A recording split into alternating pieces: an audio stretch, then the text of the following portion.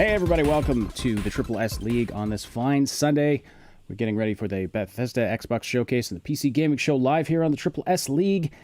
First live stream we've done on this channel in a while. It's great to see so many people joining us in the live chat. Hello Sword Sister, Mad King, Talon NG, Tomaz. Who else we got here? Les Gens. Say that again, Moon. They didn't hear you because I had you muted because I'm a dum-dum. Oh, whoops. But hi, everybody. It's been a while. Hello. That is Moon and Syb. And yes, it's been a while since we actually went live. We've been doing, we were doing pre-recorded podcasts for a while. Things are a little bit in flux, but we are still here to cover, of course, the Bethesda show, big news. Off Nix, hey, Blunt Man, Trikiran. Hello. This should be fun. It should be pretty laid back. Expectations are pretty low, I would say. As I think can be said for most AAA game companies these days. I think our expectations are pretty low. Let us know what your expectations are. I'm hoping Bethesda's going to fare at least a little better than Blizzard over the next few years. Blizzard, of course, has been in the news for, what has it been, like a couple of years now? Getting sued, spending lots of time and money trying to prove to us that they're not evil, and then what do? They release a game with the most evil microtransactions and predatory monetization practices we've ever seen, Diablo Immortal, if you haven't been following it. That's not just coming from us. That's coming from Bellular. It's disgusting. So he put out an hour-long video this morning breaking down how they are using the worst of the worst mechanics for getting you into the microtransactions. What I find funny in a sad way is that they thought they were going to get away with this. Maybe they are getting away with it because there are lots of people obviously pumping money into the system, either to show how bad it is or just because the system's working. I guess they really don't care about their actual code of ethics that they claim to have. They don't care what the majority of streamers. They don't care what the majority of gamers think of them. They just care about what the people who are willing to put is the word I'm looking for. Put thousands of dollars into their game think of them.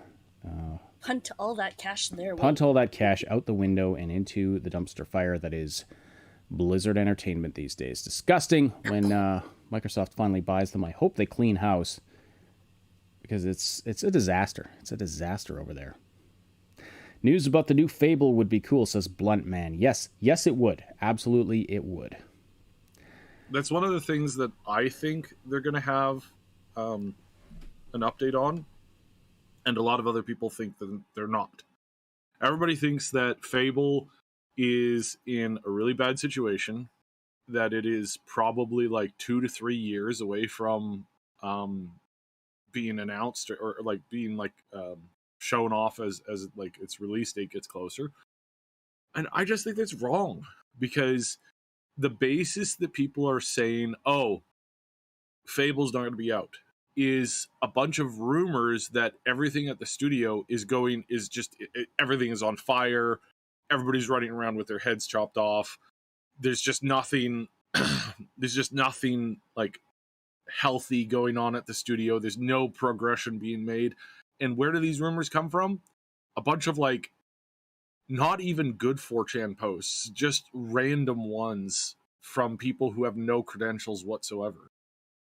The last thing I heard from the studio is that, yeah, everything's going great and they feel that they actually have a really solid studio.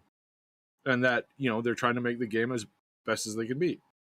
Now, yeah, that's a pretty like standard stereotypical response to asking somebody like, hey, how's things going at the new studio?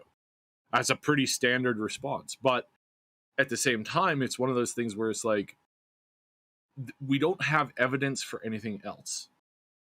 So why would we necessarily jump in and believe that if that's not the case? Yeah, well, I believe it's a disaster. Yeah. If there's no actual evidence, it's a disaster. I mean, we just don't know where it's at. Anyway, yeah, hopefully we do see something about it that day. Bluntman says, I expect YouTube not to be banned in my new country. You'll need to give me some context there. Not sure what you're referring to, Blunt Man. But seriously, I'm waiting for Dogma 2. There you go. Talon NG says their expectations are somewhere between below the crust of the Earth and the core of the planet. Yeah. And again, like, so I might as well, like, just briefly chat about the Kotaku article that came out recently. The Kotaku article came out recently and painted Bethesda, Maryland as a studio that's going through just absolute insane turmoil. Everybody's quitting. They've been quitting since '76. They haven't. They Todd Howard is an absolute tyrant. Blah blah blah blah blah blah. What proof do they have for this? Well, they claimed they've spoken to one staffer at Maryland, and then a few staffers at ZeniMax, and then like one other person. And again, that's not evidence. You can always find one person who's left a company that's unhappy. You can always find one person at a company who's unhappy. Yeah, absolutely. You know, that's pretty normal.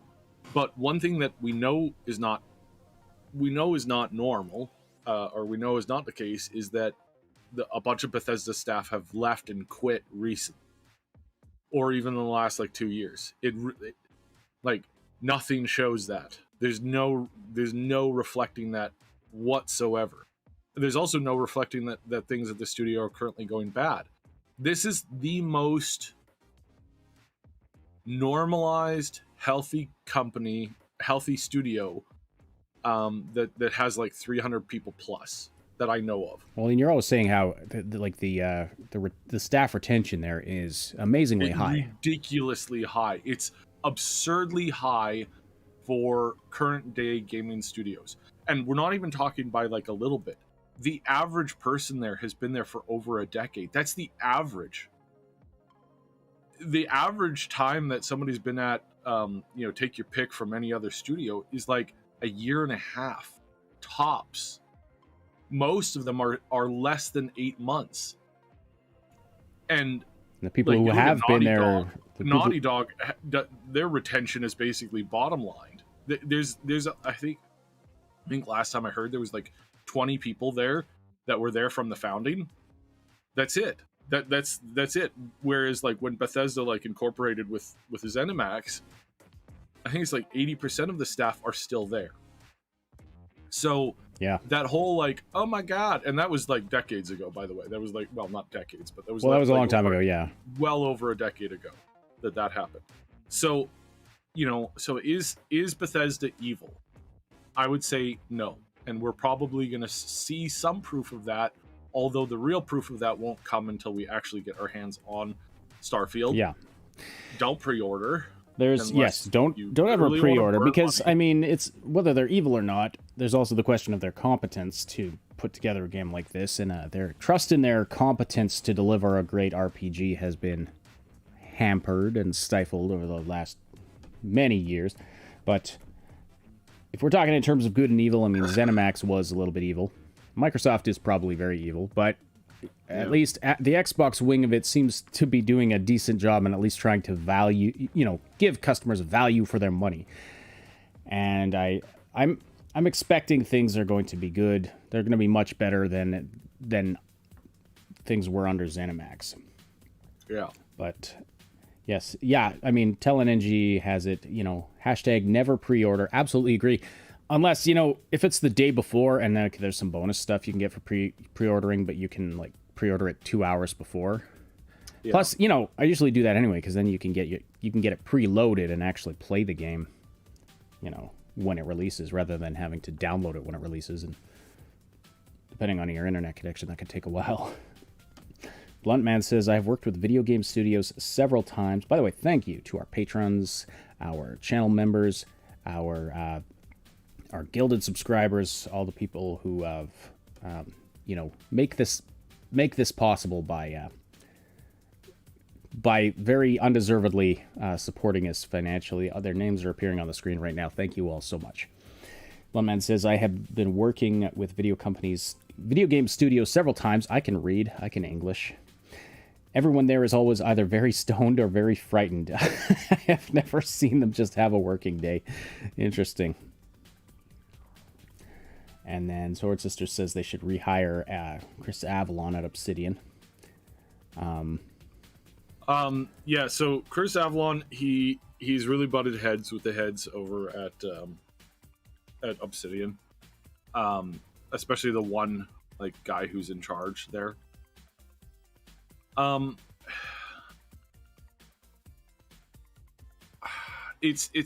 used this expression before. That whole situation is like watching like two friends argue and yell at each other, and you're stuck in the middle. Chris Avellone is a really great guy. He was falsely accused, and he is now suing, and he's expected to win. The person that made the claims is known. There was a recent article written up about this person that they were one of the most difficult people to work with in the gaming industry, and is probably one of the most arrogant, selfish, egotistical maniacs that you could ever work with. And that's not good. It's like that's not a good thing to say about somebody. No, considering how much ego there is in the gaming industry. yeah, no, that's rough.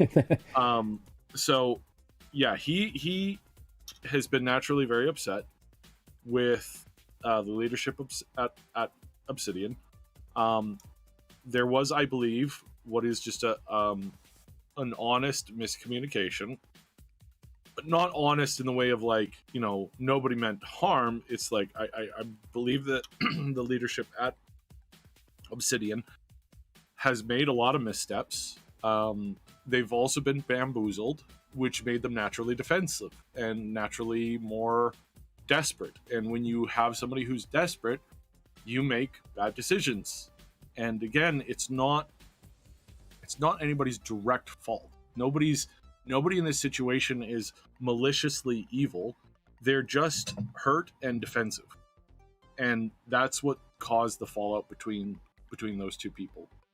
And I wish that they could bury the hatchet and just sit down and get Chris to write out the next like 3 or 4 like Fallout games. Do a new version of the Fallout Bible and, you know, make it as good as you could possibly make it. Get as many of the old people who wrote the lore into that, and, you know, I think what we'd have is a really great product. Sword Sister says, I have never seen such a great settings with such terrible writing that it's a record of its own. The only setting that belongs to them is the Elder Scrolls, of course, and even that one is turning into World of Warcraft. Well, yeah. So you're talking about Bethesda there. Yeah. Unfortunately. And we will see with Starfield where their writing is at. And again, I really hope, it is my firm and absolute hope, that they don't mess this up. That what they end up having and giving us is something that is legitimately really worth it. And I hope that's the case, but clearly no guarantee, right?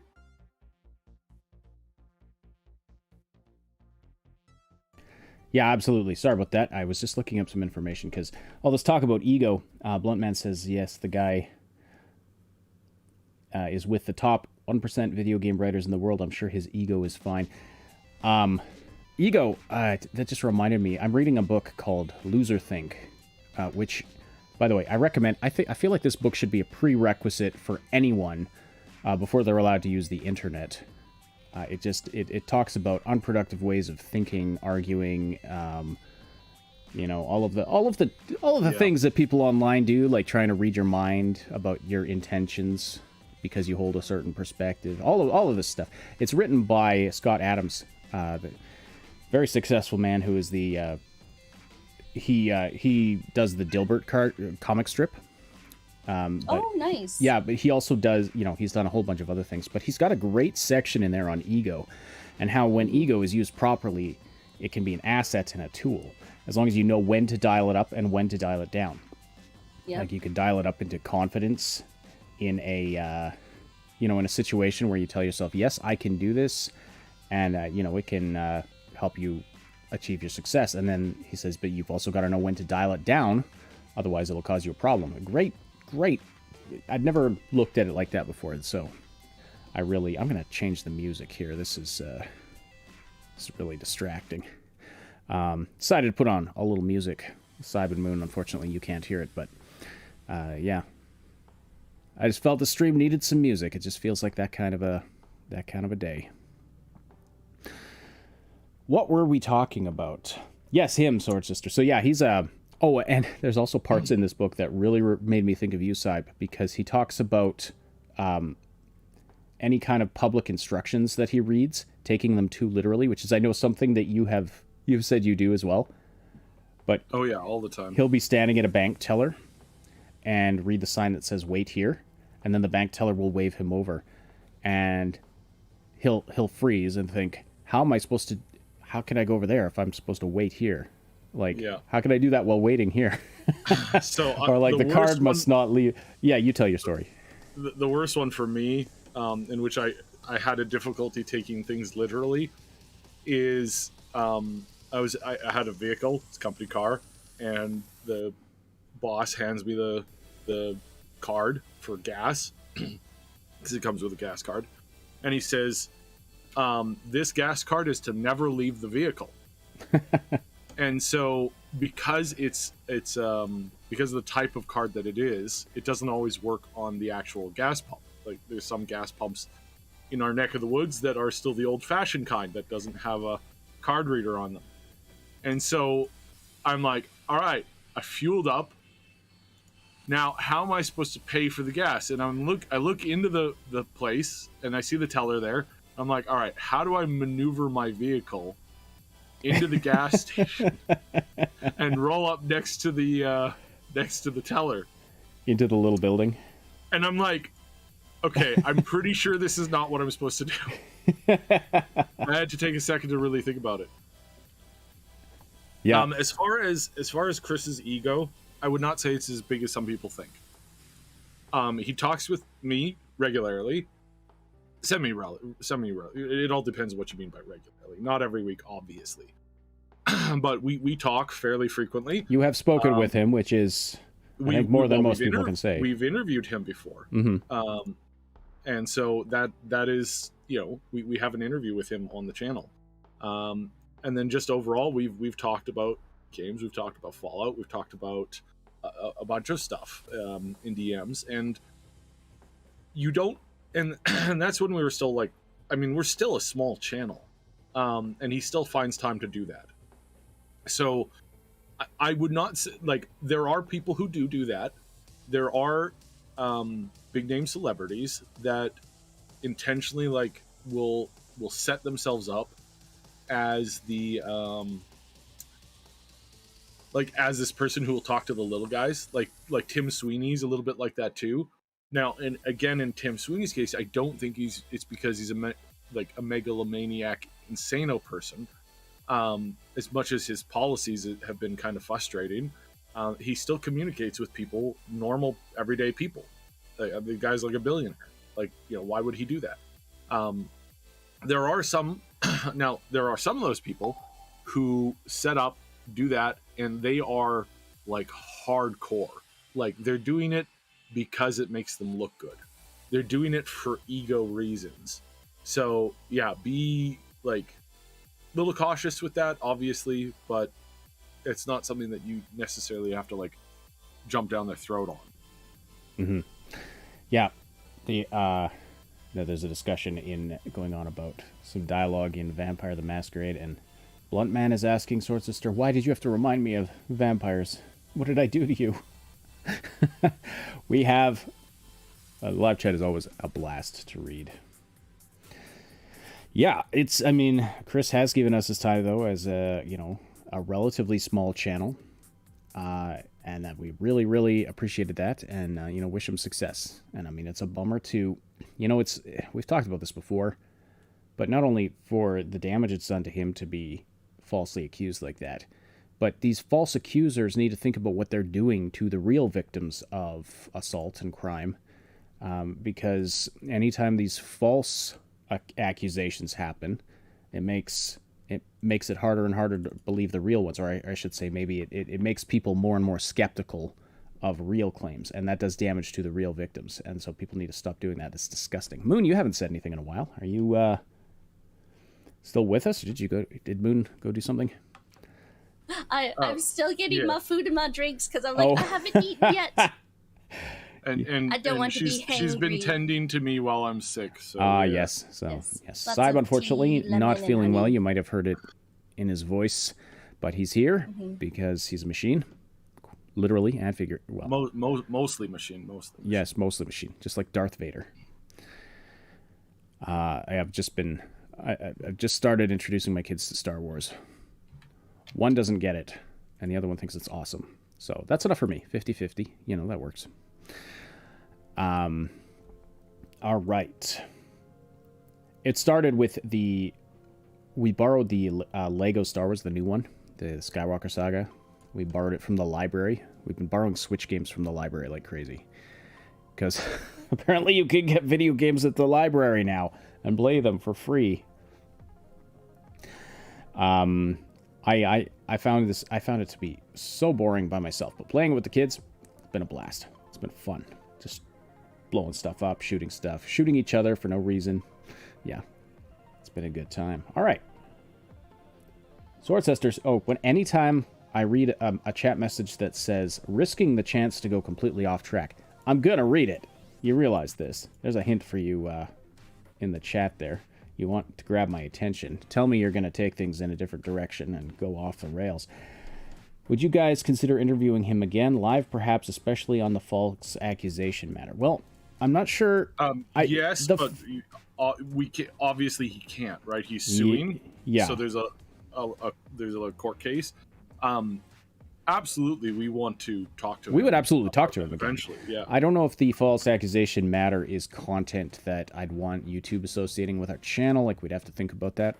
But we would absolutely talk to Chris Avellone again for sure. I'd love to talk to him in person. Hoping we could do a mix of like reactions and stuff like that about upcoming video games, that kind of stuff. Mm-hmm. Speaking of upcoming video games, maybe we should talk about some. So I've got the Steam. Steam has very conveniently put the different categories of the gaming studios, or the big gaming events that have happened and will happen. You can browse games by event on Steam right now, so that makes it very helpful here. Do they actually? If I click on, oh no, I can't click on those, but I can click on the upcoming ones. Yeah, you can't click on the upcoming ones. I was gonna say, we're gonna get some sneak peeks here. But let's see, which one do you want to look at first? They unfortunately don't have the OTK. I almost said OTN. That's something totally different. You don't have it on there. Why? Because it's not big enough, I guess. It was a small one put on by, and it was really good, by the way. It was very long, we'll warn you. Highly recommend. But it was very good. It was full of Twitch cringe, but they showed a lot of good games. They focused on the games. That's OT. Is it just OTK, or does it actually stand for something? One True King. Yeah. One True King. So that's Asmongold's group of people on Twitch, and they put on a really good event, and it was just nice to see like real gamers, not corporate media interests, putting on one of these events. But as far as these larger events, Summer Games Fest was that is muted, right? Okay, yeah. Troy Baker. So, what do you want to look at, Syb? Or Moon? What should we look at first here? Well, so this is the wish. This is the Summer Games Fest, or which one? No, I meant which event do you want to look at? Well, check out the ones that we haven't covered yet. So that'd be the Summer of Gaming, Future of Play, and the Guerrilla Collective. Okay, well, let's see what Guerrilla Collective has. So, I keep forgetting what the Guerrilla Collective actually is. It's like super wholesome games. Like, this was their wholesome games. They had a big section in here about, well, it's right there on the screen, Wholesome Direct. The Wholesome Direct, yeah. It's like all of those are like very, very 100% kid friendly, very little to no violence in any of them. very cute, very adorable. Mm-hmm. And then they had other stuff. So yeah, just like check out any of like just mouse over a lot of them and just see what they're. Well, yeah, let's see what these are about. was. How to say goodbye? That sounds depressing. Yeah. No, I don't recommend anybody plays that if you're not interested in crying. Sometimes I just want to cry. I guess some people like that stuff. Some people like that stuff. Yeah. Witch Strandings. Yeah. Oh, Turtles. Shredder's Revenge. So there's been a lot of talk about this one. So classic style Teenage Mutant Ninja Turtles arcade-like game. The big announcement was they're adding in Casey Jones, I guess. So awesome! Oh my god! I used to play Ninja Turtles, the arcade game. Turtles 2 on the very Nintendo. Nostalgic. Yeah, so it's that kind of a style, but it'll be you could have 6-player co-op. This is just giving the gamers what they want, and there's nothing wrong with that. Let's see. Sword Sister says the event was fun, talking about OTK. The event was fine. I suppose it had several cringeworthy moments spread in there, but it could be my own aging night. Yeah, I agree. TMNT game. Please don't suck. Please don't suck. Please don't suck. Please don't suck. That's Sword Sisters. Are you a classic Turtles fan, Sword Sister? I was all about the Ninja Turtles when I was a kid. I'd watch the show when I was allowed to watch it once a week. Only once. I pushed, I got that much of a compromise out of my mother. I was allowed to watch it once a week on Fridays. And so, I missed a bunch of the storylines when they sometimes did, story arcs. But my friends and I were all into it. We'd play the Nintendo game. We would play it on the playground. Mm-hmm. Which turtle is best, by the way? I asked this question in the... Oh, let's not start a fight. Oh, my God. Oh, my God. I asked this question in my latest AI Plays video, because I had PlayFun play the Turtles arcade game. But that video got barely any views, which is why we're moving the series to its own channel. I was hoping to start a fight, but nobody commented. Single tear. Let's see here. We all know the best one is April, so Well, that's interesting. Yeah, so they've got April, and I don't remember April ever being a playable character before, or Splinter for that matter. But all right, let's talk about. So, anything from here you wanted to highlight? I mean, I'm sure a lot of these games are great, but nothing is specifically jumping out at me. Yeah, well, I mean, most of them are just like a lot of them are coming soon, obviously. So this one we don't actually see. Freshly Frosted. They emailed us. They offered us a key for this game if either of you are interested. It's a puzzle game, but I mean, the style doesn't grab me. Oh, nice. But I mean, I'm sure it's great. Again, I'm sure it's great. Unfortunately, don't have time to play all the games that we get offered. But I've been playing some good ones that I'm going to be making some videos for. All right. So that's Guerrilla Collective. Let's look at Future of Play Direct. So what do we have here? What's this one about? We have Boyfriend Dungeon, Hill Academy. So I'm kind of going in blind. I haven't been able... Dorf Romantic again.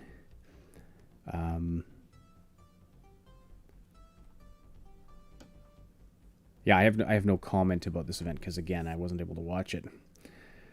Actually, I didn't know half of these had already taken place. The last couple days have been kind of crazy, so I've been focused on, get to the Bethesda thing, which hopefully will be good, and then PC Gaming Show. Mm-hmm. Aesthetically, these little images look very, very attractive. This one, Wanted Dead. That one jumps out at me. Let's see what this is. Mm-hmm. Wanted Dead, a new hybrid slasher shooter from the makers of Ninja Gaiden? Really? And Dead or Alive. Like, are we talking classic Ninja Gaiden? Maybe. Interesting. This chick looks badass as get out. Like, yeah. I could see myself getting into this. About this game, Wanted Dead is a hybrid slasher shooter from the yeah, we read that already. Follows a week in the life of the zombie unit and elite Hong Kong police squad on a mission to uncover a major corporate conspiracy. Play as Lieutenant Hannah Stone, a hard-boiled Hong Kong cop, and plow through mercenaries, gang members, and private military contractors in a spectacular cyberpunk adventure. Hack and slash combat, battle indoors and outdoors, third-person shooter, assault, lots of different weapons, brutal finishers, over 80 unique finishing moves. A crazy mix of advanced weaponry and low-tech 90s retrofuturism. Everyone's trying to out-cyberpunk now. Which I... Like, there's still so many cyberpunk settings coming out. Like, games with cyberpunk settings coming out. A AAA love letter to the sixth generation of consoles. Interesting. What else we got here? Tell me, the Dusty Gamer 01 says the only game I'm somewhat excited for is the Callisto Protocol. Okay, yeah, I will. I'll look that up in a second because that's. I know Max was very interested in that one as well. Oh, we got a bunch of the. Leonardo says notional best turtle. I agree. Mike. So I like Donatello because he was the smarty. Yeah, Donatello was cool. Also, he's purple. My favorite, I like purple. My favorite was always Raphael. He was a close runner-up because he's grumpy, but soft on the inside, but grumpy on the outside. I have missed so many live chat things. What do we got here? All right. I read those. Toss us a recipe over Discord channel, Moon. You got a request? Yeah, I totally did. I made myself a Vietnamese pizza, and I put floss on mine, and it's like crispy and soft, and like I put like lots of fun toppings on there. It's very tasty. You're making me jealous. You're welcome. Me want. Of course, it sounds like you have. It sounds like you do amazing cooking all the time, and Syb is a very good cook. I'm sure there is great food in your house. Yes. We're bringing in Mad Queen. Mad Queen's going to join us for a little bit. It's been a while. She's been actually off of YouTube now officially for a little while. So yeah, we're going to have her jump in and join us for a chit-chat. Sure, and Max... Watch her stuff. And Max is coming as well. Max said he'll be joining in a little while. Today. Does the April O'Neil count or not? I mean... I guess she's a playable character now, so I don't remember her ever fighting in the show, but I mean, I guess the canon changed. What else we got here? Oh yes, I was going to say the Dusty Protocol. The Callisto Protocol. It was the Dusty Gamer that talked about the Callisto Protocol, so I called it the Dusty Protocol because I can English very, very well. Callisto Protocol. Let's check it out here. So yeah, this one, I mean, the setting and the feel of it, I mean, it looks amazing. The combat felt a little slower paced to me, but they were clearly playing it, like the demo, they were clearly playing Mad with... Queen. Hello! Mad Queen, long time no speak. How are you doing? Hi! Greetings, Earthlings. How are you? I'm doing very well. Good. You are talking to us from, where, Saturn? Yeah, more or less. I'm still on the ship. We didn't reach there yet. Oh, yes. But yeah, I've been quite busy, so I didn't appear on YouTube in quite a while. Yeah, people have been talking about that.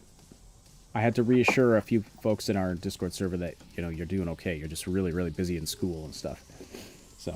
Well, yeah. I mean, I knew that Harvard was going to be tough, but not that level of tough. And it's fucking crazy. Oh my god. So yeah, I couldn't barely breathe. But I finished my semester, so. That's partly your fault, though. You told me how you compressed your program, so. Yes, I compressed it a little bit because I thought that was the right thing to do. I mean, yeah, it is. It is. If you refuse to sleep at night, then yeah, then it's a great way of doing it. If you don't need sleep, then it's a great way of doing it. Yeah. So we're just talking about the Callisto Protocol. Did you see that one? No, not yet. So it's in fact, I'm not playing a lot lately because all of my controllers died, all of them at the same time. Huh. Yeah. It was a conspiracy. They were like, we know Mad Queen needs to focus on school, so let's just all take one for the team. Let's just so she can't be distracted by games. Yeah, it's. I'm waiting for a new one that I expect will be here on Monday. I tried to start playing Elden Ring today, but the controller is just not working greatly, so it wasn't. And it's the kind of game where you need full control of it as much as you can. Souls-type games are not exactly easy, so yeah. But I couldn't. I just played like a couple of hours and I lost my patience. Talos Principle 2, yes. So I've heard. So there's a couple people mentioning it in chat, and Max talked about it on I think the last 2 Maximum News shows. What, by the way, Triple S Podcasts, Maximum News, with Max, Darrett, and Obsidian. Mad Queen, you got some typing noise coming through. So Obsidian and Max Darrett do Maximum News on the Triple S Podcasts channel, which you can find the link in the description below. Every week, fast-paced, hard-hitting news. They are not going to waste your time. You can get your dose of all the important gaming news plus some analysis at Obsidian and Max talking and thinking speed, which is relatively fast. So yeah, it's a good show. I've been appreciating it. So what were we talking about? Talos Principle 2. Has there been any info? Okay, I'm going to just Google this now, but everyone's talking. I've heard several people talking about Talos Principle 2. Are we expecting a Talos Principle 2? What's the story there, Syb? Or Moon, or anyone who knows about it? I don't think I don't know. It's one of those ones where it's like I give it anything. Yeah, basically I give it anything. We don't know off the top of our heads, whether it will or not. Okay. Well, Talos Principle 1, or just the Talos Principle, because there's no 2 yet. One of my favorite games of all time. So yeah, I would love to see a sequel to that. Of course, I've been waiting for a sequel to Portal for a very, very long time. But yeah, those unique puzzle games, this is my favorite subgenre of game. Those puzzle games with just a very, very unique mechanics, like stuff that I've never seen before, that's never been done before. That's one of my favorite subgenres of game. That's why you see so many of them on our channel. Let's see here. The Witness. Yes, I've heard The Witness is great. I still haven't had the chance to play it. Somebody gave me a key for it, and then the key didn't work. It downloaded the wrong game. Oh no! It was the wrong key. So that's unfortunate. And then I could buy it, but I just haven't. There's been too many other things to play. But so many games. Yeah, there's just too much. All right. So anyway, the Callisto Protocol. Any thoughts on this? I mean, it looks amazing. The combat looks. It looked a little slow, but like I said, they were clearly playing on a. Like. They didn't want to just go full tilt for the game demo. They were using a controller, taking it a bit slow. Yeah. So, yeah. So I mean, it looks amazing. I hope it's not just a bland game with. I hope it's not a pretty game with bland gameplay. But anyway, go ahead. Well, I was gonna say actually, what was I gonna say now? Oh no, I'm so sick. Sorry, man. Error. So, yeah. So the way that people play games for trailers is in no way, shape, or form how people play games, which I always find so weird, right? It's not like streaming games is not a thing, right? Mm-hmm. So you'd think that, and I actually I have seen more ads where somebody's playing the game, hyper aggressively, like one would if you were streaming, and they're taking that and they're putting that up, but it's usually fake, like this fake mobile games with those trash purchases. Oh, I hate those, and it's like a bad actor who's clearly not a real streamer, and it's like, it's like, oh, okay, guys, let's try and summon. Oh my god, I got a legendary. Oh, it's so cool. But you guys, it's because it's cringe. Cringe is in. Yeah. Well, cringe is in, but then there's cringe that's just clearly, it's just bad. Or where bad paid actor cringe pretending to be something is not good cringe. Like, it's not funny. It's just bad. Well, unless it gets really, really, really bad, and then it is funny, and then it goes viral, because then everybody's watching it, and you can't spell cringe without in. Notional with the witty Deep truths. Thoughts. Yeah. Deep thoughts. Yes. Yeah. Also says in response to my witness key not working properly, the first puzzle is to actually get the game. Yes, true. I gotta decode it. Okay, I'm gonna have to mute myself here and there because I had some water go down the wrong tube. I hate it when this happens. Oh no! I seriously think there's something wrong with my larynx sometimes, or my pharynx, or whatever the heck. One of those inks is, because this happens a lot where I just I'll be drinking water and I'll just inhale some. So maybe I'm just a moron, but it's also possible that I don't know. It's called multitasking. Yeah, don't drink and breathe at the same time. Yeah, exactly. You didn't watch the Sesame episode about it. Sesame Street. You have Sesame Street over in Spain? It's everywhere. I didn't realize it went Everywhere. Well, it's funny because in here it's not called Sesame Street. It's called Sesame Neighborhood. Oh. Yeah, there's different names for it in different. We have it here in Canada too, and he gave it the extremely creative name of Canadian Sesame Street. Go figure. When it came up on the screen, it would say Canadian Sesame Street. And when Just so you know, guys, this is where we are now. Yeah. They should have called it Canadian Maple, or I don't know, something Maple. The frozen neighborhood. Maple Street. Sorry. Well, they it was a problem though, because it wasn't realistic at all. The streets were not coated with ice. Not everybody was wearing a parka. There was just so many problems with Canadian in the slightest. When I was well, let's stop. We don't need to talk about Sesame Street. No. Ah. I was going to ask, but I missed the beginning of when you started showing your Steam. Is this your Steam account? No. Yeah, so right now he's showing this is the Steam front page. I'm not logged in because He doesn't want to show the games that he has. I don't want to show all of my personal informations. But what's interesting, so Steam, this is actually a Steam page. What's up right now? It might be a moment before you see it, Mad Queen. But the summer announcements page. So Steam is they've sorted game lists by event, so we can look at the future games show, see the games that were announced here. Well, I was going to ask for your wish list, but if it's not your account, then... My wish list. I can tell you my wish list. I'm curious, what's on your wish list? I'll just load up my actual Steam. It's not going to appear on the screen, and that's by design, of course. What's on my wish list? The Last Cube puzzle game. That one's from a different thing. Headless Jeff 3. That was that was a game from the OTK event.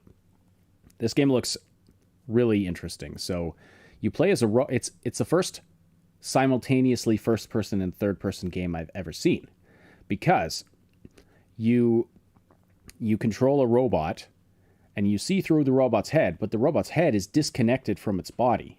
So you're seeing first person view through the head, and you can pick up the head and move it around and then run around with the body in third person.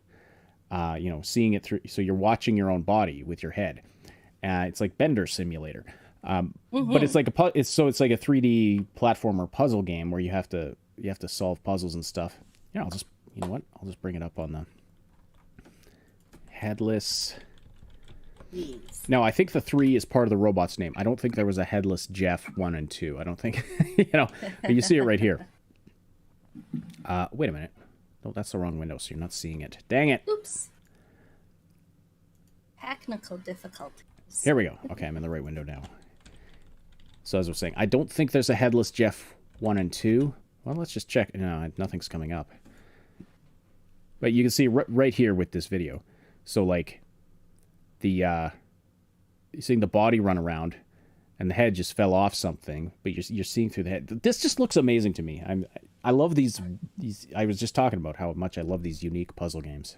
So yeah. Look forward to this. So I wish listed that one, and what else did I wish list? I have a couple others on here, but I think they're from other events. What did you guys wish list from the events you've seen?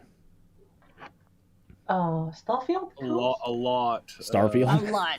So much. Yeah, so much stuff. So let me just go to my wish list. I actually got Catbox Paradox. Yeah, so It's harder than it looks. I was playing it a bit, and I totally died in the second one. Like, I had to go through a couple tries to pass through the first one. It looked really hard, yeah. So freaking cute, but also very hard. Yeah. So I got Arto, BattleBot Royale, which I totally want to play with somebody. No blunt man. I did not wishlist Goat Simulator 3. Asterigos, Curse of the Stars. That was one of the ones in the more recent showcases. What's one of your top ones that I'll pull up on the screen here? So Asterigos, How do you Curse of the Stars, Asterigos. Oh yeah, I got it here.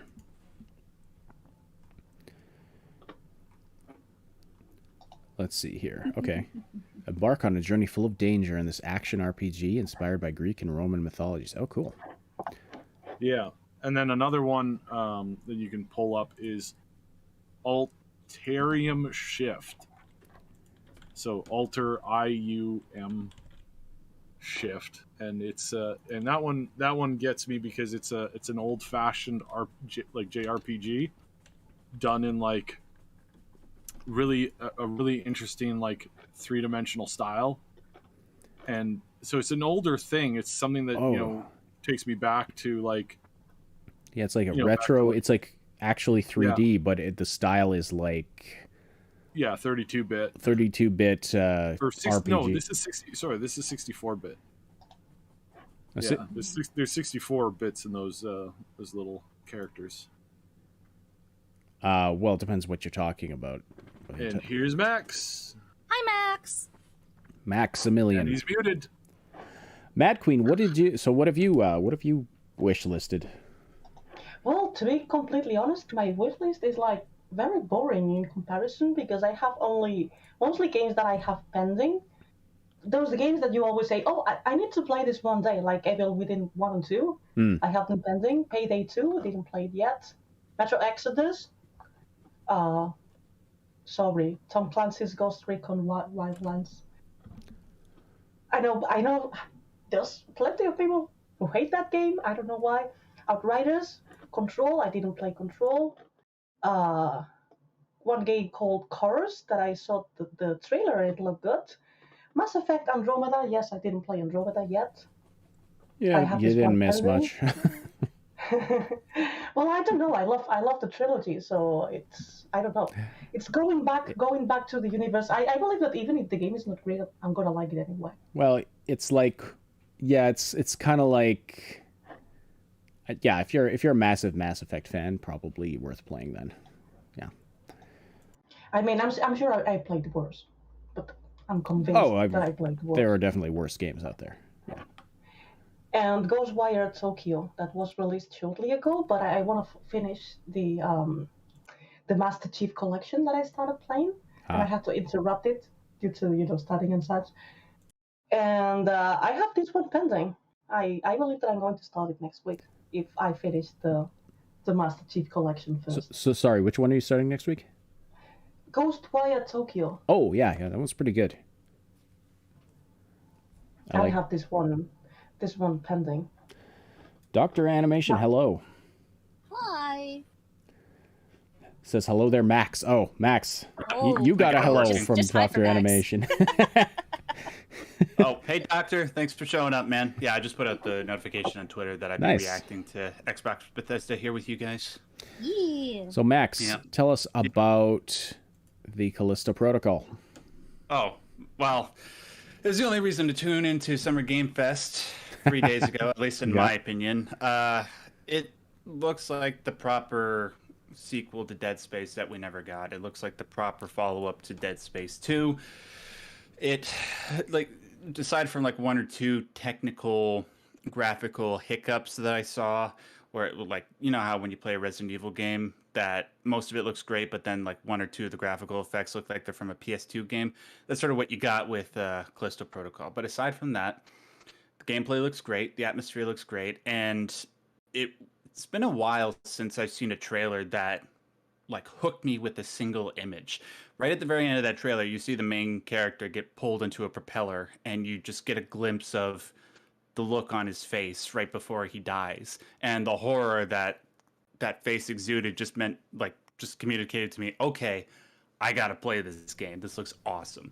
Aside from that, don't really care about pretty much anything else, regrettably. But hopefully, Xbox Bethesda will be able to fix that a little bit by showing us some Starfield footage. Yeah. Here's hoping. I'm trying to see. So I agree the Summer Game Fest was a little bit... yeah, there wasn't a ton to be excited about there. Is Syb here? Syb's, yes, he is. Yeah. He's not feeling great. He's Yeah. So he might be a little quiet.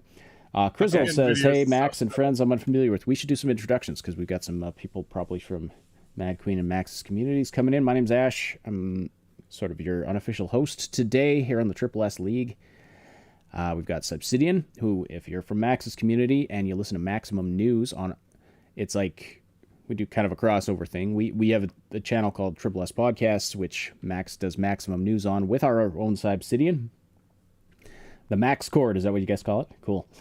So, Max and Syb do Maximum News every weekend on Triple S Podcast. Then we've got Moontag, who is the heart of she's the heart of the Triple S League, and she also, The gallbladder. she's kind of,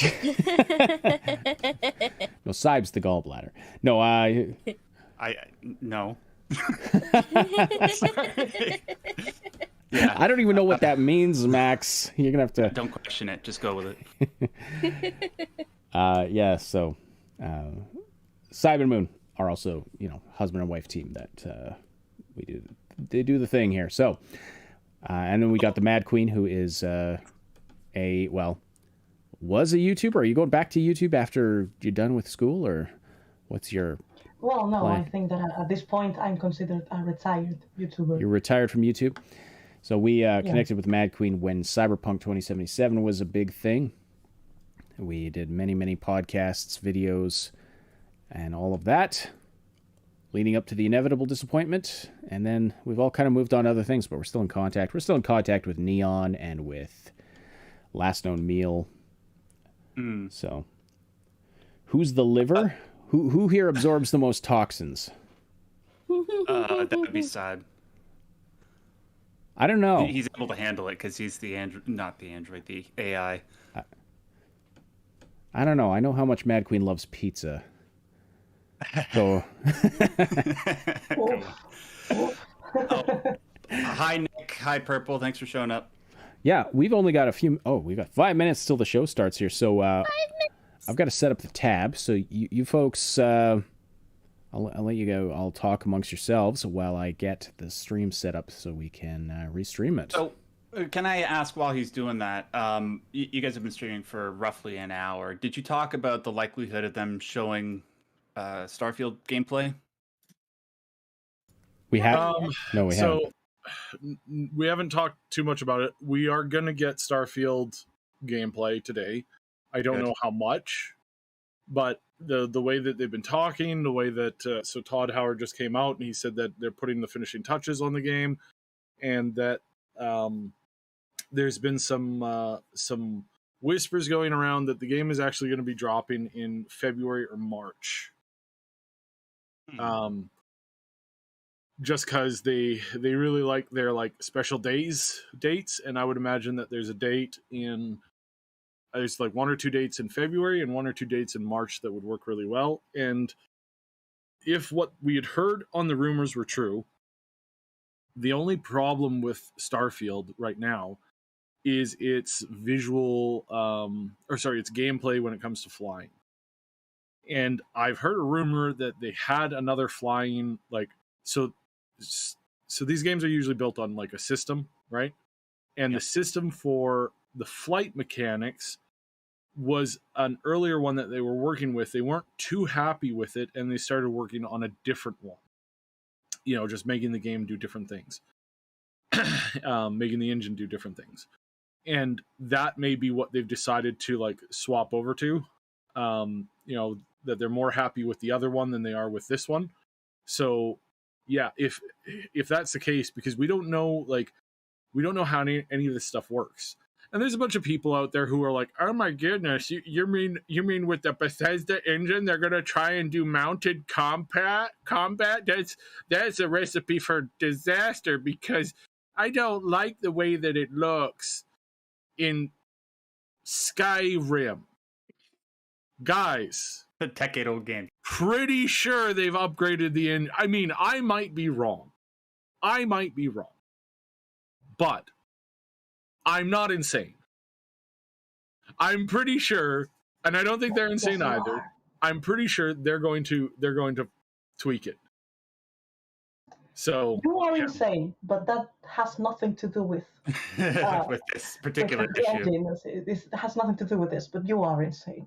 But apart from that, I believe that when the Xbox and Bethesda joint venture was announced, we all started to cry in happiness, because we knew what that meant. It meant Microsoft technicians helping Bethesda improve the creation engine.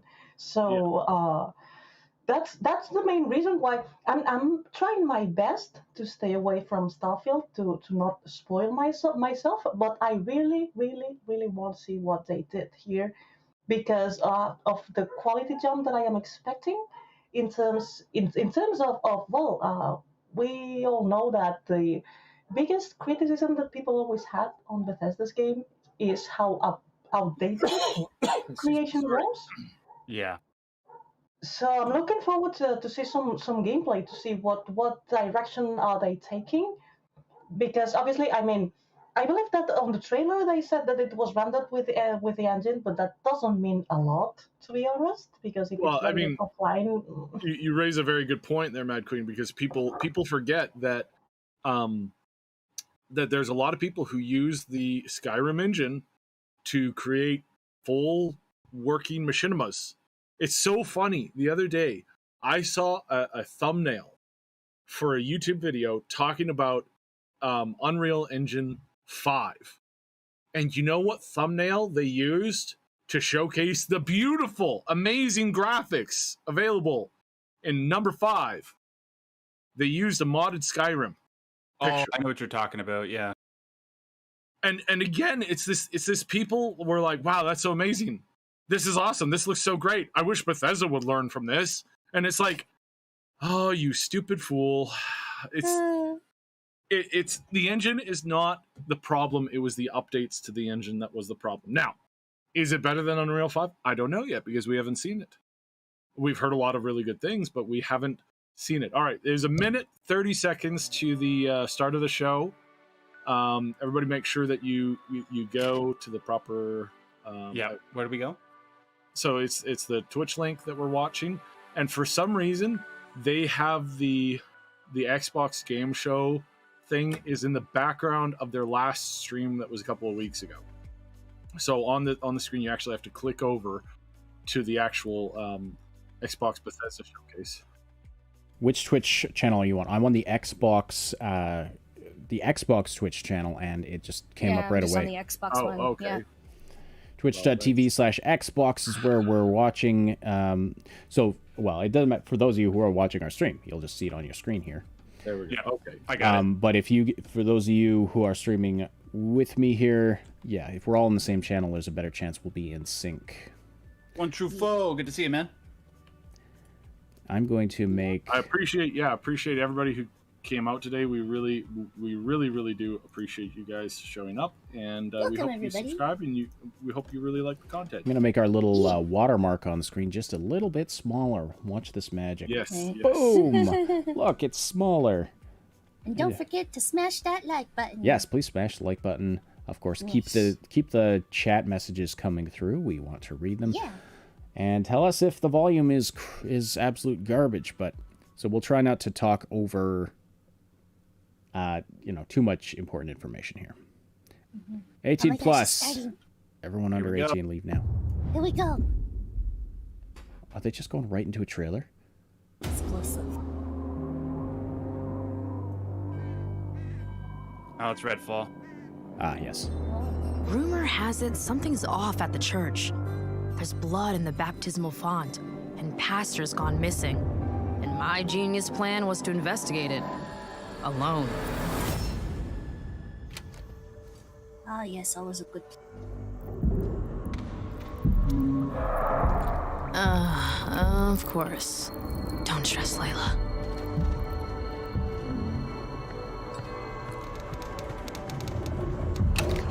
Ah, shit.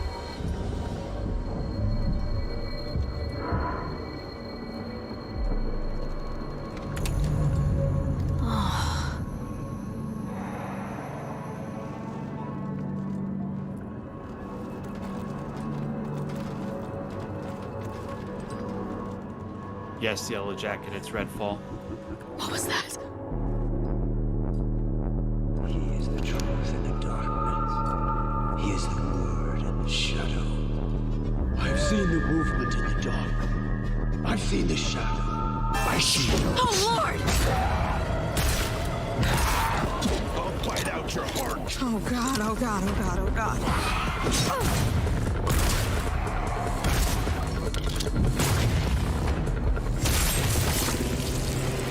Oh, shit, there's more!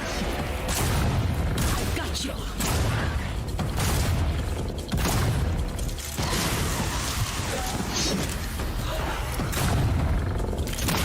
Kiss your ass goodbye. Jacob! Oh, thank God. Come on, let's find the others and beat feet. You know, Redfall used to look like it was straight out of a postcard. A picturesque island off the coast of Massachusetts.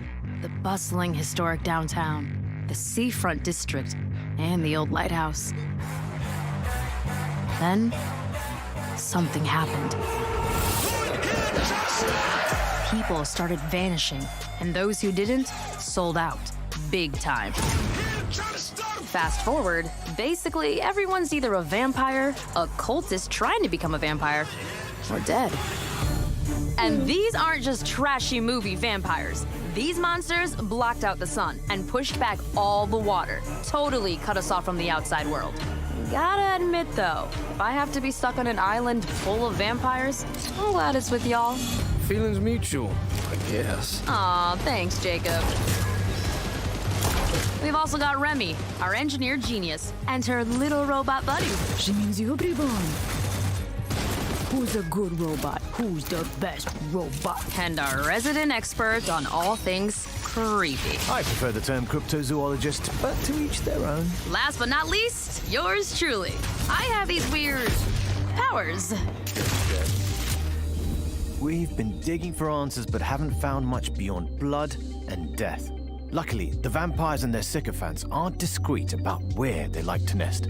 I'd bet the answers we need are inside those tourist traps turned fortresses. Spotted some bloodsuckers in their fan club near the festival grounds. Let's start there. Ghosting out.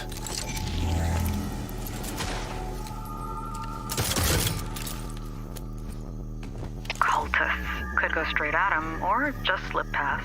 Let's just get this done. On my mark.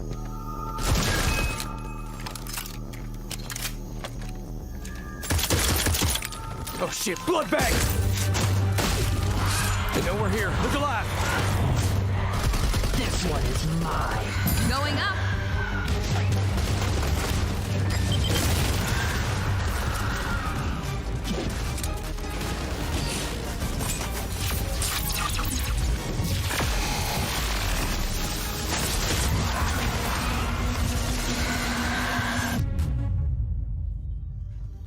My cryptid hunter's intuition tells me there's a nest nearby. Your what? Jeff, that's not a thing. Found something. Oh, now I simply must go in there. What is that? Where does it go? Some kind of collective consciousness. That's impossible. There's the movie theater. I used to come here all the time. Why'd they have to mess this up for me? Ah, shit. Look alive. It'll collapse any second. Run!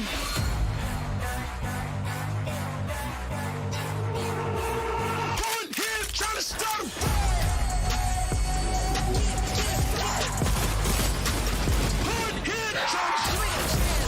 What you think? I don't want everything but the kitchen sink. Feeling in a neighborhood. All of the grannies wanna sip they tea.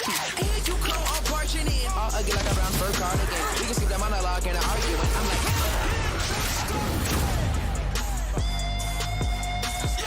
So, yeah, Left 4 Dead with vampires. Yeah, basically. Sorry, Arcane. I really like Arcane, but those vampires look like ass. I don't know if it's the stream quality, but visually, I am not, trembling with desire. I do think it's not the same quality as Deathloop, for instance. Or is it me? What do you think, guys? Yeah, Deathloop, I would say it's proximate to that. I like whatever this platformer is. Is that Hollow Knight? Kind of looks like it. Very Hollow Knight-esque.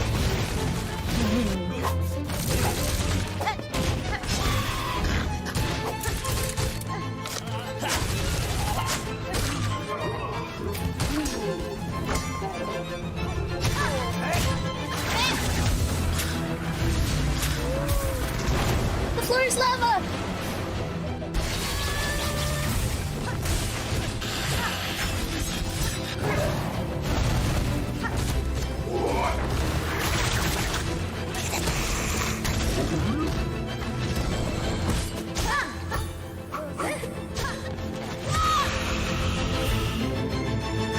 Silk Sun. Oh, okay. I saw somebody in their chat talking about this. I would like to wishlist this.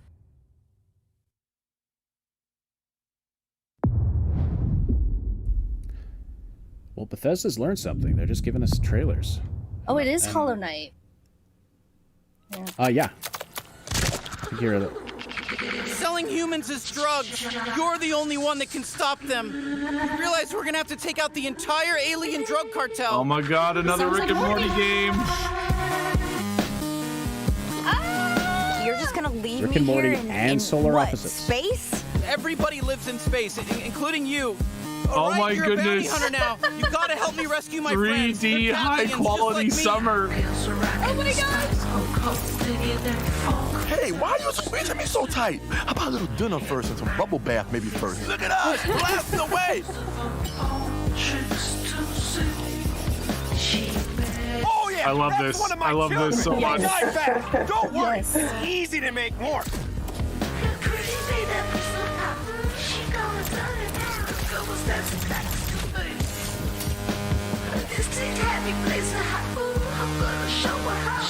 I wish it wasn't 3D. I mean, no, first person. Yes, more, I need more stabbing. Oi, Oh my god. brutal. Whoa. Everyone, fight each other! It's got Bear Bears.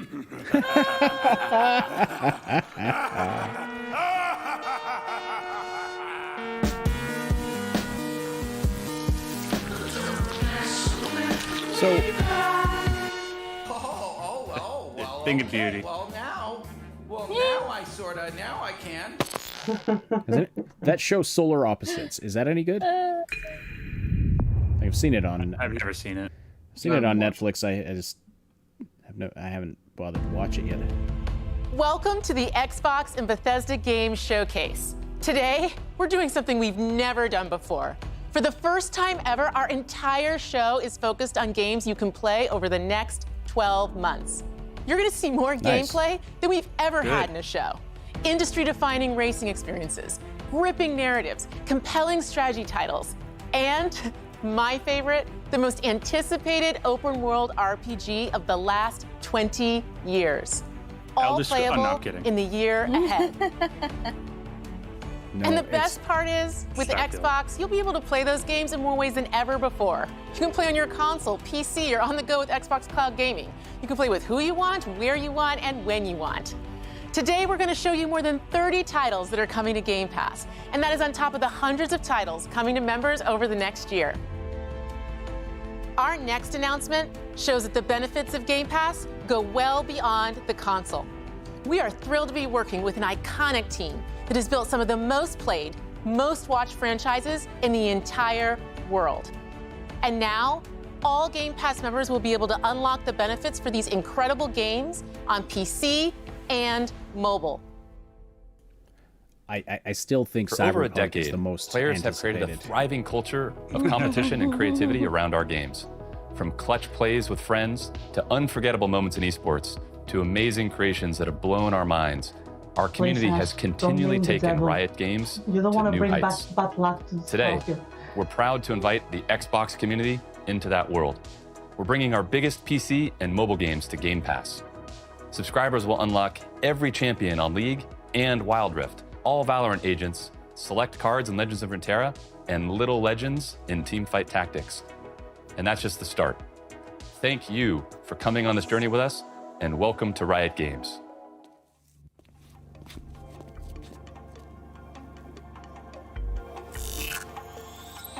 Got that Into the Spider-Verse aesthetic. Home sweet home.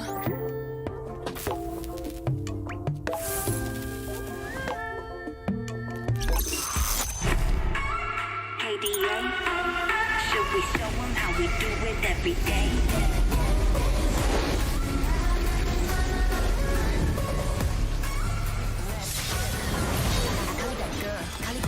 Kali gon' stop, Kali gon' stir, Kali got the job, Kali got the word. 뜨거워 언제나 don't get burned.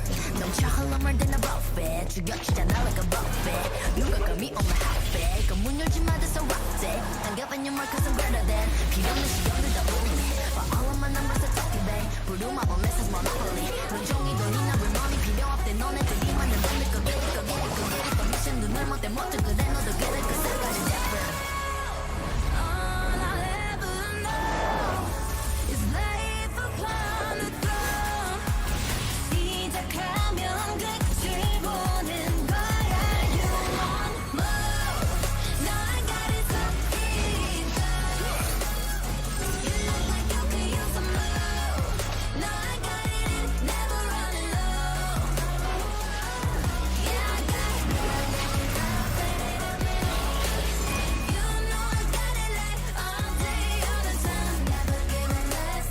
Any of you guys particularly pumped for any of this? But this is just Riot's games coming to Game Pass. Yeah, that's all it is. I mean, That's what I thought. I appreciate what Riot is doing. I hope they're successful. But their current lineup is not something I'm interested in. But their upcoming games are very interesting. Yeah. Live chat is not impressed either.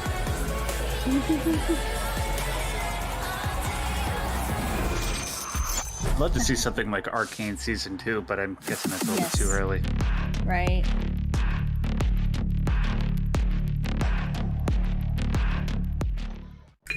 Truth is that I appreciate that they do mobile games like that, like a complement, not like a substitute.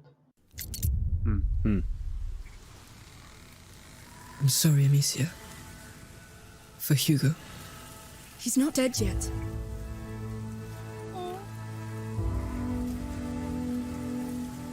Oh. Plague Tale 2? Yeah, I think so. The macula's not just in Hugo's blood. It concerns everybody. And it can change everything. No! Rotten flesh. Oh, the first one was Remember, so good. No more killing soldiers. No more killing us.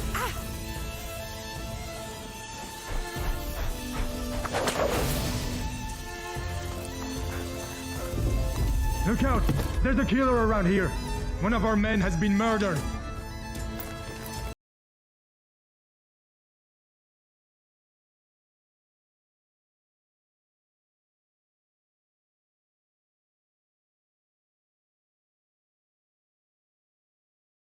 Then Summer Game Fest showed us an entire showcase. Amicia, don't. Oh, they're doing something they've never done before. I'm tired of being afraid. I'll show them that it's over. Finally. Well, I mean, they have so many studios that they have so many games going on. Yeah. Not to mention that all the games that are showing today are games that are going to be playable in 1 year, because they have games announced, like, I don't know, for instance, the Outer World 2. Yeah. That are going to be playable at some point, but not on the next year. So yeah, they are producing an insane number of games. Available in 2022. Nice. Looks really cool. So I guess I gotta play the first one before the end of the year. It's worth it. Yeah. It's a good one.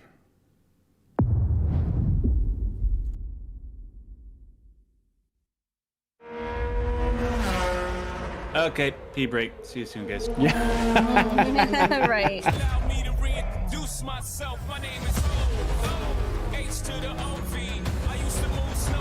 Yeah, I believe that this is a great moment. This is a great moment to comment how Xbox and Sony are going to start rolling in-game ads at the end of the year, and yeah, I believe that Forza is going to be one of the most obvious games to do so. Yeesh. Yeah.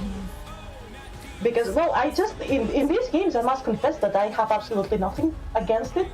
On the opposite, because I remember when I was a kid, there was one day playing a racing game, and when I stopped the bike, I could see like an ad in the background, and it was like a fake brand.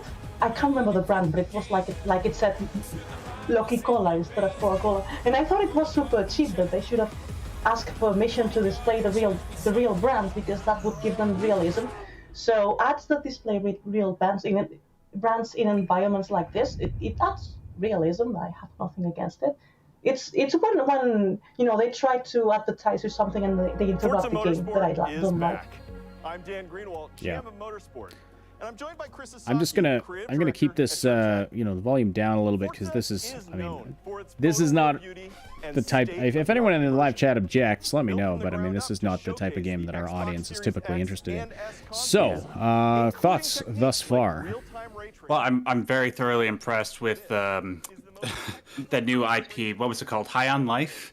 That looks terribly creative. It looks on the show just a couple days ago, we were talking about innovations in regards to the FPS genre. At least in terms of aesthetic and humor, that seems like something that we haven't seen ever. Yeah, I think that this one is like, it's nothing we haven't seen before, in the sense of like, a major title doing something like this.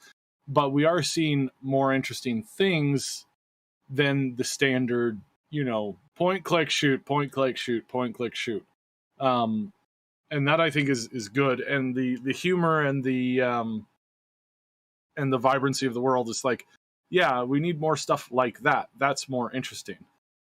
So yeah, it's something that we definitely need to see more of in that sense. Let's see. We got some comments in the live chat here. Lots of agreement with not really being interested in the car game. I mean, I enjoy a good racing game, but besides, it's kind of like the graphics are beautiful, but yeah, it's like when I play these games, I go crash, vroom vroom crash, like what Notional says. That's basically all I do. I'm very terrible at these games, and there's like no story to them. Not really any interesting. It's like I think it's mainly for people who are like into cars. Yeah. Yeah. It's and I'm just if like, you I'm like not racing games, not a fan. it's your thing. That's just typically not our channel's audience. So, nah. Mad King says, "I'm happy so far with Hollow Knight, Plague Tale 2, and the Rick and Morty game. Yeah, those all look very cool. Yeah. Redfall. Sorry, go ahead. High on Life looks good, says Yellow Jacket, and Cold Pickle says, even if they show Starfield gameplay, I'm expecting Todd Howard to at least say sorry. Well, I doubt that because that could have legal consequences, as Syb has explained many times. So we won't go into it. I mean, they have. That's the thing, though. They have apologized. They've apologized in the only way that their legal department would let them, multiple times. I think 76 is. We're at the point where like people don't necessarily need to keep harping on it. It's still not. Yes, it's still not. It's still a bad release, sure, but it's actually got like a lot of players who play that thing constantly. The internal numbers are like over 100,000, and they've set a long-term 5-year plan for the game. It's not the worst product out there. There's dozens of other worse products out there. Was it one of the worst releases? Yeah. But so was No Man's Sky, and people have stopped harping on No Man's Sky now. And again, I don't mean that insultingly, as in like you shouldn't expect quality, but it does get old in the sense that they admitted that they screwed up. Now what we need to do is we need to hold them to that account for their next product, for the next series of games. We need to hold them to that level of saying, well, you said you screwed up on this last game. Are we going to see you do better in this game? But we don't have to continue to say that, they're the, 76 was the worst product ever imaginable, period. It's like, it wasn't even that. It was really bad. It was definitely in the top, like, I'd say top 10 of like worst video games ever. But I mean, people forget, E.T., they forget Euro Trucker, they forget No Man's Sky, they forget even Cyberpunk to a large degree. It's like, yes, it's bad, but we just need to hold them to the future, not necessarily like continue to say, oh yeah, well, clearly they can't make a good product because they screwed up on 76, which again wasn't even their choice. They didn't have a choice in that. That was ZeniMax parent company ordering Bethesda to pump this game out in like 8 months. Yeah. And that's one of the big reasons why Microsoft bought them out, is because ZeniMax failed so bad. If that had been a success, ZeniMax would have gone public, and they would be a public company right now, beholden to ZeniMax ZeniMax bureaucrats and C-level employees who haven't even played a game for the last decade, let alone like actually can tell you, who Harold in Fallout is. Mm-hmm. I gotta say just one thing in regards to the Forza. I was watching the graphics while you were talking. That, like the water and the lighting look amazing. Okay. Celebrates its 40th anniversary. Which game is this? Oh, Flight Simulator. Oh, okay. I mean, I haven't played it yet. A big shout out to Sherwood and a bunch of other people in our Discord who regularly play this game quite a bit. Mm-hmm. Yeah, we have some big Flight Sim fans. Yeah, it's a technical masterpiece. Redfall, though. You were going to say something about Redfall, Max. I'll let you know. Yeah, it's sort of in line with the last couple of Arcane releases. I imagine Redfall, when it comes out, will be a good game, but like people were saying in the chat, it just looks generic. It just looks like the thing that will tide us over until the next Arcane game, which is too bad because we sort of expect that with game. Ooh, Switzerland right there. Excuse me. It's too bad because we sort of expect that sort of thing from games like Assassin's Creed and Call of Duty, right, and not from them. So I don't know, maybe when closer to release we'll see sort of what makes Redfall stand out from the Left 4 Deads of the world, but at this moment I'm just kind of maybe I'll check it out, but not too hurried about it. If you it's a pity that looks generic, and I do agree with that, to be completely honest. I'm not particularly impressed by the gameplay we saw today. And it's a pity because if there is one thing that Arcane games are known for, is not being generic. Yeah. And having and having very refined gameplay, which it didn't look like it had. I mean, it's hard to tell from a trailer. But bringing the Halo Pelican to Flight Simulator, that's awesome. Really? Okay. That's cool. That's very cool. Oh. And yes, as Notional says in the chat, shout out to Niv, our community Yes, member shout out to Niv, Niv. for crashing all of the planes all of the time. Fire. Wait, you could go into space? Are you kidding me? What? Space travel sim. Oh, Ooh. dude, it might just. Oh come on, it's super cool. It's super cool. I like it, and I never played Flight Simulator. I'm starting to like it right now. Clearly not realistic, but sold. it's that is a cool idea. Ooh. Which one's your favorite? Mine's Tracer. She's like, cheers, love, the cavalry's here. I wasn't sure if they were going to include games of Activision Blizzard. Before me, to be I see honest. the future. Human. Machine.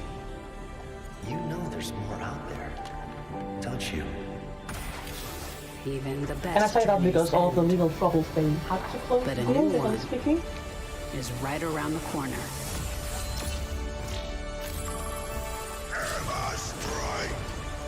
I am your queen! Your era begins. It's the same. It's the same. Look. One punch is all I need. Yeah. Why not just do an update for the first Overwatch? You wouldn't get as much money. I know. It is basically an update. Play? Keep it moving. Okay, that changes everything. Yes. Except Gonna be even worse. microtransactions. Gonna be full of monetization garbage.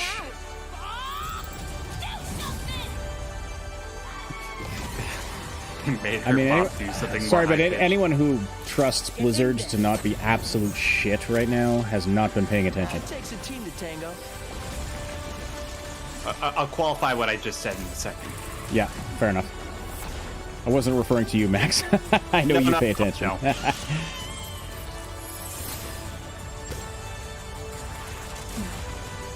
Okay, I can turn that down a little bit. Oh, earlier. Okay. You'll like this one. 1, 2, 3. Oh, look, Yeah, new so hero.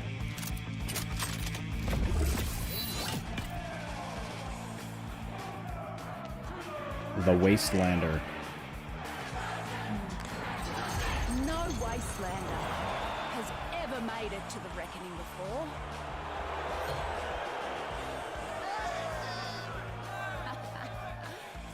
But here I am. A free-for-all You a tank? with 0 rules. Kinda, looks like. And the survivor gets the throne. Welcome back, Junker Jack. King Howell has never lost. Not in 13 years of rule. On the battlefield.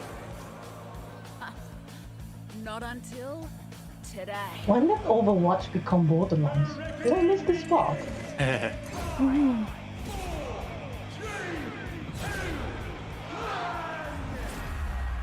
Did you really think this would be a fair fight? Okay, so Snore. the reason why I said that is because I don't buy aesthetics or anything like that when I play. Like, I recently started playing Overwatch because my girlfriend introduced me to it. I don't buy any of that stuff. And I was actually seriously debating whether or not I should have a discussion with my girlfriend about getting Overwatch 2 because I don't want to pay money to this company anymore. But now that it's free to play, it's easy enough. That's why it says it changes everything for me. History is filled with Okay, moments of turn-based strategy game. Yeah, this one's looking. Some Let's see were here. known, some lost to time. But what about the history that could have been if you were its architect? I recognize this voice. Humankind? Known for is this, this- I'm told. What new stories would you tell? And when your people speak, would you listen? Sorry, what did you How say? would you lead them in this new world? Is this humankind? I'm thinking so. Kind of looks like. I didn't think it was a Microsoft.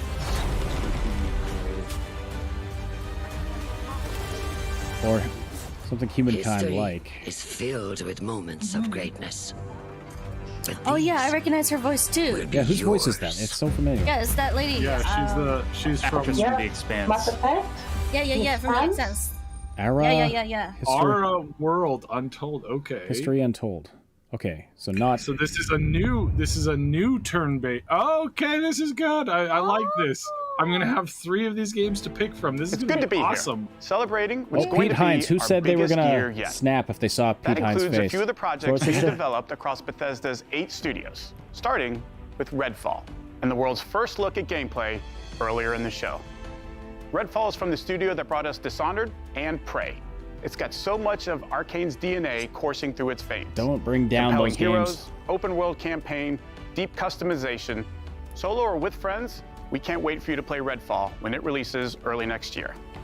If Wonder you're how looking good for it'll be something solo. to sink your teeth into right now, we've got the Elder Scrolls Online, where you can adventure alongside one of the biggest and most welcoming communities in gaming. This year, ZeniMax Online Studios is taking you somewhere that has never been explored in any Elder Scrolls game. The Elder Scrolls Online High Isle comes to Xbox next week. Did we know that? For generations, I've seen the ads Breton for it, I elite think. have lived in safety and comfort. I haven't really been paying attention. Yeah, the ads for this have been out for quite a bit. Now, the embers of dissent glow beneath the pomp and circumstance. And whispers Yeah, I will of be a too. sinister plot stoke the flames of war.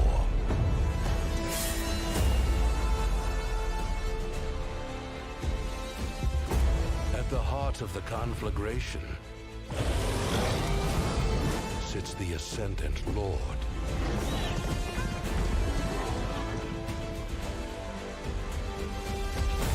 Dramatic. The legacy of the Bretons must be protected.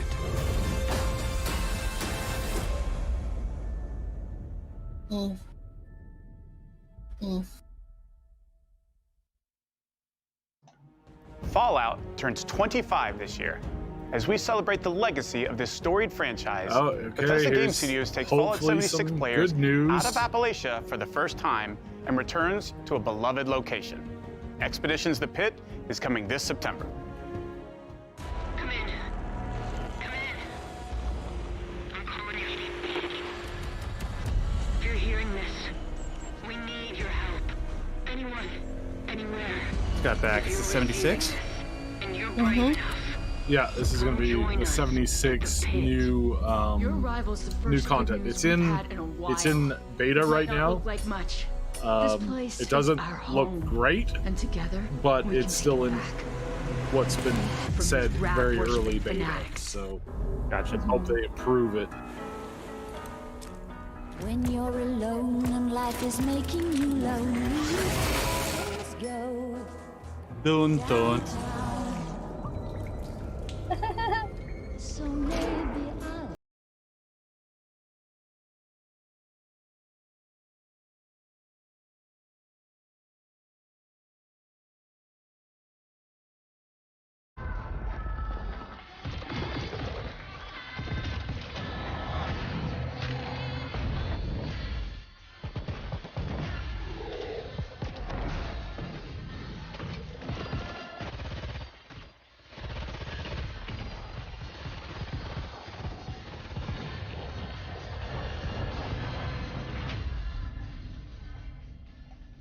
I didn't play the last season. How was it? Okay, I just got back I from a haven't quick... played it that much. I tried to play it and I got killed by one of those tiny robots. I just came back to Bethesda Fallout Game Studios 76 has on my been screen. busy, and Yeesh. not just with Fallout 76. After defining the role-playing genre with hits like Morrowind, Oblivion, Skyrim, Fallout 3, and Fallout 4, they're going even bigger with Starfield. Here we Later go. in the show, Oh, my good friend Todd Howard will be Oh, here to later in the reveal show. more of their next epic RPG. It's going to be closing the thing. Pete, you tease. They got to keep people watching. Forza Horizon. We just did this. Did we just watch this? No, that was regular Forza. This is Forza Horizons. Or it was a different game entirely. I don't even know. There's a difference. It's just more vroom vroom All right. Tell me what I missed. with the Hot Wheels. Elder Scrolls and Fallout 76. Anything? Did I miss anything at all? No. You did. Oh, this is the Hot Wheels game. That's what you missed. We were commenting on the last season of Fallout 76. Did you play it, Ash? No, I did not. This looks like stunt races from GTA 5. It's a Hot Wheels edition. I used to play Hot Wheels when I was little. Well, Hot Wheels were the bomb, but when wasn't there a Hot Wheels game coming out? Yeah, it's already out. What is out? I believe it's out. Yeah, it's pretty good too.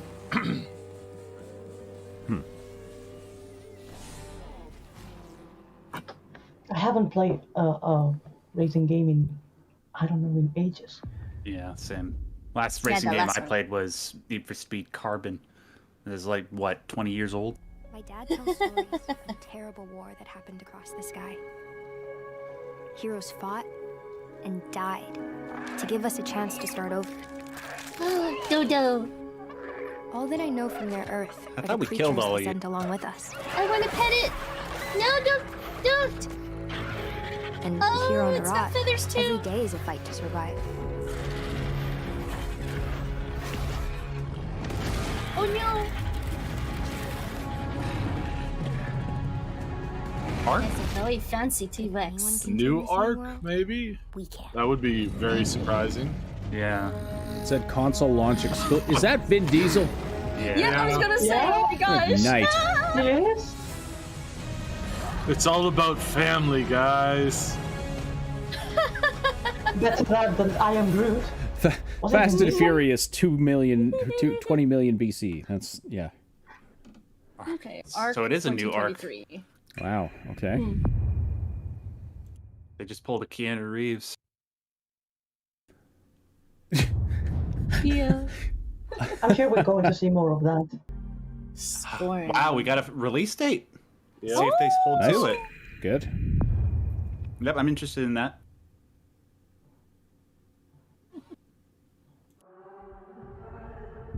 When the gods first emerged from the great below, we saw them as saviors.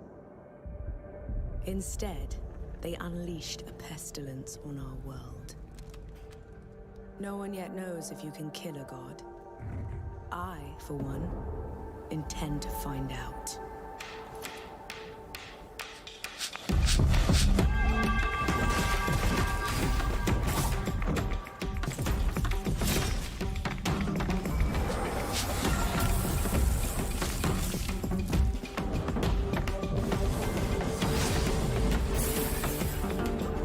Huh. I like the animal friend.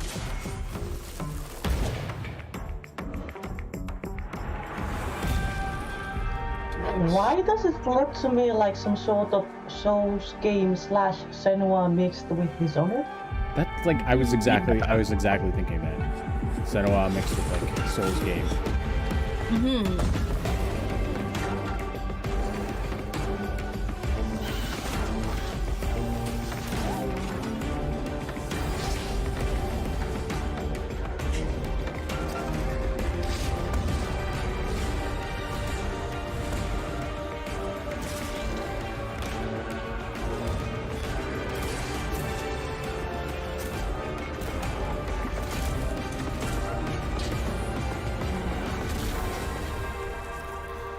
The setting looks cool, but it the combat looks very generic.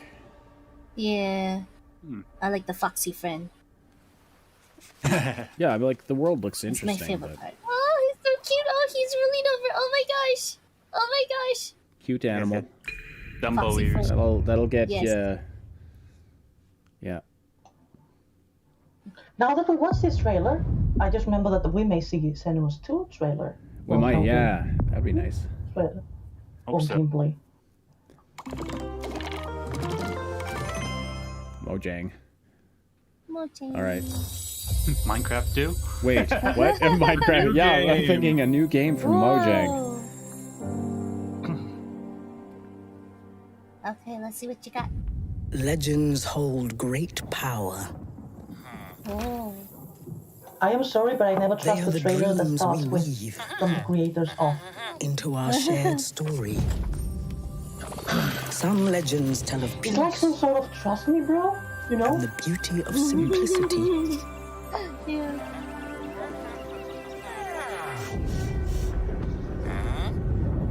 Some tell of danger The gas. Oh! and the end of all things. Oh no, Duke Nukem piggies! crossover? Duke Nukem Minecraft, yeah.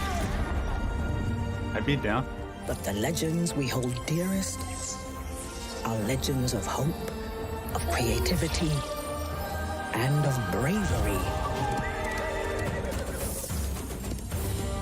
And friendships that change the world forever. Those are little zombies.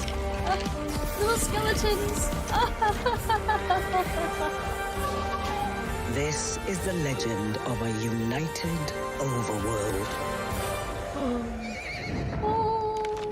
United by you.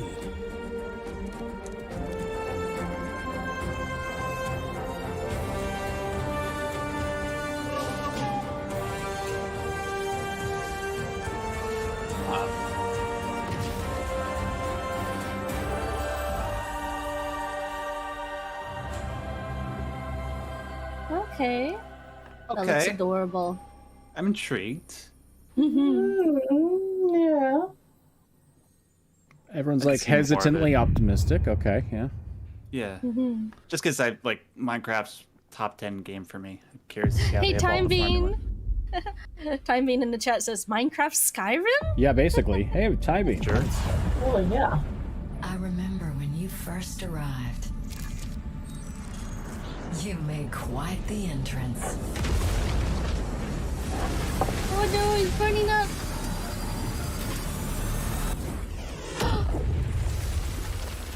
Oh, that was quite the landing.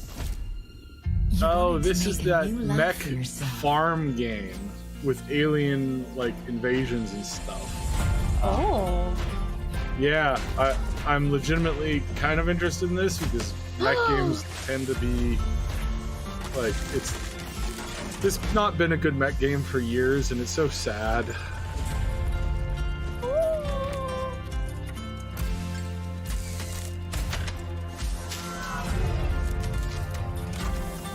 Okay.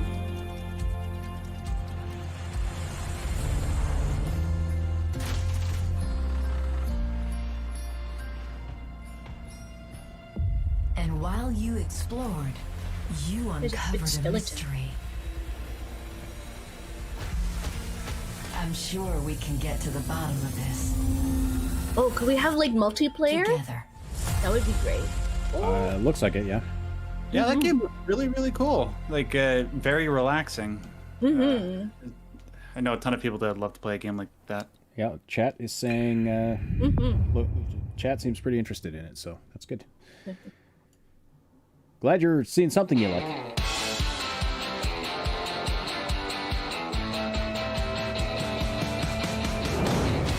Ah, Gunfire Reborn.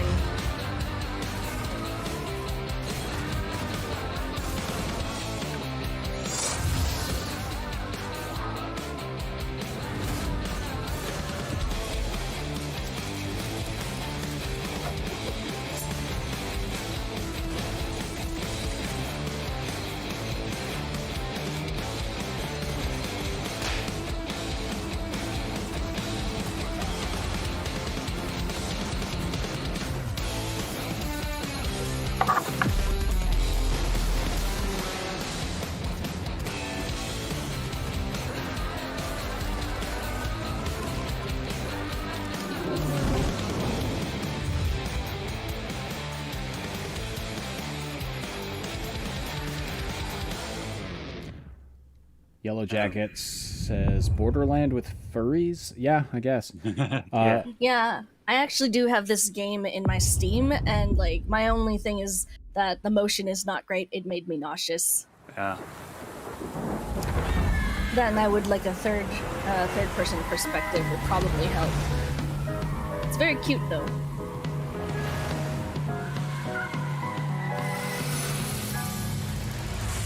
Hello? Anyone here? Benedict. Spooky. I got a bad feeling about this. Since I found the first piece, there must be more. That's him. I like the environment in this one. I like what I'm seeing so far. This looks really cool. Gosh. I love these super atmospheric platformers. Mm-hmm. Oh! Run! Oh, cool. Okay.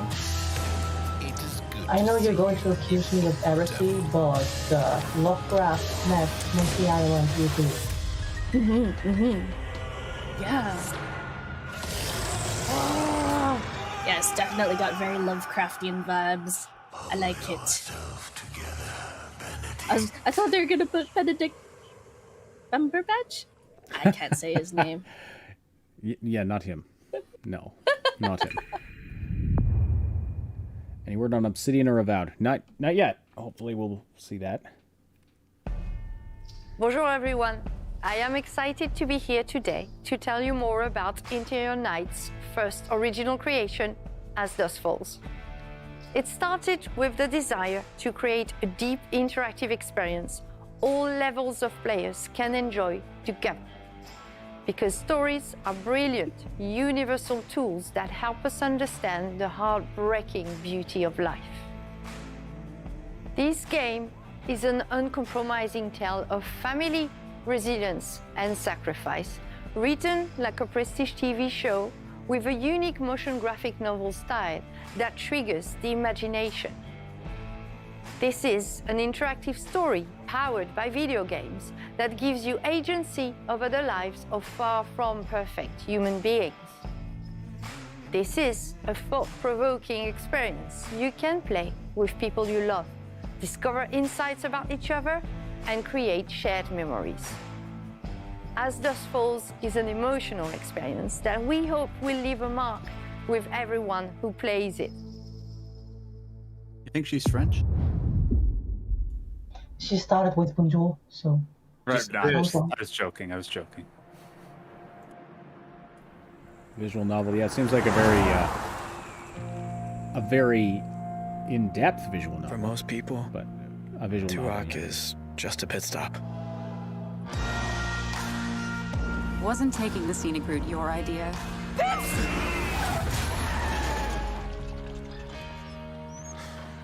But for us, it felt like a trap. There's enough cash in that safe to put the last few weeks behind us. On the ground, now! You were in the wrong place at the wrong time.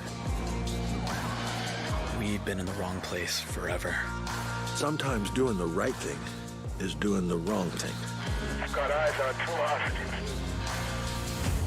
None of us escaped that night. It's okay. Even those of us who made it out alive. Stop! Why are you following me? We've taken very different paths in life. But they all lead back to Turok. Get rid of the cop. Hey there. Evening. Hey, Sam. Say, you haven't seen three fellas in a blue pickup, have you? Nope. Been here all day. How you liking the desert dream? Oh, can't complain. Can I ask what brings you to Turok?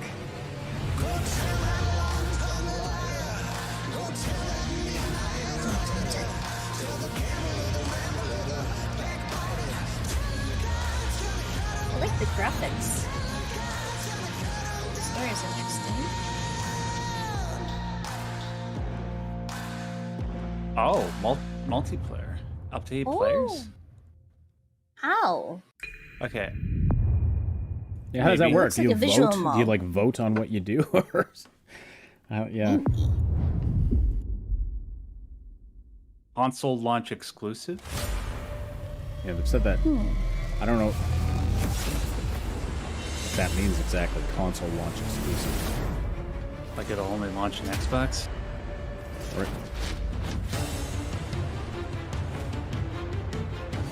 So it's an older game that's coming too. Okay. Oh yeah, I remember this game.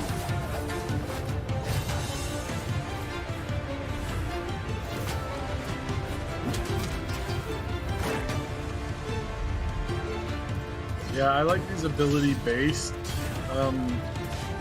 games. Like they're more interesting than the other ones, but we'll see where this one goes. I think I played like the bootleg version of this game called Hunter's Arena Legends. Pretty good.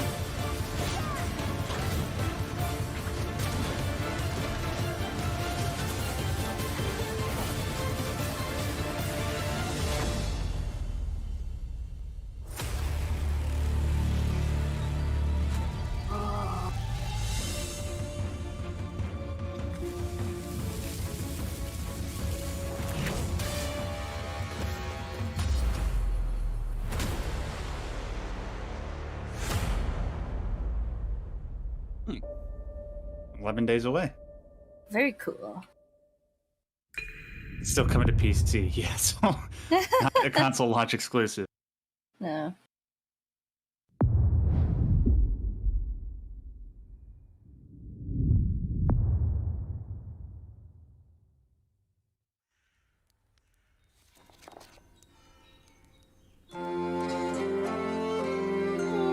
This looks different.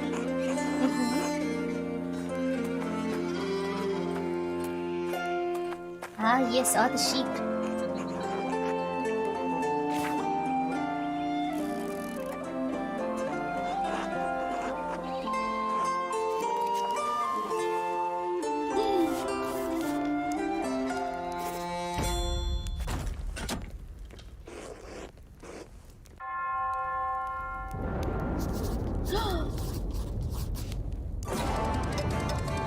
Oh no! Mystery!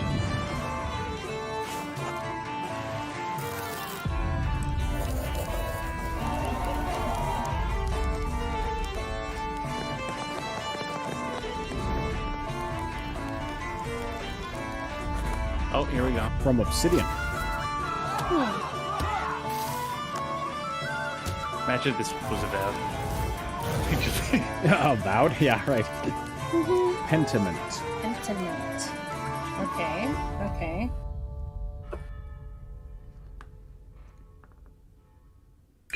Alright. Fine, if it's Obsidian, I'd give it a shot. It looks decent. Kids, are you ready for a new wild and wacky fruit flavor? Introducing Apricot. You remember these commercials? Oh man. Well, not these exact ones, but no, but that sure in the catches same the style, yeah. This could be linked to the disturbing this, trend Mosquito of Simulator? missing teenagers from our otherwise quiet town.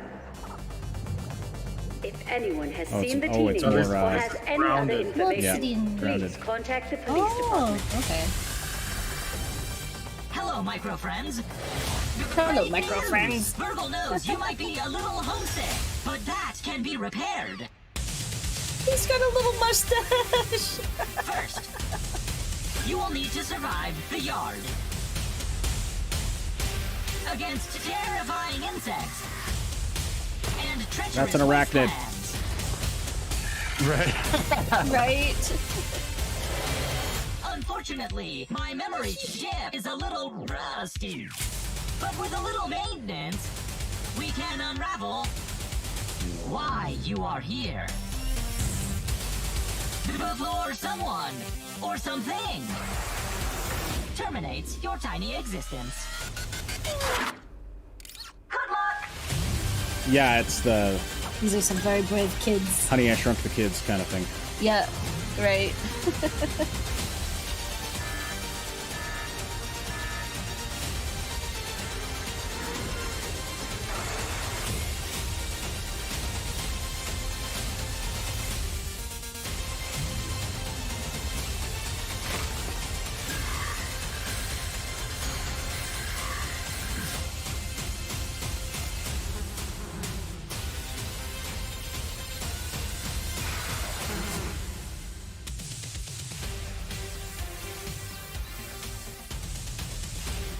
10 million players? It was pretty popular. 10 million's a lot, though. Jeez. Yeah, this game has been it's been the most successful thing they've ever made, and it started out as like a side project. I seem to remember it not getting like the best reception, but I mean, if people are still playing it in the tens of millions, power to them. Helios. They search for someone. Well, I was hoping we'd see Avowed, but exist. The shadow.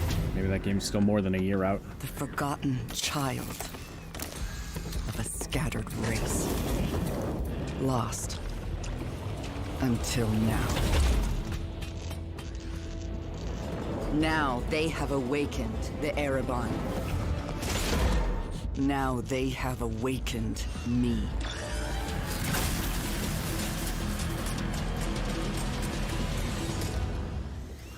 But I am not their hope. I am their reckoning.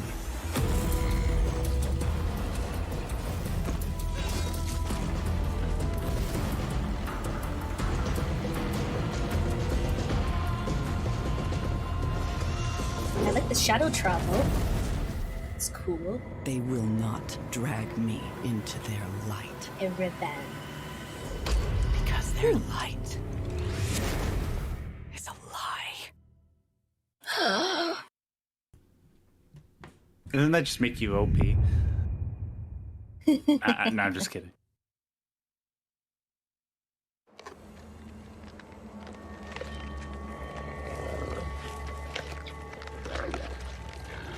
Oh, I'm so glad I finished eating. I speak now that's gross. to those who heed a darker call. Ugh. Those Hey, look, Syb, it's every character you've ever made with Character Creator. deeper knowledge. Oh, My hair's not silver enough. Unquenchable yearning. I don't like wearing bones. Born of blood and bone. To unlock the forbidden secrets and foulest black rituals. Calling forth life from death. Oh, wait. It's female V. Shaved side of the head. It's called the Skrillex cut.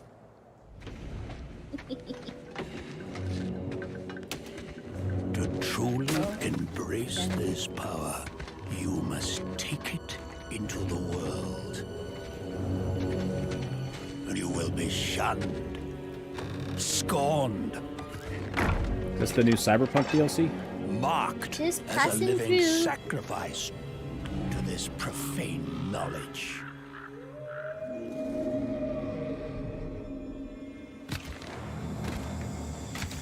You will be a priest of Rathma. A necromancer. So what's the kind of the game is called? The Elden Tank? And you will not confront the darkness alone. Time Bean in the chat says, what is it with dead heads on rear ends? So you can have eyes in the back. And the dead have no mercy.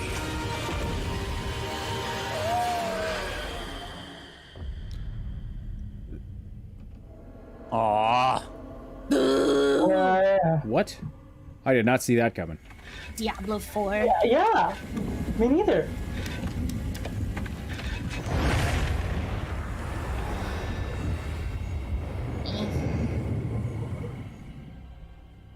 Needs more I'm very bikinis. excited to announce our fifth and final class, the Necromancer, a commander of the undead who joins the other iconic classes around the campfire in Diablo 4.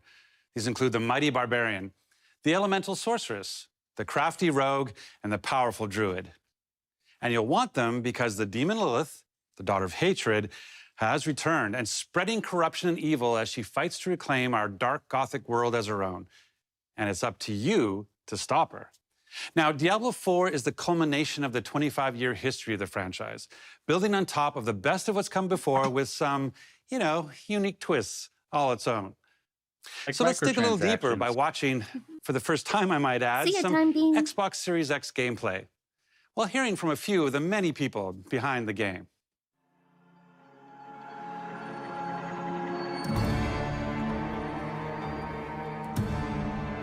Diablo 4 is the next generation of action RPG, melding monster slaying and loot collecting with a fully realized open world. It's not for the faint of heart. It's gory and unnerving. It's creepy. Diablo 4 is all about player choice. It takes all of the pillars of a Diablo game and just expands them with all of the new features that people really love and appreciate in modern games. Whoever you see yourself being, you can create in Diablo 4. It's important to include robust character still not enough customization because then I bikinis. can play the fantasy that I want to play.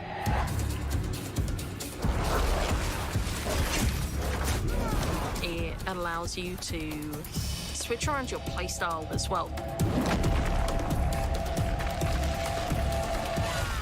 Everything feels very powerful and fun.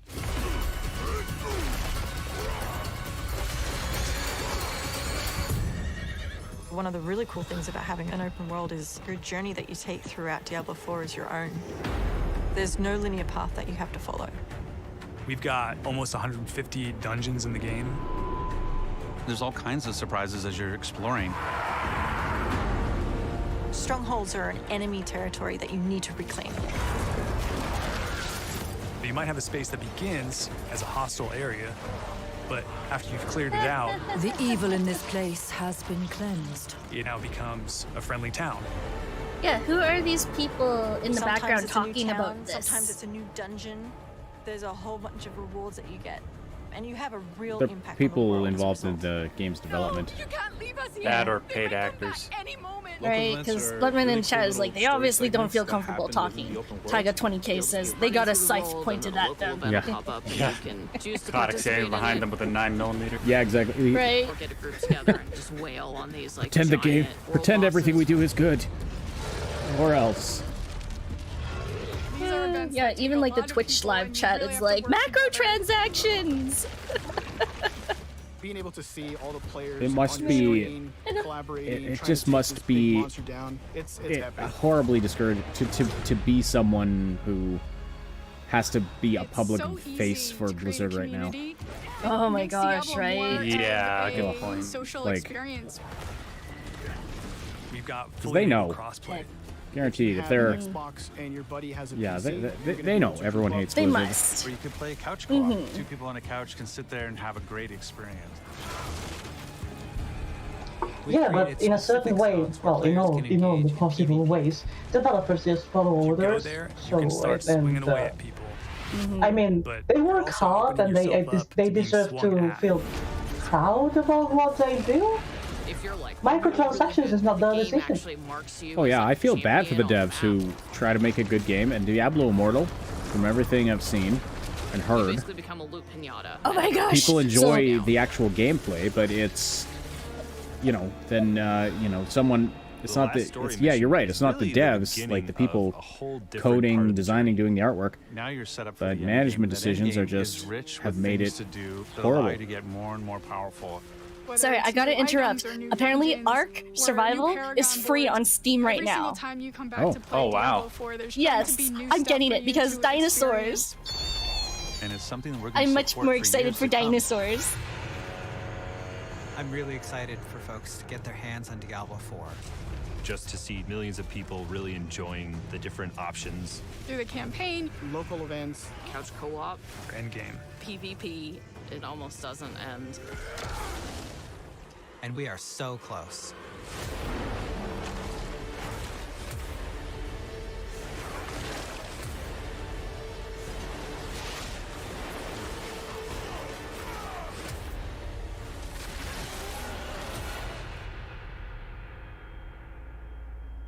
How does that make you feel, Syb? Like, there's gonna be microtransactions in it. I just know it. Up the wazoo. to those who sail the sea, though there's always more potential within. And as this song will spell out, there's plenty to sing about. Now that you can finally be a captain, can you imagine owning your own ship, decorated with what you acquire? Then to satisfy your vanity, as long as there's Sea no of Thieves? profanity, you can name it just how you desire. As long as there's no profanity. Booty McBooty face. Yeah. There's boatloads of new features we proclaim. Or to set sail as a pirate captain. That's why we really think that you should play this game. And it's available with Xbox Game Pass, of course. Or to set sail as a pirate captain. Adventure will come knocking on your door. Or to set sail as a pirate captain. And you'll be amazed at what we have in store. The choice is yours, whatever captain you may be. Whether that's cold-looting, no-scope shooting, robot racing, or embracing, everybody's welcome in this game. So come set sail as a pirate captain. Our time is almost up, so as we leave, if you want to be a pirate captain, come do it in Season 7 of Sea of Thieves. He was very cute. Catchy little shanty, but yeah. Yeah, that's a game I wish I had time to go and check out. I've heard like really wonderful things about where Sea of Thieves is right now.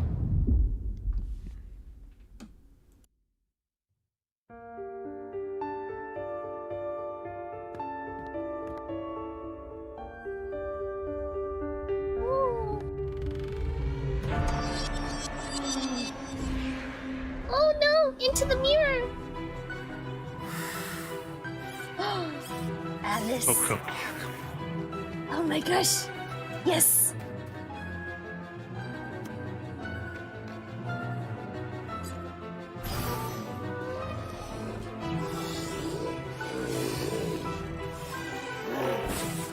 A new take on Alice in Wonderland. I want this, oh my yes. goodness. Very cute! Oh my gosh!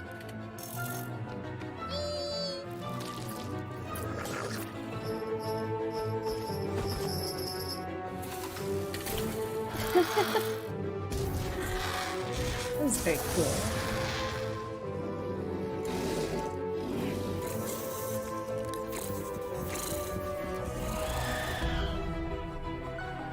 That game looks awesome. Yes. That does look very cool. yes. Was that thing at the end supposed to be the Queen of Hearts? Like Maybe. That's a interesting reinterpretation. Yeah.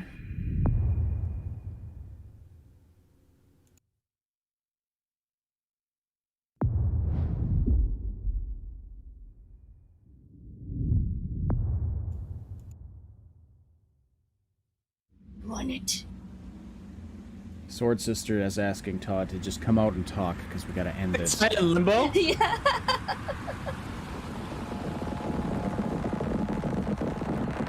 Both very well-liked games, Inside and Limbo. Damn right. Yeah. Whoa. That is cool.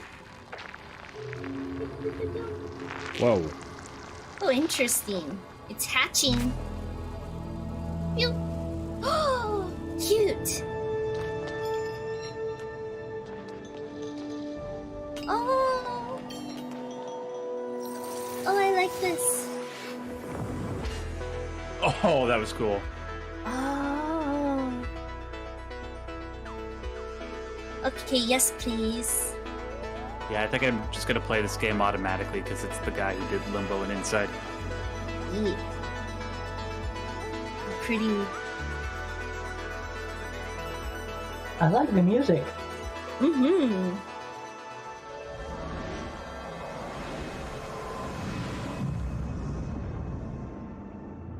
Interesting. Recursive worlds. Whoa. Cocoon. Okay. Like the movie? I don't think so. Very different looking.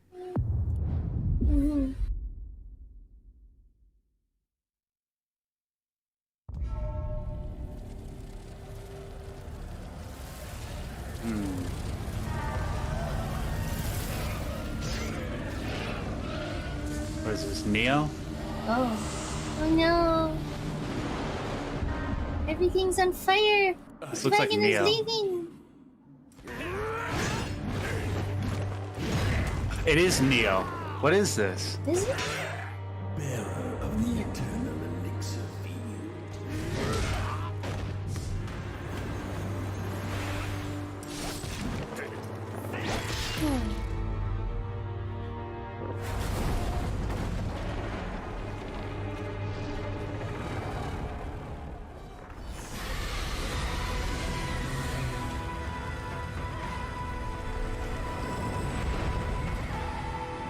Looks cool. Whoa. It's a wiggy looking dragon. Oh. Whoa long. Either way, That looks cool. this looks very cool. No. My girlfriend is like all about that like ancient Chinese mythology. She's gonna Yes. be all over this game. Yes.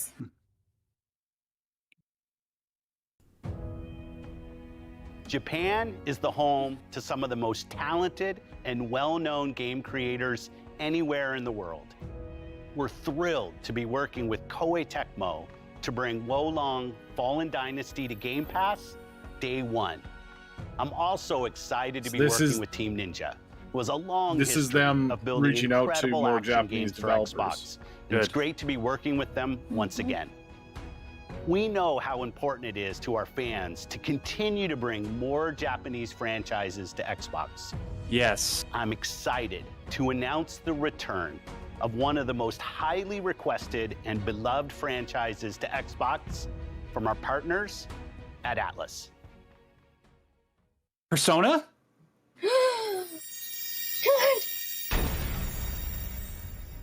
Persona. Are we getting Persona? Is it? Wait, I don't recognize this. It's Persona! Oh. What is it, like a Persona collection?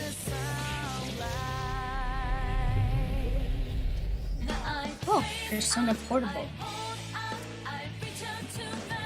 A Persona 4. Looks like a collection of them. Yeah. The entire lineup, basically. That's wonderful. I'm happy for the Xbox owners. And I still need to go back and play Persona 4. Yeah.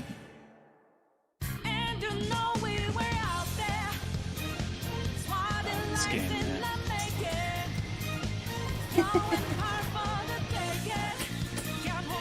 I still haven't finished it just because I don't want it to end. I know the feeling.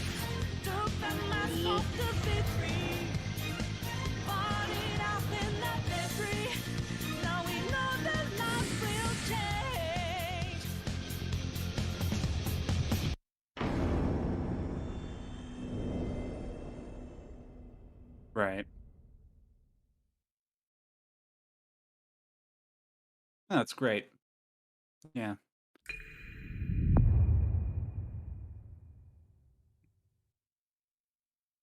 Call 911 Now, for Max, right? I'm excited to announce a special partnership between Xbox Game Studios and one of the greatest creative minds and innovators in our industry. Someone that I have admired for many years. Today, I'm pleased to share we will be working together to create a brand new experience like we've never seen before. Thank you, Phil. Oh my God! こんにちは。小島秀夫です。That's my boy, yo! 作りたかったゲームがあります。それは誰も体験したことも見たこともない全く新しいものです。それが作れる日が来るのをずっと待っておりました。マイクロソフトの最先端クラウドテクノロジーと、市場の変化によってその未知なる構想への挑戦がようやく可能となりました。少し時間はかかるかもしれませんが、Take all the time you need, baby. Xbox ゲームスタジオと提携し、皆さんに喜んでいただけるニュースをお届けしていきたいと思います。ご期待ください。Thank you, Kojima-san. we're thrilled to have Kojima Productions working with our teams at Xbox Game Studios. They're just sticking it to PlayStation in every way they can. Ever, we have focused on showing you games that you can play. Now that we've seen this guy, Today's I want to know show your opinion. Do celebrates you a also believe diverse that the bad guy lineup of global game creators of all sizes Ryan Reynolds film, who Good bring Guy, with them is a unlimited parody potential. of Kojima? Games from these creators will be coming to Sorry, Game what were you Pass asking? every Do you know, do you know the Good Guy film? Starring and produced by Ryan Reynolds? Yes, Free Guy? Oh, Free Guy. Free Guy. Oh, yeah, yeah. What about that? And you know the company Tsunami and the antagonist. Do you think that the antagonist is a parody of Hideo Kojima? Oh, I haven't seen that movie. I Oh, you can't speak to haven't? it. No, I haven't. It's fantastic. You should. Super funny. I've heard wonderful things, and I like Ryan Reynolds. I'll see if I can make some time to watch it. But anyways, I had to mute just to hear what you were saying. And we have you to thank for that. Whether that's new players joining us through Xbox Cloud Gaming, or our longest fans playing on Xbox and PC, we could not have done this without you. A year ago, we welcomed the talented studios at Bethesda Softworks to Xbox. Their teams have been hard at work, bringing their franchises to Game Pass, shipping updates to their games, and building new experiences for you to enjoy. We know that everyone has been eager to see Starfield.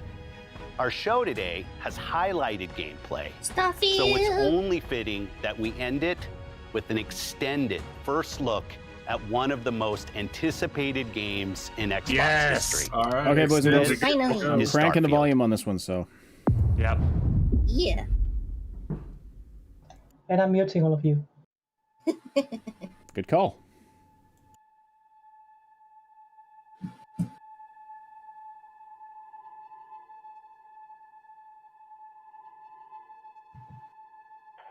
Control, this is Constellation Starship Frontier. We're ready to start on your signal.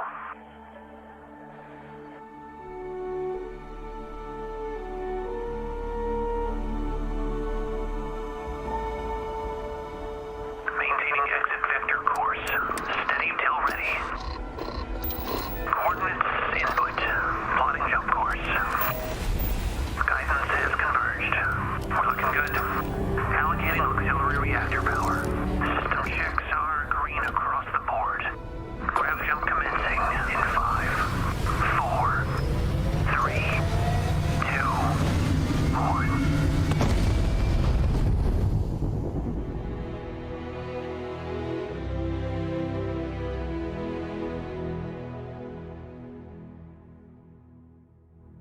It's hard to express how excited all of us at Bethesda are to be here with you today. We're so grateful you're spending the time, and we know you've waited a long time to finally see Starfield. It's easily our most ambitious game ever. Like our previous games, it's an epic role-playing game where you get to be who you want and go where you want. But this time, you'll be exploring space. So let's jump right in. This is early in the game as you arrive on the mysterious moon of Crete.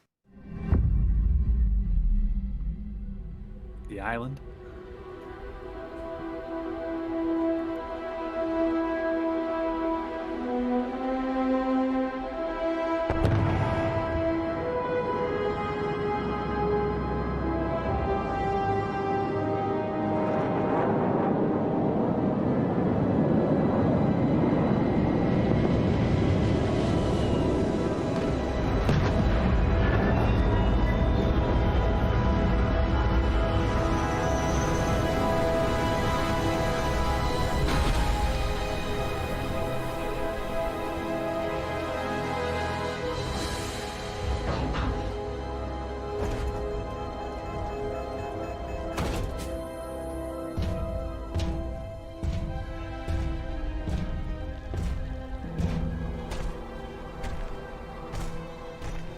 According to the scanners, the abandoned research facility is in this direction.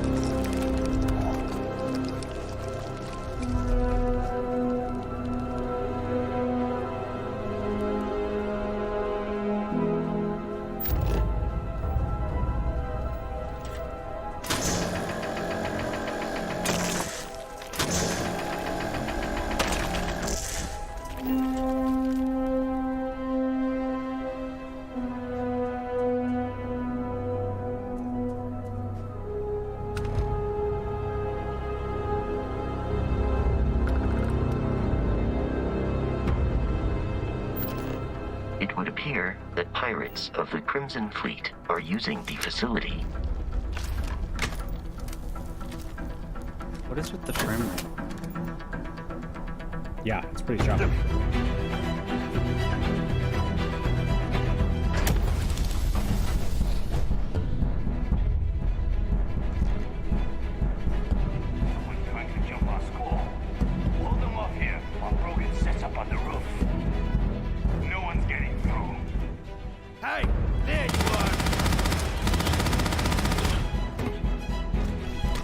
Lucas IV in the chat says Interstellar OST vibes. Which one?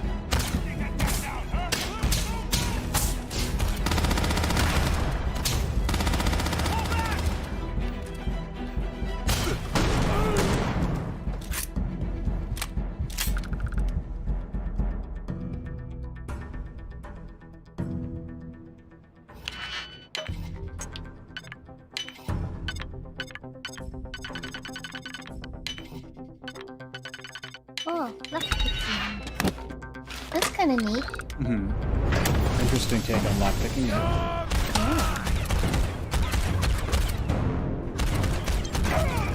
You're gonna pay. That game is broken.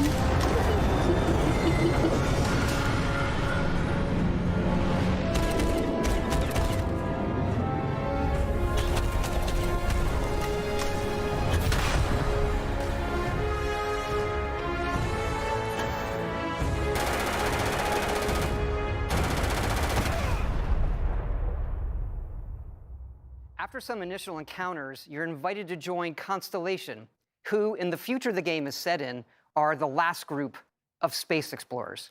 To meet them, you'll head to the capital city of New Atlantis.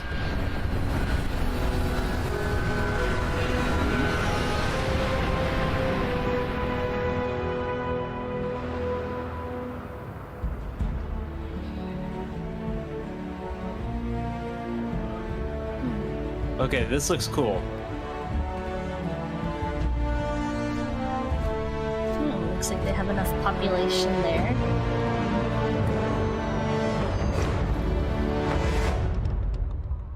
Welcome to Constellation. We have a lot to talk about. We're all here because we're committed to the biggest question of all. What's out there? These artifacts could be everything we've been looking for. As to what they are, what they're building, you'll be part of solving that puzzle now. I hope it's not the in-your-face dialogue system again. Like Oblivion. So, you found something? The new guy found it. You dug up the artifact, right? That means you saw it. The visions? The artifact you found appears to be one of many, scattered across the galaxy. If we can find more, we can unlock their secrets. Beautiful, isn't it? The man who sold me this told me that it spoke to him. Of course, the settled systems is full of groups with other priorities. That's the Crimson Fleet! Everybody get ready! The fleet doesn't follow the rules. Agree to work for UCC staff. Together, we take down these cutthroat pirates. We're not just here to shoot the bad guys. We're peacekeepers. We protect the people of the Free Star Collective. When you sign up with the Crimson Fleet, no one quits. The only way out is death. The path ahead may be dangerous, but we are not stopping. Most Dusties don't even make it this far. Because whatever lies at the end of this road will change humanity forever.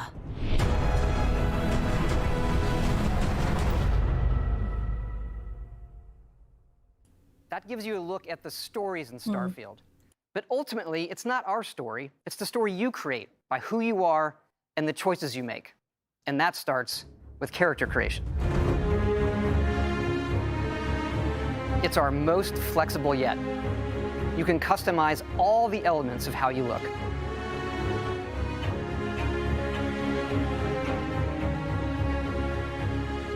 You'll pick a background that gives you 3 starting skills. Says here you spent some time as a diplomat. Having a way with words might prove useful. There are optional traits, and these come with unique advantages and disadvantages.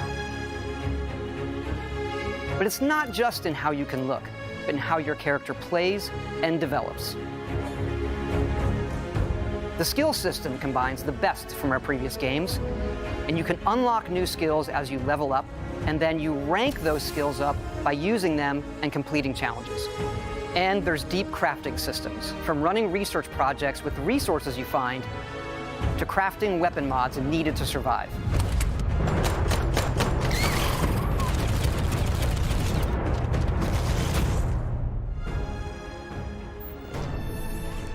And you can build your own outposts.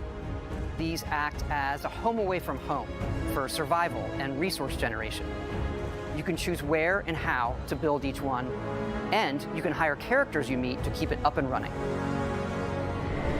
But that's not all. Yeah, that does kind of feel like Skyrim. You can even build your own spaceships. And can you fly it?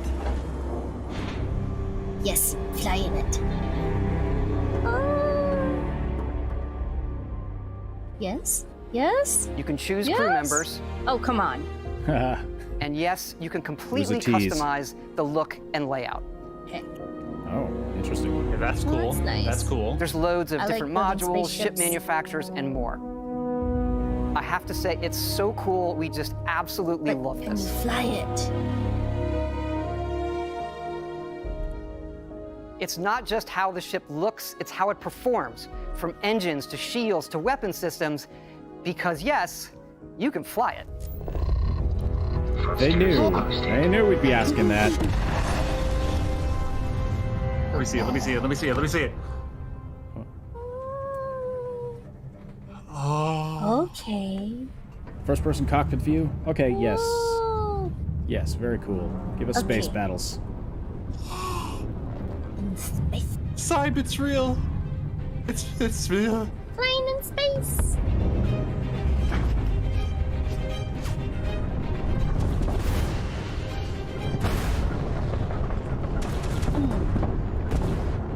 Oh man, if only you guys could see my face right now. I don't need to see your old face.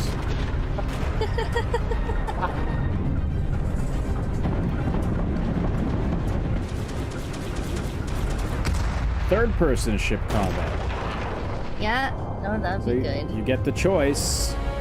Yay! Choice is good.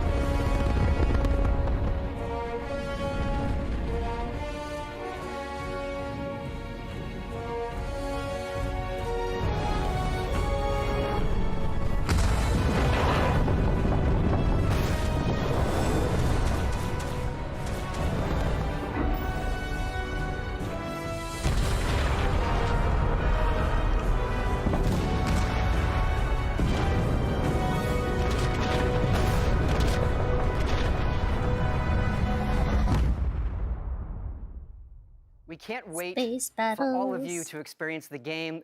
Thanks again for being with us today, and thanks for all the support you've given us over the decades, especially on this game. It's been an incredible journey for us making it, but we know that's really only the beginning, for it's when all of you play it that the real journey begins. And you may be wondering, just how big is this game? So we thought we'd take one last moment and show you. Right. Let's take a look at one of our planets, Jemison. You can land into Atlantis, One of them. but you can also land and explore anywhere on the planet. What? And it's not Thank just you. this planet. Oh It's my all the god. planets in the system. Oh my god. From barren but nice. resource-heavy ice balls to Goldilocks planets with life. And not just this system, but over 100 systems. Over 1,000 planets, Oh, there's the all scale. open for you to explore, There you go. 1,000 planets? to see what you find. How is that even possible? Is it gonna be like... For everybody who was saying that this engine is outdated and can't do it, now we have to see if it works. Yeah. We're not gonna just trust him saying it just works. But can they really have over 1,000 unique planets? We'll he was see. doing truck No, 100. hands. 100. Oh, he said 100 system, and didn't he say 100 systems and over 1,000 I'm pretty sure planets? you can't land on gas giants, though. Okay. Yeah, right. I'm pretty sure. Sorry. Fair, yeah.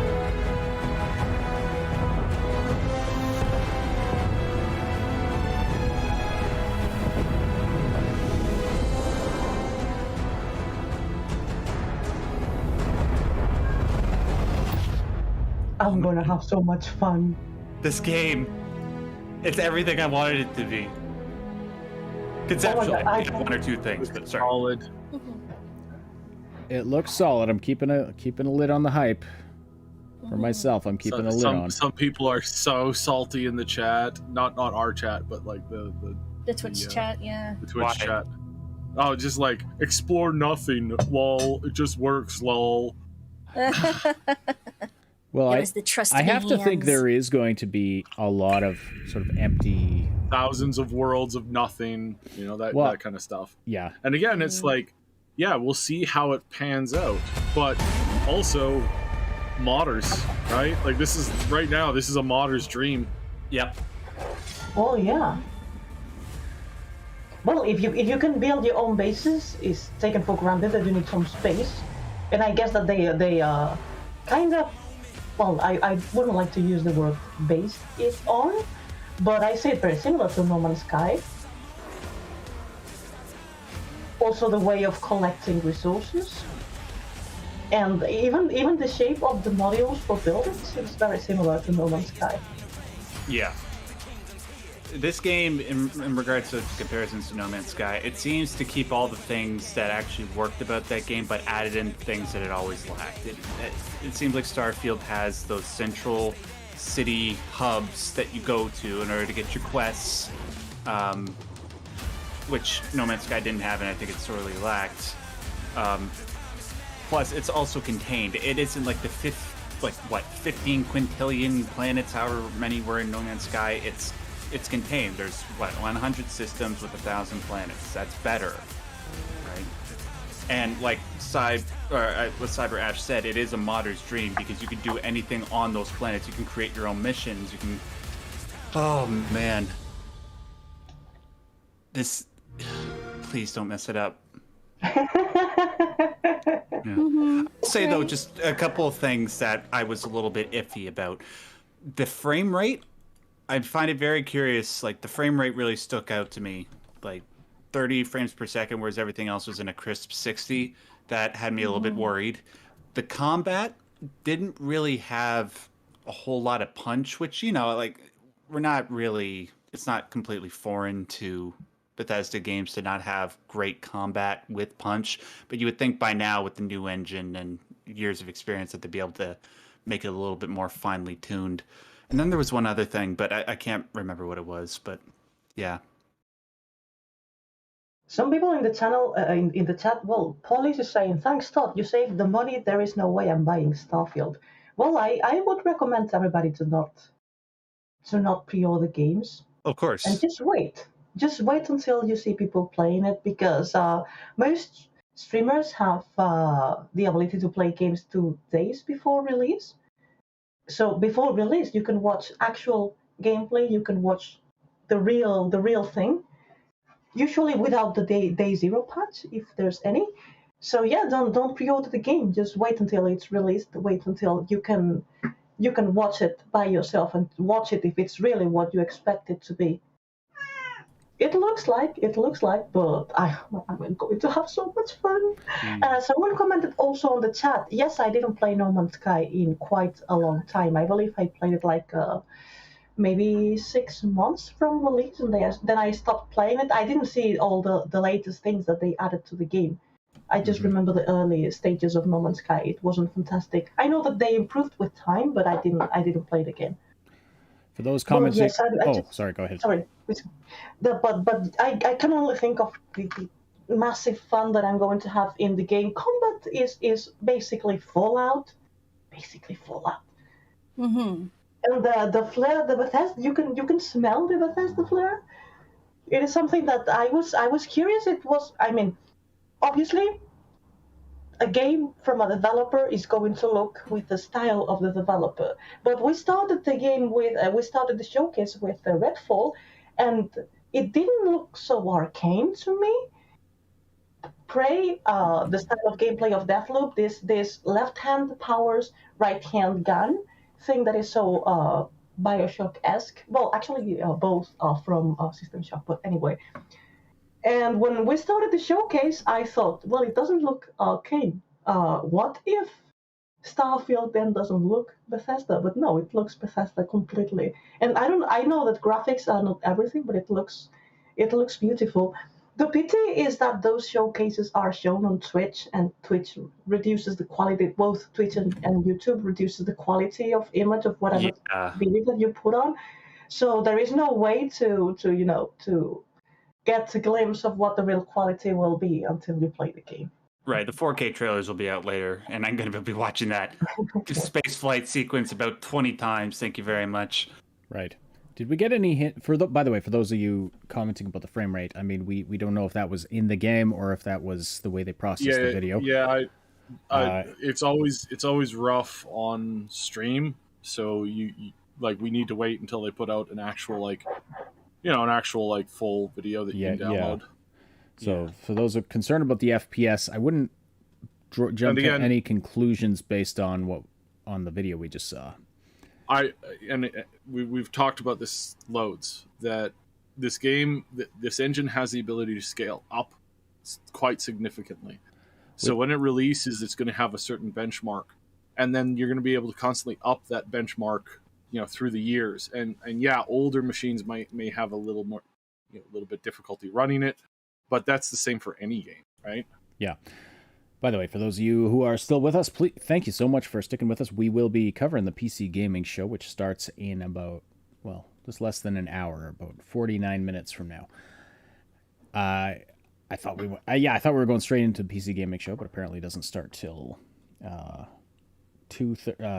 another about 50 minutes from now. 3 o'clock A little less Eastern? than 50 minutes from now. Yeah, so let's talk about this, because like Paulie's in the chat says, I wanted an RPG, not a space combat and base builder simulator. I think you're going to still have an RPG. I think there's still like story and stuff like that to go through. Mm-hmm. And again, you got to remember that you don't have to base build in Fallout 4. You don't have to base build. There were plenty of people who didn't like Fallout 4 because you had to build. Well, you didn't have to. You had to build a little bit, but early you didn't have on to build. It's It's a tutorial mission that's like stuck in it, but I mean, outside of that, there's other things to do. Well, yeah, absolutely. It's not that all the game revolved around base building, but if you didn't like it, the game kind of tried to force you to do so. And I hope that they learned the lesson from Fallout 4, because me particularly, I was obsessed with building. But I know plenty of players who stopped playing Fallout 4 because the game tried constantly to force them to build. And, another settlement needs your help, which I hope doesn't become the meme of Starfield. Another star system needs your help. Yeah, that's the thing. That's the thing. Mm-hmm. But I mean, I believe that obviously the game is going to be an RPG. It's Bethesda we're talking about here. But yes, as we already know that Bethesda does RPGs, they showed the rest. Yeah, why didn't they show us more of the RPG stuff? Spoilers? Because you already know that's what the game is going to be about. But they promised stars. They promised battle space thingy. They promised that we will be able to build our bases, and they had plenty things to show about the game that was beyond RPG, and then character customization, which looked fantastic in my opinion. I like it. Yeah, there will be another Bethesda showcase in a couple days, however. That was announced a little while ago, so we may see more. We may get more details on it. I suspect we'll get a lot of the story there and then. So for people who are worried that they don't have enough story, they don't have enough RPG, it's like I would wait until that comes out. Obviously, it's far more of an RPG than any of the previous games, aside from like Morrowind and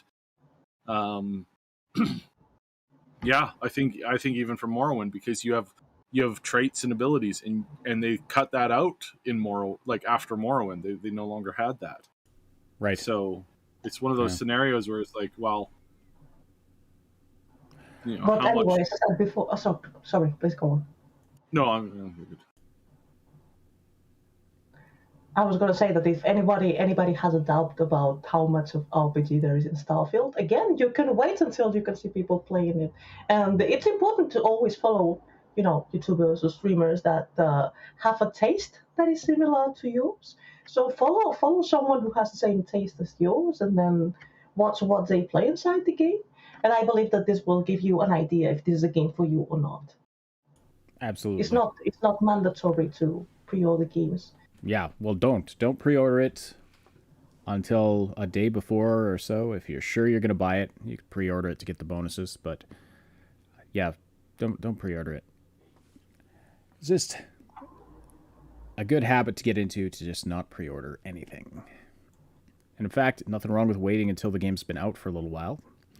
Read the reviews, see gameplay online, see what people think of it, get the raw opinions on it from whatever communities you're a part of, and then take it from there. Yeah, but I believe that it's important to always listen to opinions of people who have similar taste, because maybe someone didn't like the game, and that doesn't mean it's not for you. Maybe it's not for them. Oh, absolutely. Mm-hmm. For sure. Like, we saw so many games today, it's like, yeah, it looks good, doesn't appeal to me, but that doesn't mean it's a bad game.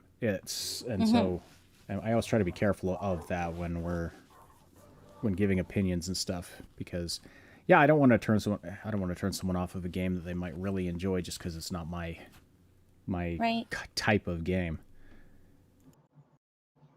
Well, it's been a pleasure being with you today. Thank you very much for having me.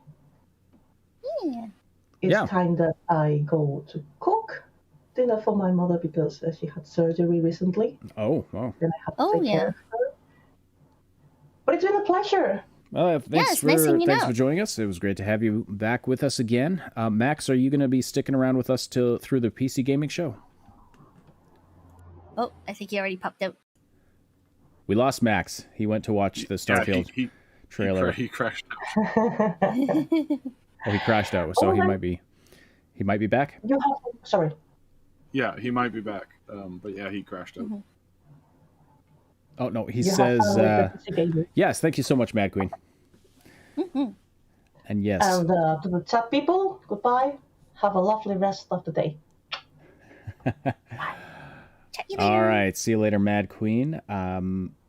So Max says he has to leave, so I guess it'll be the three of us covering the PC gaming show, which again is in just over 40 minutes from now.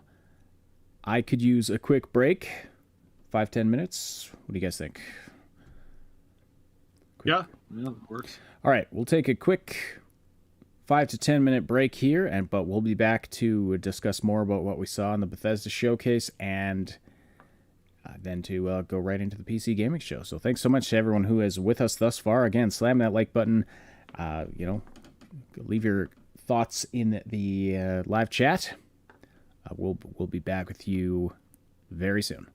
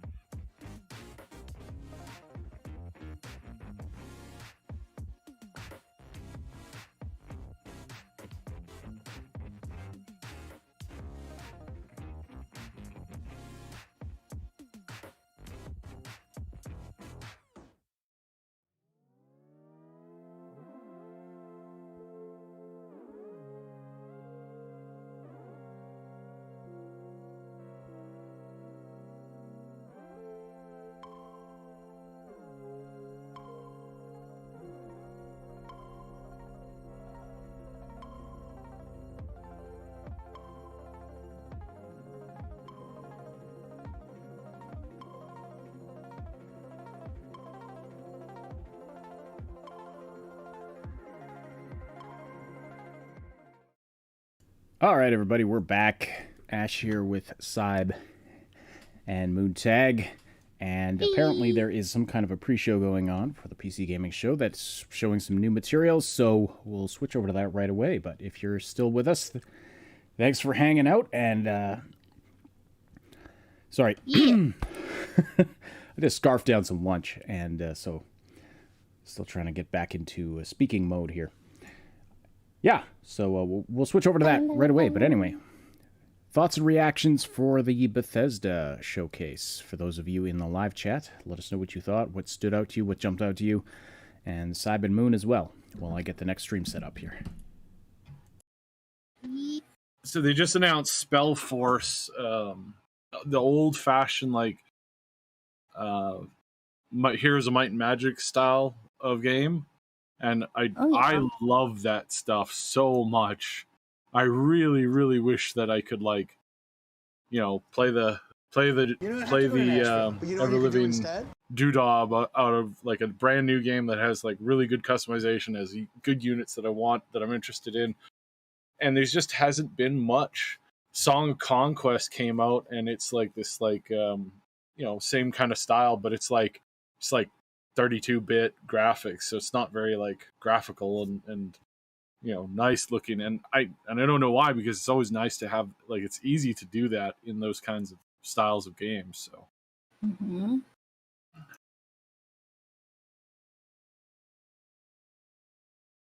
Hey, please.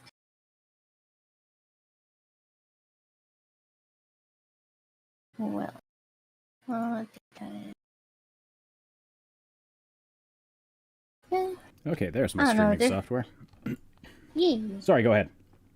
Yeah, no, I was gonna say there's, like, some games I'm interested in from the Xbox showcase there, but they were only on Xbox Game Pass, and I'm like, I don't have time for that right now. I just want it on my PC, but I guess I just have to wait. So, Well, like, you can play Xbox Game Pass on your PC though. That's the whole thing.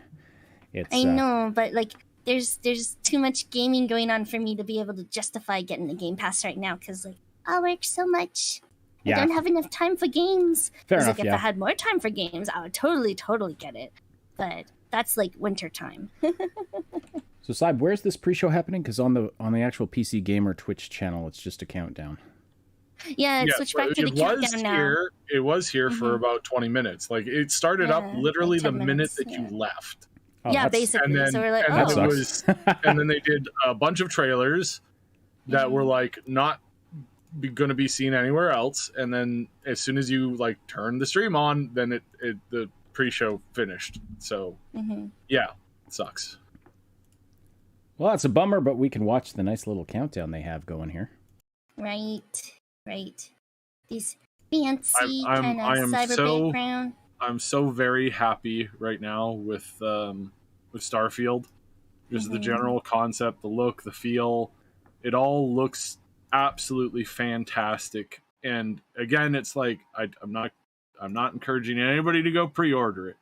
No, it's on my never. wish list, and it's not gonna be anywhere else until, like, we can get a positive, like, confirmation on quality, because we haven't had quality from them since the last one, and it's fair to judge it accordingly, obviously.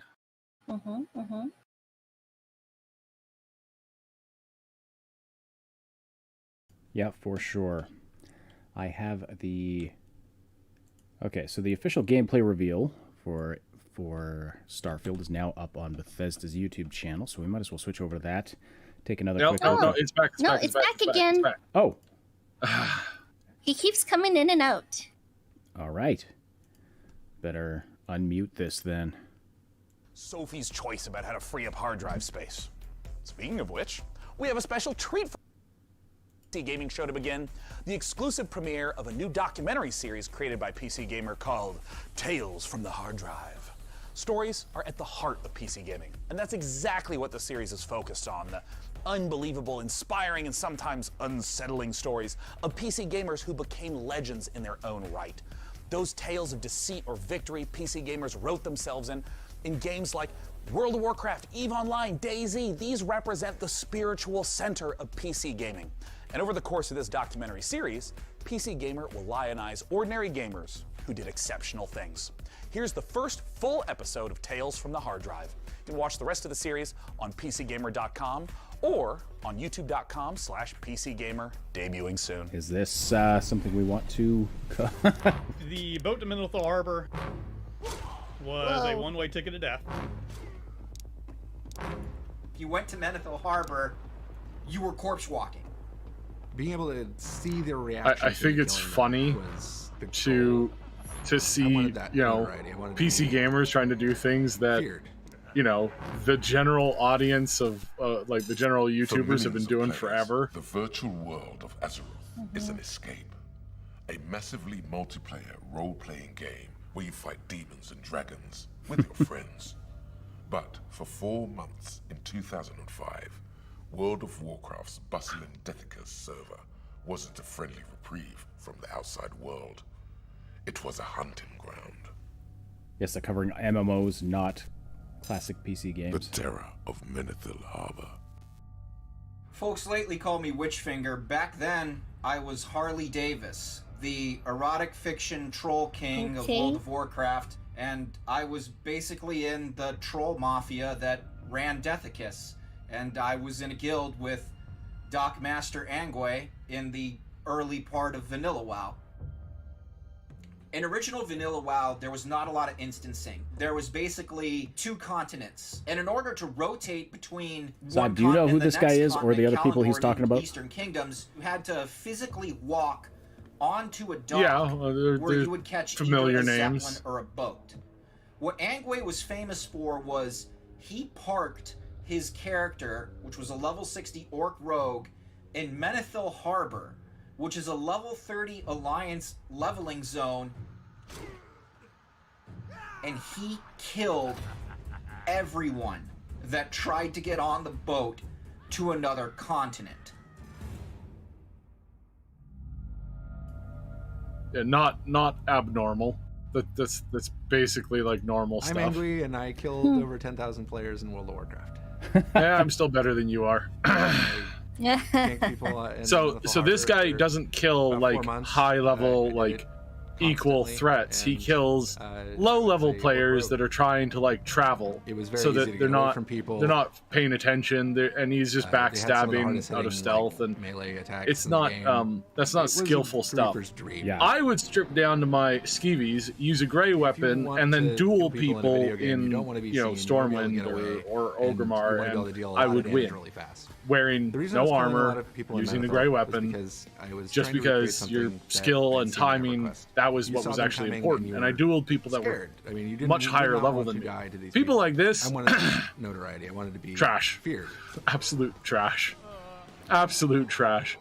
Asmongold kind of like lit into these kinds of people. It's like these are the people who can never play PvP in a fair fight. Of where they could go. They can only play in an unfair way. That they had to walk across and that's the only way that they are capable of doing it. Now, it does add vibrancy to the world, so there's that. There's the abnormal stuff. There's the people who come out, it's like, oh, somebody's griefing, by the boats, and you get a bunch of 60s come out and hunt down the griefer, and then you camp him for like 3 hours. Every time he reses, you kill him. Every time he reses, you kill him. Every time he reses, and you just do that over and over and over and over again. And that's funny because that's when they get upset and quit, right? Is a controversial tradition in World of Warcraft. We have one vote in the chat to switch back over to watching Starfield stuff. Yeah. What does everyone else think? Might as well. Starfield stuff. Because I'm not finding this very interesting. Just killed people on Bowling. I absolutely hate you, Angry. Yeah, this is like Interview with a Serial Killer, except zero stakes, because it's like probably live in your mom's basement. Angry made people's lives hell. His ability to shut down Menethil Harbor for 4 months turned him into one of World of Warcraft's Where can we watch the Starfield stuff? Is it back on the Xbox thing? Warcraft, back in the good old days, I was Squig. No, it's Rogue, sorry. on the Dethicus server. early on when I was leveling before. Oh, it's not going to let me unless I sign in to confirm my age. He was certainly a nuisance. What? The boat to Menethil Harbor was a one-way ticket to death. He knew everything since he was a rogue. I don't want to put my logged in one up on the stream. He knew where you could run. He knew how he could get off the boat. He knew where you were going to respawn. He knew where he was going to respawn. Okay, whatever. Let's just. The first time I ran into him because he definitely camped that boat. But we've still got the audio. Why do we still have the audio? What the heck? The boat had a couple of different spots where you could go on the insides of it. All right, so I'm going to actually have to go into this. One of my favorite things that I could do if somebody... You know what? Here, I'll keep this up on the screen and I'll just mute it so that we can see if something else comes on here. But yeah. Yeah, okay. Well, let's just... let's discuss. Let's discuss what we saw in Starfield. I would have liked to see more of the RPG elements to see what that's about. Perhaps they're going to show that to us on Tuesday. Maybe. Let us actually. When's the next Bethesda showcase? Because there was like a lot of shooting in the beginning. I was like, oh, it looks like a lot of guns. I like the base building though, and like you said, I would like to see more RPG or decision-making stuff. Yes, more RPG elements, Bluntman. Exactly. More. And like the spaceship building though is pretty cool. That's really neat. I remember playing a game that had a similar thing before, where you'd like put on different parts and different categories of parts to your spaceship. Although I don't remember if I got to fly it in space or not, or if it was just like a side-scrolly thing. Yeah. But either way, very, very cool. I really like that. And I like that you can actually go inside your spaceship when you build the stuff and see everything that you've done. That's pretty awesome. Hopefully some customization that you can do there. And if it's got seamless, like you're on the surface of a planet, you're in a city, you walk out of the city into your spaceship, you walk through the door, no loading zones, walk through the door into the cockpit, sit down, start up your ship, fly up through the atmosphere, and you're in space. That's really cool. Definitely. Hopefully it works technically well. Hopefully it is, not all running at 30 frames per second. Hopefully that was just a video artifact. But, right. I would like to have seen the, more of the RPG stuff, because that's what people really want out of this game. They're not looking for awesome space RPG, space battle. not space. Like RPG with awesome space battle tech in it. Yeah, sure.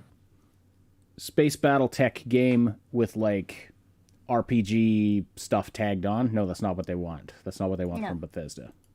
No. By the way, so there will be a second Xbox and Bethesda showcase on Tuesday, June 14th. 10 a.m. Pacific, so it starts an hour earlier than this showcase started. 1 p.m. Eastern, 10 a.m. Pacific, and 6 p.m. UK. I guess that means the country UK. I don't think that's. I don't think UK is a time zone. No. Anyway, yeah. Bloodman in the chat says, "I need a mod to decorate my spaceship with freshly harvested skulls." Haha, yeah. Yes. Yes. Maybe that'll be natively built in. Who knows? He also says, "I hope my colonists won't be too picky about their food." Nice. So, what else did we see in that? So we saw a whole bunch of the planets. The crafting system. Oh, yes, crafting. Yes. I'm very excited for that. I like picking through my inventory and crafting different builds and stuff. Is very fun. Now, have we confirmed whether did he say 100 star systems and 1,000 planets? Anyway, there's going to be a vast amount of stuff, and apparently you can land anywhere on any one of them. Of these, planets, moons, maybe asteroids and stuff. Who knows? Maybe not the gas giants, but it'd be cool if you could fly through them or something. That'd probably destroy your ship. But you hope your colonists are okay with sleeping on the floor. You're not going to give them beds. Well, that's okay. Sure, why not? Well, there's 0G, right? They just float. If you're in space, if you're building a colony down on the surface, because that's what they showed they showed us you can make outposts, and then you can True, hire yes. NPCs to manage them for you, which is cool. Mhm. So you could micromanage, or just, or maybe it's like you have to hire, a mechanic to keep things up and running, and you have to hire, certain people in order for your outpost to be functional. That's cool and all. What was the other thing I was going to mention, though? Just the sheer number of planets. Yeah. I have a few thoughts about that, because I mean, there's no way they could have hand-built hundreds of unique planets, and shaped every part of every planet. So clearly some procedural generation happening. And I have to think there's going to be lots of big empty wilderness areas, which is honestly not a bad thing necessarily. I mean, as long as there is lots of, densely packed content areas. I think having big empty wilderness, I mean, that's what you would get in, if this was a real scenario. You're going to have lots of barren wilderness areas, and then a few smaller areas that are populated and have stuff going on. But hopefully, people were saying in the Twitch chat on Bethesda's actual stream, saying, "Oh yeah, just big empty areas, vast amounts of space with no content." I'm going to go out on a limb and say vast amounts of space with no content that you're not forced to visit, because if you can land anywhere, you don't have to land in the middle of the barren wilderness. You can land where there's a colony. You can land close to where the game indicates, okay, there's something happening here. There's content happening here. And so as long as you're not forced to go there and to spend endless time trekking through empty space, basically empty landscape, then I don't see a problem with it. If it's just kind of realism, you can land anywhere on the planet, but there's really no reason to land in most of the space on the planet. But as long as there is handcrafted, well-designed content on each of the planets, or at least most of them, as long as it's a game jam-packed with content, I'll be happy with it. Yeah, there's a comment from KickSTG in a chat as well. This game looks like a combination of Elite Dangerous, Star Citizen, No Man's Sky, Subnautica, Mass Effect, and the usual Bethesda stuff. Very impressive. Yes, I was thinking about a lot of those games as well when I was watching that gameplay. I think Max mentioned that the combat looked kind of... What was the word he used? Generic? Not generic. That's what I said about one of the other games. I just say shooty shoot. It was very shooty shoot, but also you saw he was fighting level 2 pirates. So we're talking, this is very early very early game combat. But this is what I want to see. I want to see what kinds of abilities, skills, things that you'll be able to bring into the combat to change up the style. That, so I think, it looks like basic sort of low level game combat for an open world RPG of this type. Starts off just kind of bang bang bang, shoot the bad guys, and then you branch off into all sorts of different weapons and skills and things that because it'd be really cool is if I finally got my mantis blades. That would be very cool. Yes, someone will turn this I never got them. I'm sure someone will turn this into Cyberpunk, or what Cyberpunk should have been. It's like, I want some dual blade action. Because why can't I have swords in space? Aha! Actually, swords in space, I think, makes a lot of sense. I mean, ammo is heavy and expensive, and you have to make Whereas it. I can just stab things. Stabby stab. Yep, or stabby stab instead of shooty shoot. Even I think was it Star Wars that had physical blades that could, because you're even the Dune series had blades. Yeah, special blades. Because let's say you have some kind of energy shield that can just block energy weapons, but you have a sword that can just cut right through it or pierce right through it, then that works. So, all right, Syb, are you still here? Did he? Yes, I'm still here. Oh, okay. You just haven't said anything in a while, so I wasn't sure if you had fallen asleep or gone. Syb is really working hard today because he's not feeling well, so he's definitely putting in extra effort to stay with us here today. So we really appreciate that very much. Yes. Plunman says one of the backgrounds is Master of Cybernetics. That's very cool. Yeah, I didn't catch what the backgrounds were, so that's really cool. Well, Elements of cyberpunk. Yeah, I'm sure there will be. Yeah. Like some of the one city, which looked really cool. I mean, there was a very cyberpunk aesthetic to it.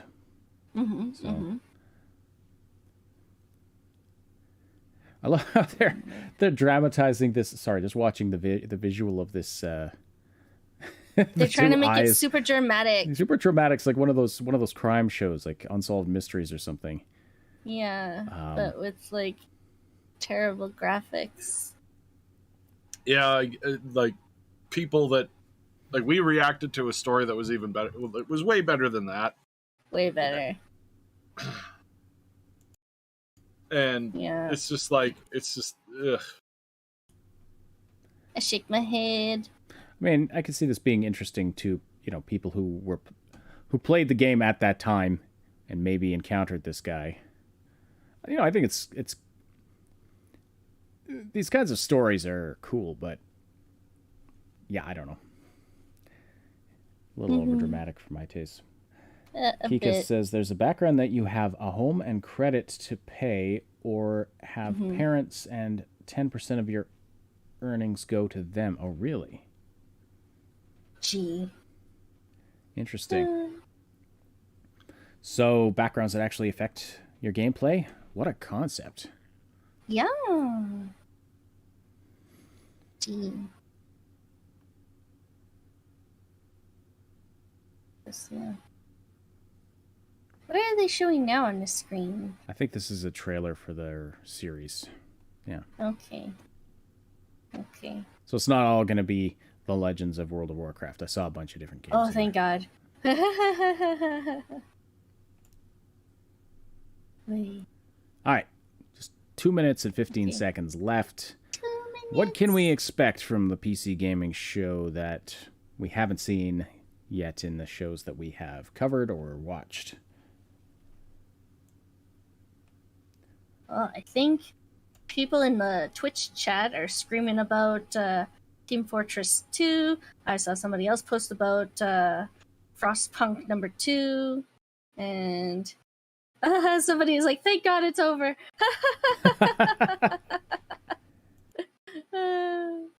Funny.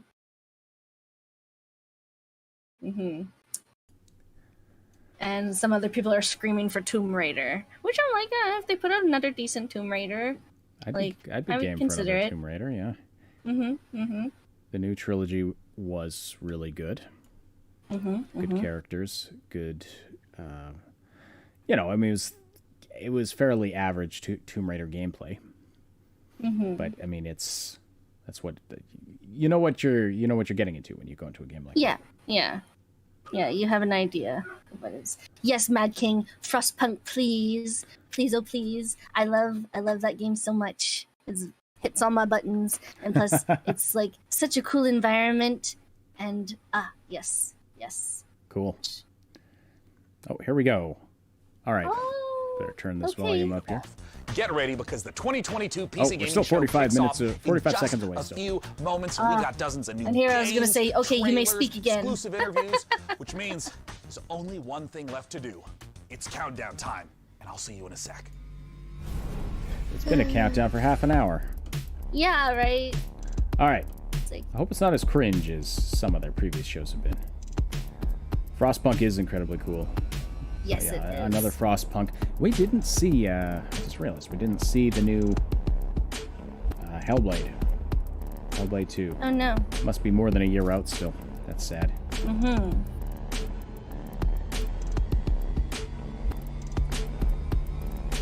like a light bright.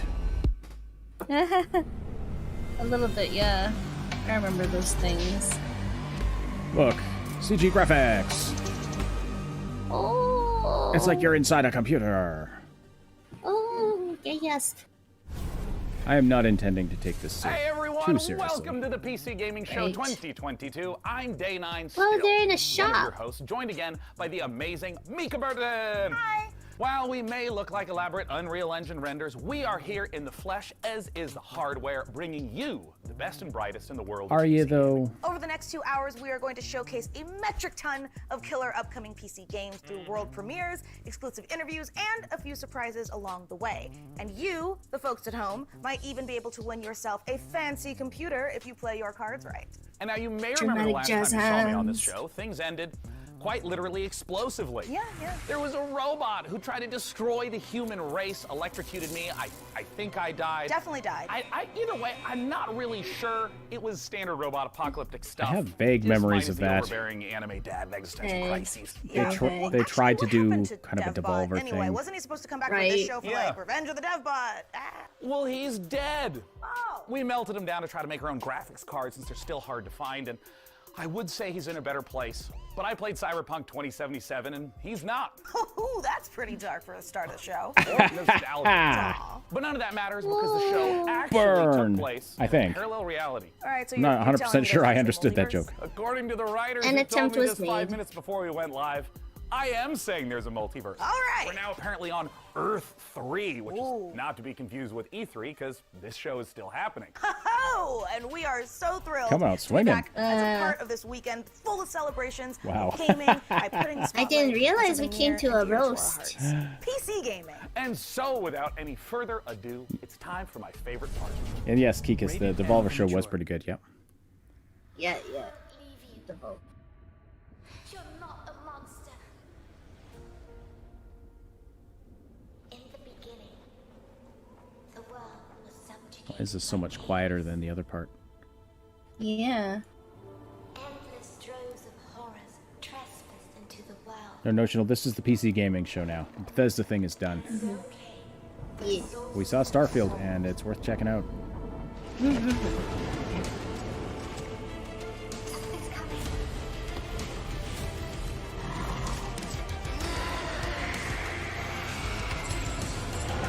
Between death and transcendence, More John a chimera Bees. chooses death. Show us what you've got! That was a very deadpan laugh. We have a whole new world to forge. May the judge have mercy on your souls.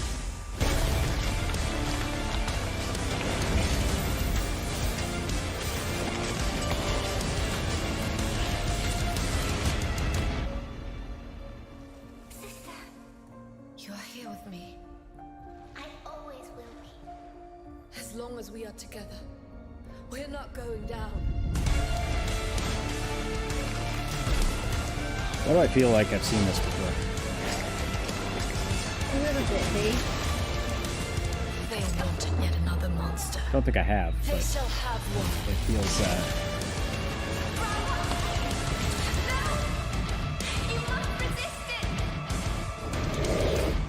yeah, Blunt Man. It reminds me of something as well. Solstice. Soul spelled S-O-U-L. Ooh. Oh. Okay. Okay. Interesting. Oh, deluxe! If you pre-order, don't Oh yeah. pre-order it. Don't pre-order. Don't pre-order. Early PC demo access if you're interested. Oh, okay, okay.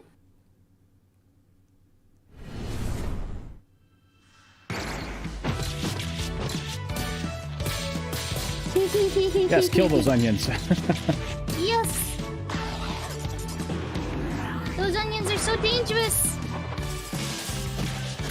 Oh, Wolfie Lightning!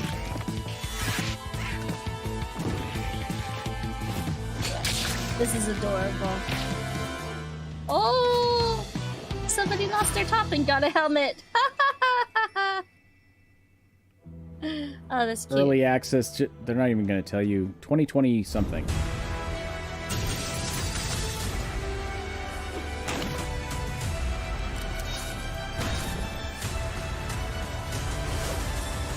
Tactical Breach Wizards. Like literally wizards? Okay.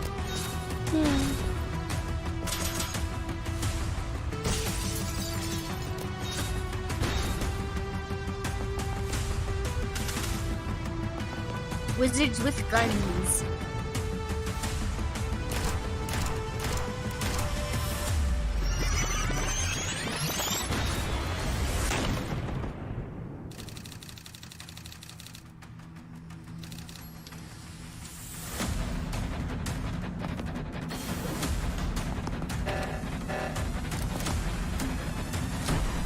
So it's like an urban fantasy type thing, mixing the fantasy with like real modern world. Maybe a little sci-fi.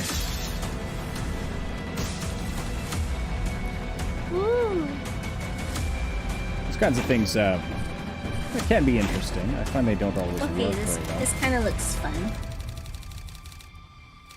Hope it's multiplayer. This would be fun multiplayer. Looks like it. Consider you got at least two player characters there.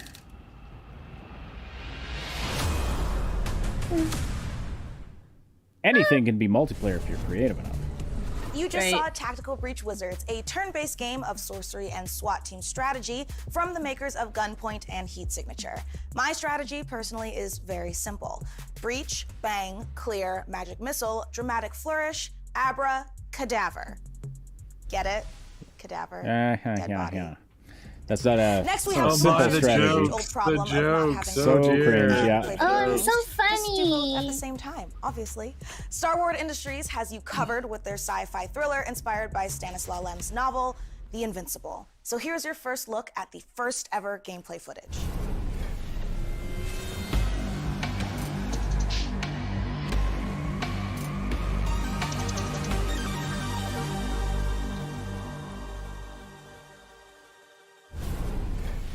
You, what have you done? Where are you taking me? You came here yourself, so what are you expecting, huh? You've set up a field camp down there. Yes. So I didn't expect you to have a second one. Yes, I remember hearing about this game a while ago. What are you doing here? You're not gonna like this part. Invincible.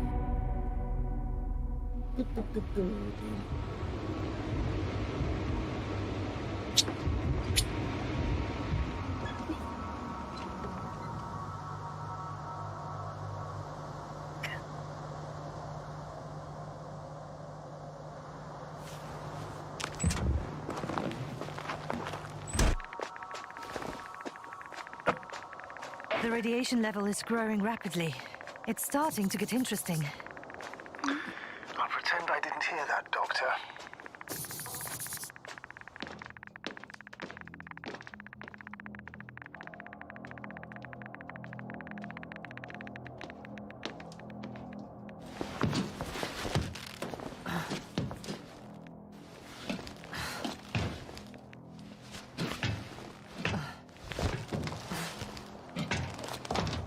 Did we really just see climbing QuickTime events?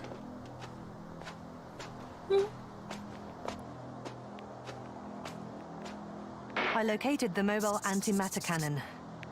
Another one? How many of those did they... Is it active? Dead. I admire your composure.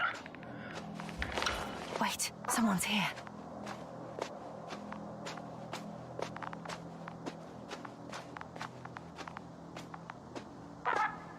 I like to look at... Astrogator, they're dead. So you found someone. Yeah, this looks very explorative. I like the tech in this. I like it. Yeah, I this didn't game let page that says they thought use get to me. Atom Tech. I was counting on this Atom Tech meeting very tools, much. or Atom Punk It was. tools. It could have been another abandoned place, but not this. But what exactly? That's a good question.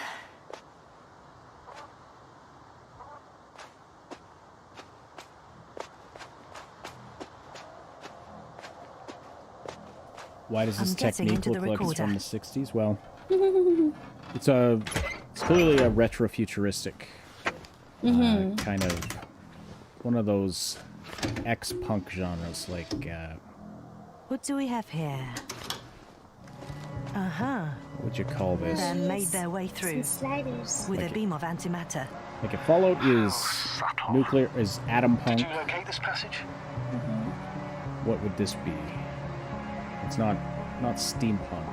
Maybe it is kind of steampunk. I'm looking at it now. They pierced a hole Almost. several meters in diameter and several dozen meters long. Nick Nicholson in the chat says it's based on a 60s book. Yeah. So, what they sort of envisioned tech looking like in Yes. the 60s. That's My kind of head what feels like it's bursting from pressure. kind of like how Fallout is that from the 50s. Yes. I'm better now. Actually, there's nothing here that I haven't seen before. There are a lot of metal bushes that were near our camp.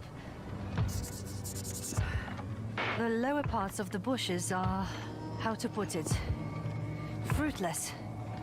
So they came to pick the fruits. Yeah, this is the invincible notion.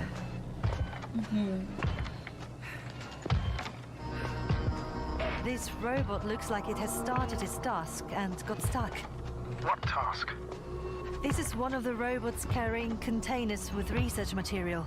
It took the container, but never left that place. Why do you think it's Yeah, metal bushes puzzles Well, me it too, goes Blunt in Man. circles using the same path.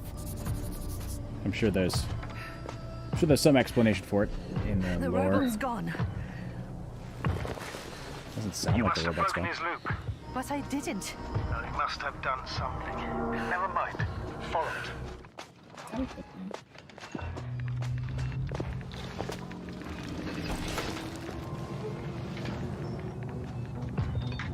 Fuck! It's getting up! What, a robot? No! Antimat! Come on, Yasna. Run. Hide.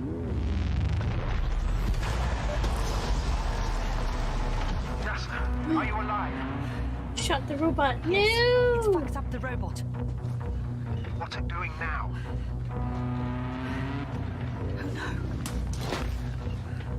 Looking at her. Take care of our people, maybe. It's just a paparazzi. Took her picture. It's time to take a pit stop at the nearest dungeon to prove that chivalry isn't dead. And if you think I emphasize those words weirdly, you're right. And it'll all make sense momentarily when you see these next 4 games, especially when you hear from our friends at Tripwire Interactive. Roll that beautiful footage. You? Nah.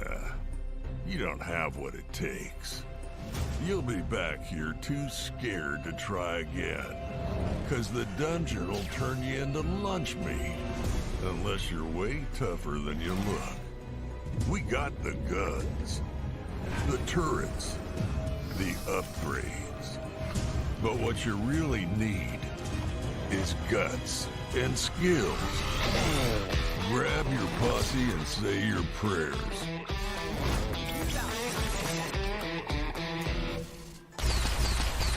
Be the first to play. To die. To give your feedback.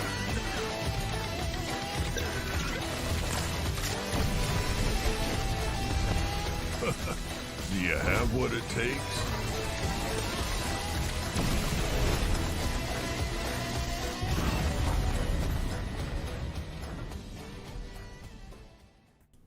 What do you think? Alright. What do you think of that Mob one? battle. Looks a little similar to the game he's been playing recently. Yeah, well, I like those kinds of like co-op type games. They could be a lot of fun. Mm-hmm. So Welcome to yeah. F1 Manager 2022, the ultimate F1 simulation, putting you in the position of team principal at one of the 10 current F1 teams, Oh, gee, more battling it out for a cars. chance to be the next Yeah. world champion. Choose your team. This and one's- provide this every one's single more of a- race to you making your mark This one's on the more of a grid management and sim, I hopefully think. Podium.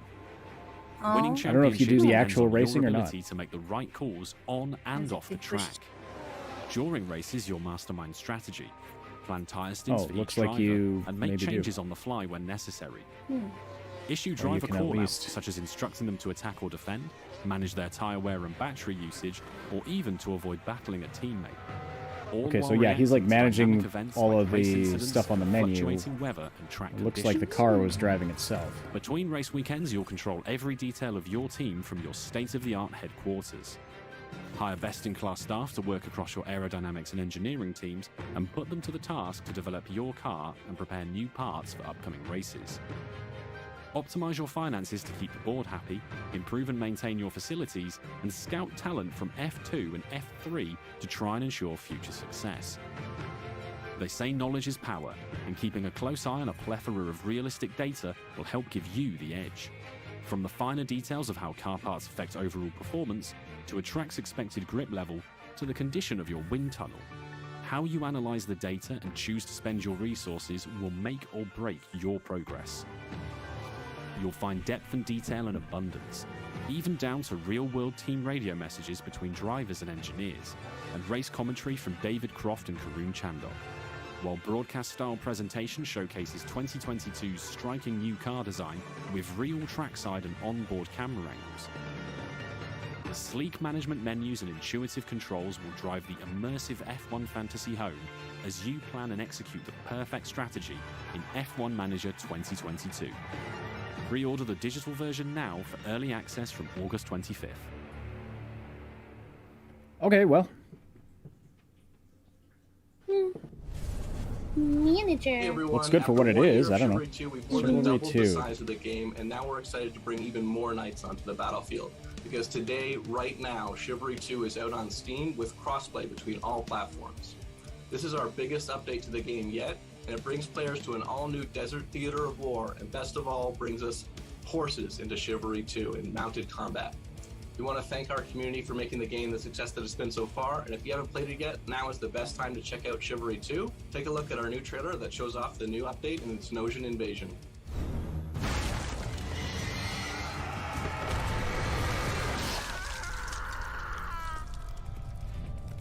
This rebellion is at an end.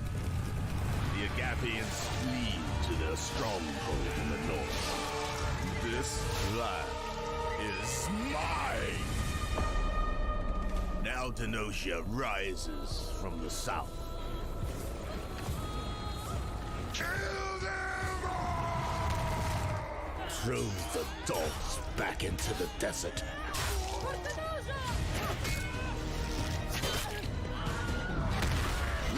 Did they really put the Wilhelm scream in there? Come on. If the wall falls, we must retaliate.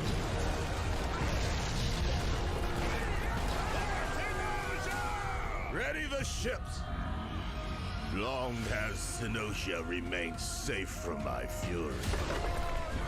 No more.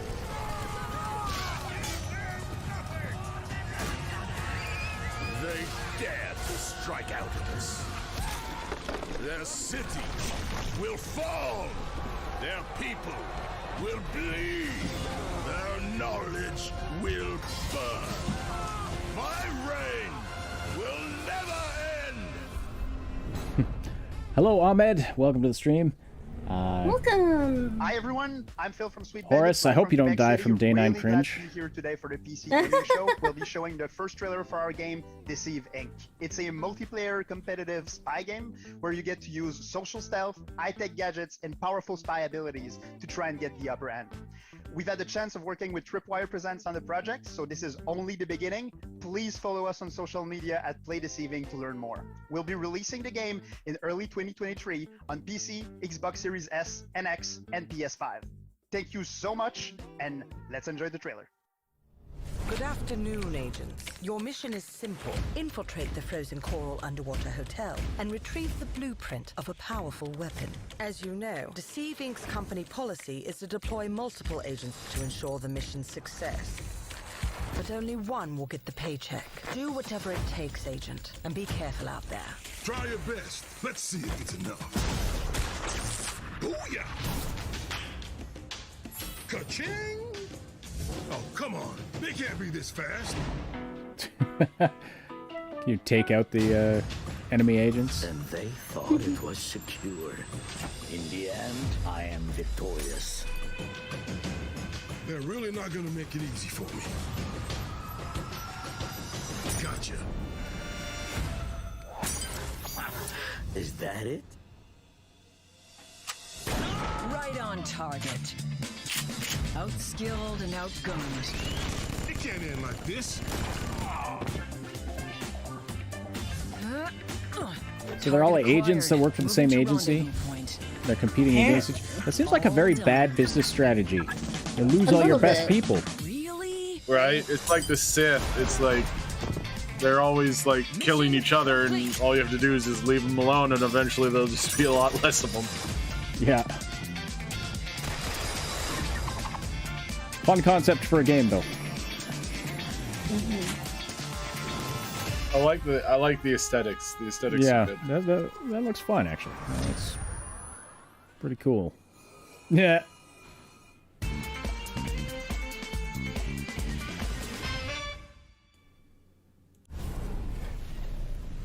Let me ask you something. Do you ever have a reoccurring dream that you really wish would come true? I mean, mine personally involves a flight of unicorns and a Valkyrie army on Pegasuses, but you know, yours may be different. But you know, Mine involves a not cringy PC gaming show. Builders at iBuyPower to bring a very different dream to life. My dream PC room. Unfortunately, there's bad news for me. I don't get to keep it. But very good news for one of you. We're going to be giving the entire contents of this room away to a lucky winner watching the show. So let's dive in and see what's up for grabs. The beating heart of any PC gaming dream room is, of course, the rig, so let's start there. As you can see, the mad geniuses at iBuyPower have built an absolute doozy. The first thing you'll notice is that Height Y60 case with its wraparound tempered glass panels. This thing is built from the ground up to display the sickest PC tech you can squeeze into a desktop machine. And let's face it, if you've managed to bag a serious graphics card in these dry times, you owe it to the silicon gods to show it off properly. Okay, the case and lighting looks dope, but for this to be a true dream PC, we need more than just state-of-the-art drip. Luckily, the substance matches the style. So let's check out the guts of our dream PC, and trust me, there's plenty of power crammed in. The big question, though, is what pixel pusher iBuyPower has used, and you won't be disappointed with an overclocked RTX 3090 from Gigabyte, right? This 24GB monster of a GPU packs the cooling to stay chill and the power to smash through any game you throw at it. Yeesh. The graphics card is the rig's MVP, but any superstar needs some dope backup. And the fastest gaming CPU around, the Intel 5.5GHz Core i9 12900KS with 32GB of DDR5 RAM and 2TB of seriously fast SSD storage, both from ADATA, makes up the perfect support team. Whew, that is a whole lot of PC.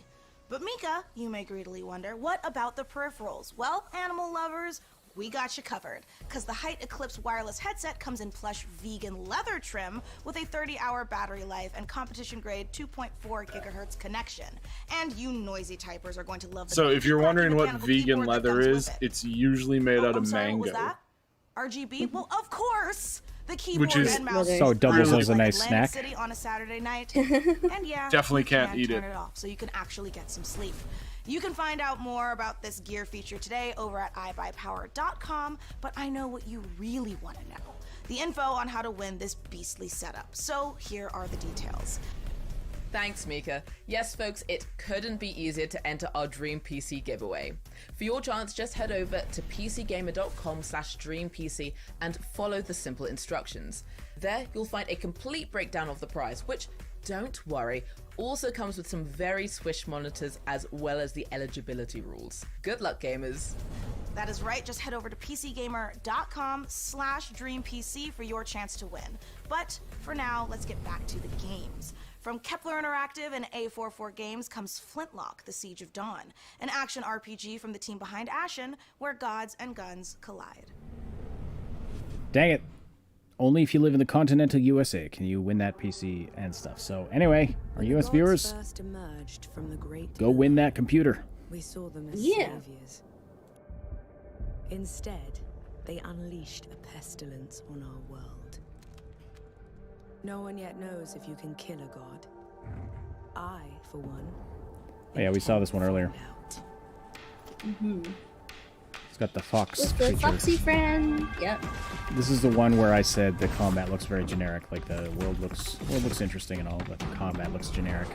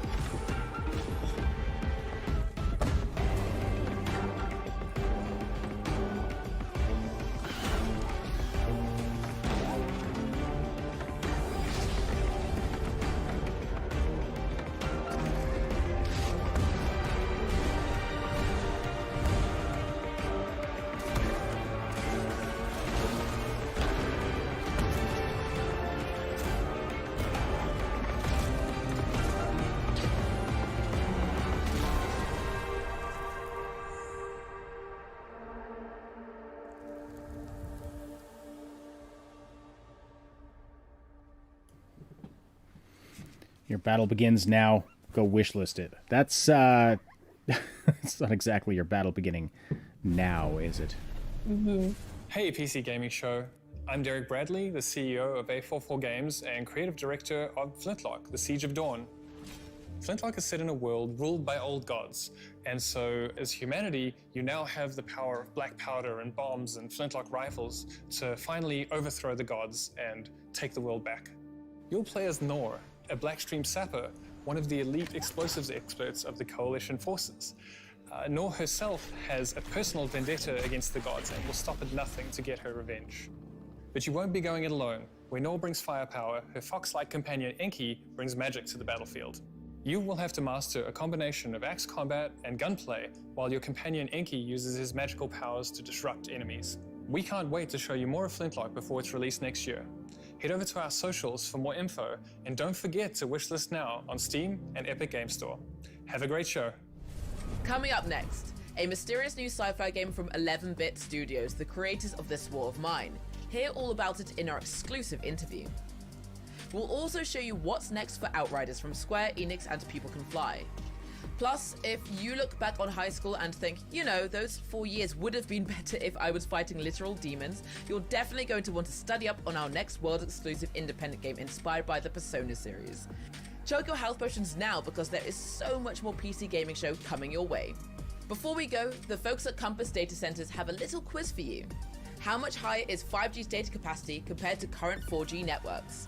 Scan this QR code and answer the question for a chance to win $500 worth of stuff from Razer, or visit gaming.compassdatacenters.com. Okay, now back to the PC Gaming Show. Ready to game the system? Meet Mana. You slay. You achieve. You win. So should your bank account, because your power shouldn't stop when the game does. Mana is the best gaming rewards debit card where you can earn perks and points by paying and playing, and get rewarded with the things you actually want, like that skin you can't wait to show off. Yay, Or your Visa next gear commercial. upgrade. Let me just turn this So down. why pay any other way? Yeah, this is really I do not like this commercial. Nope. It is very predatory. Go away. So I know what you're thinking, and the answer is yes. It's time to talk about The Alters, the brand new game from 11-Bit Studios. The Warsaw-based studio made us cry in this war of mine, make difficult choices in the face of climate apocalypse in Frostpunk, and battle encroaching corruption in Children of Morta. The Alters sends us to the deepest, darkest reaches of space, in a survival story that is guaranteed to give you an existential crisis, in a good way. This is a really big moment for this year's show. I can't wait. Let's take a look. Yeah, that was for the Diablo Immortal Companion app. That's right, Kikas.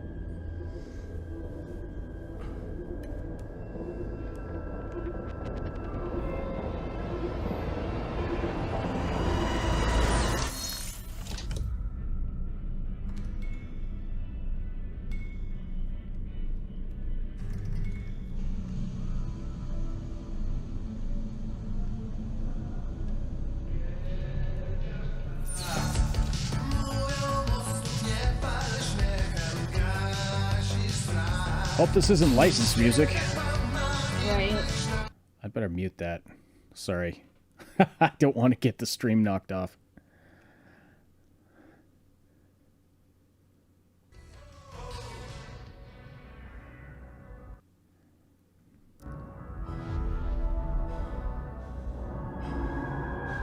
Okay, I should be safe now.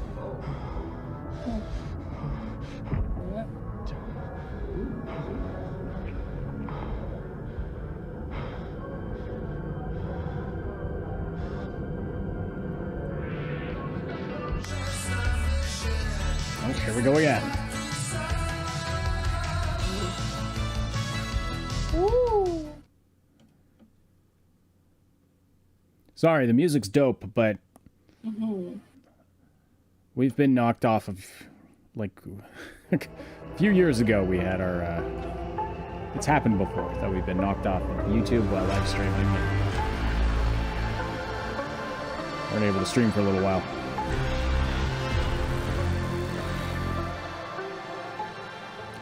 Looks interesting. Know nothing about the gameplay. Right. Or what, you know, what type of game it is. They just won't stop playing the music.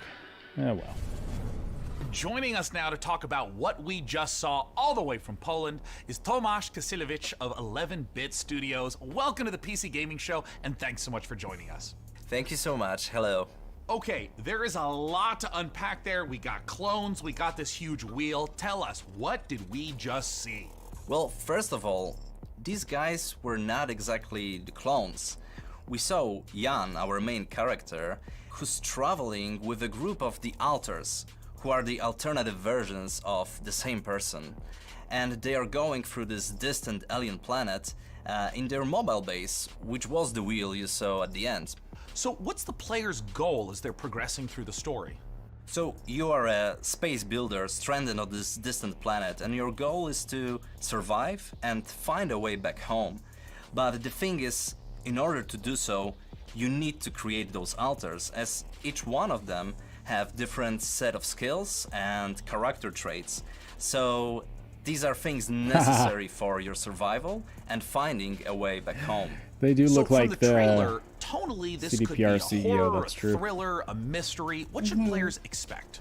Actually, there are bits of everything you mentioned. Like, there is this mystery as we're looking deep into the soul of the character, but what you find there can also be pretty scary. So there are those beats of psychological horror and drama, but then on top of it, we have this quite thick layer of surreality. I mean, how surreal would it be to one day, you know, wake up next to a little different alternative version of your very self? Now, there's a quote that you shared with me earlier, that man cannot remake himself without suffering, for he is both the marble and the sculptor. How does this quote relate to the story? So this quote, it relates directly to the main theme of our game. We as people, we are shaping ourselves every single day with every single decision that we are making. This process, the whole process of becoming who we are, it can be quite painful at times. But in our game, Jan, the main character, he has this unique possibility of not only shaping himself, but also reshaping himself and numerous times with every single altar that he is creating. Do you see this as more of a classic sci-fi story, something like a Ray Bradbury work, or is it something more contemporary? Well, it is very classic sci-fi in a way that we are taking a relatable topic and we are using the sci-fi theme, we are using the sci-fi setting to look at it through the magnifying lenses. But then when we're choosing the tools, this is a very contemporary game and we're taking advantage of what video games are as a medium. So we're using tools like systematic design and non-linearity in order to put the players in the middle of the experience and in the end allow them to create their own stories inside the game. I wanted to ask a little bit about the relationship of your previous titles to the alters, whether there's any narrative or themes or even just influence that those games had on this one. Well, the alters is purely 100% our game, 11-Bit Studios game, and it's created in line with our meaningful entertainment philosophy. So it's a game we hope that it will make you think even after you stop playing it. This war of mine was this first huge milestone. It paved the way for all the future titles. And with Frostpunk, it was taken to another level with the strong focus on the emergent narrative. And now with the Altars, we want to follow that path, but we also really want to push the boundaries even further and expand on how we approach meaningful topics inside the design of our games. Thanks so much again to Tomasz and the whole team at 11-Bit Studios for joining us this year. And while I try to find enough Rapidium to make it through day 1 to 8, let's head on over to Mika Burton and keep things rolling like a massive space station. Thanks, Day9. Honestly, Why? I need to look into getting myself cloned so I can make time to play all of these awesome games we've seen so far. But I'm also legitimately worried about having to eventually fight my clone in single hand-to-hand combat when they steal my life, making me wonder if I was the clone all along. Is it really worth it for video games? Yeah, no, it's totally worth it for video games. Anyway, that's a problem for future Mika. Present Mika is much more interested in what you all have been saying about the show so far. So keep letting us know your thoughts by using hashtag PC Gaming Show on all platforms. Now, let's get back to the real reason all We're not going to actually share any of them because we're not live. Video games. Gee.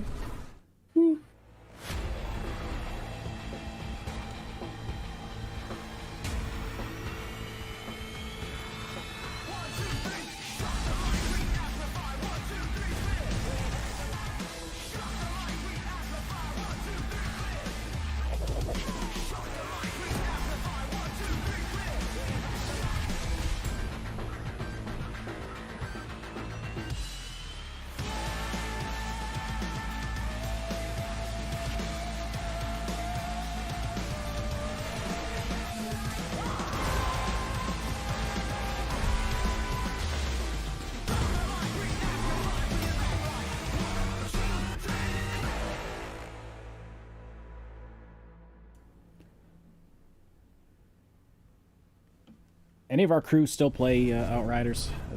I think Polly's does once in a while. Yeah, Polly's does a lot. Because his build finally works for him, so Yeah. he's happy. That's good. Yeah, imagine that, a game that makes you happy. Oh my god. What a novel concept. What is this, Alchemist Simulator? Yeah, Alchemy thing. I saw it on their page because they do have these games listed on the Steam. And yeah, this one actually looks right up my alley too because it's like crafting and store management.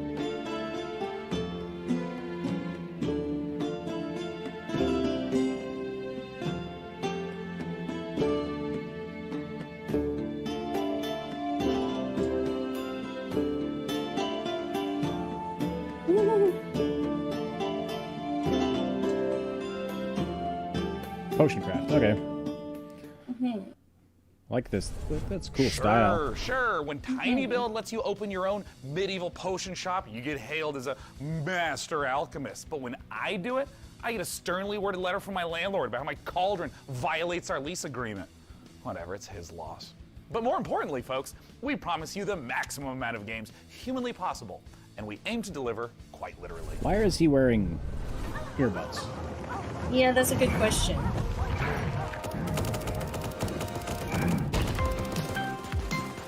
Giant bull! Oh, diamond! What is this? This is very adorable is what it is. Oh no! Cuteness overload. Yes. But this is a multiplayer game. Super Animal, I was gonna say, Royale. Cuteness Overload Battle Royale. Is that what we're going for here? Yeah.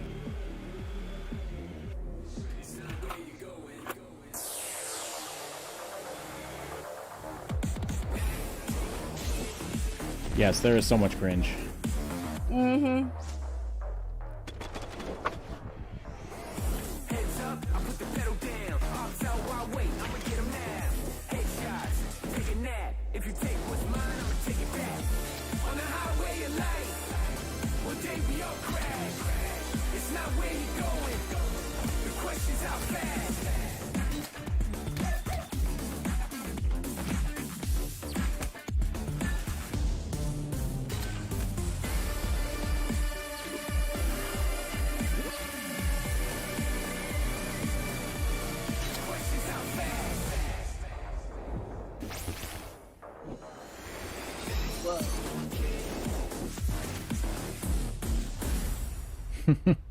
Nitro Kid. Nitro Kid. That sounds like a. That sounds like the name of a game from the 90s. Right. Nitro. I was getting Bruce Lee vibes. Yes. And his name is Lee. A world of peace above the clouds, protected by 4 great houses. Ah, yes.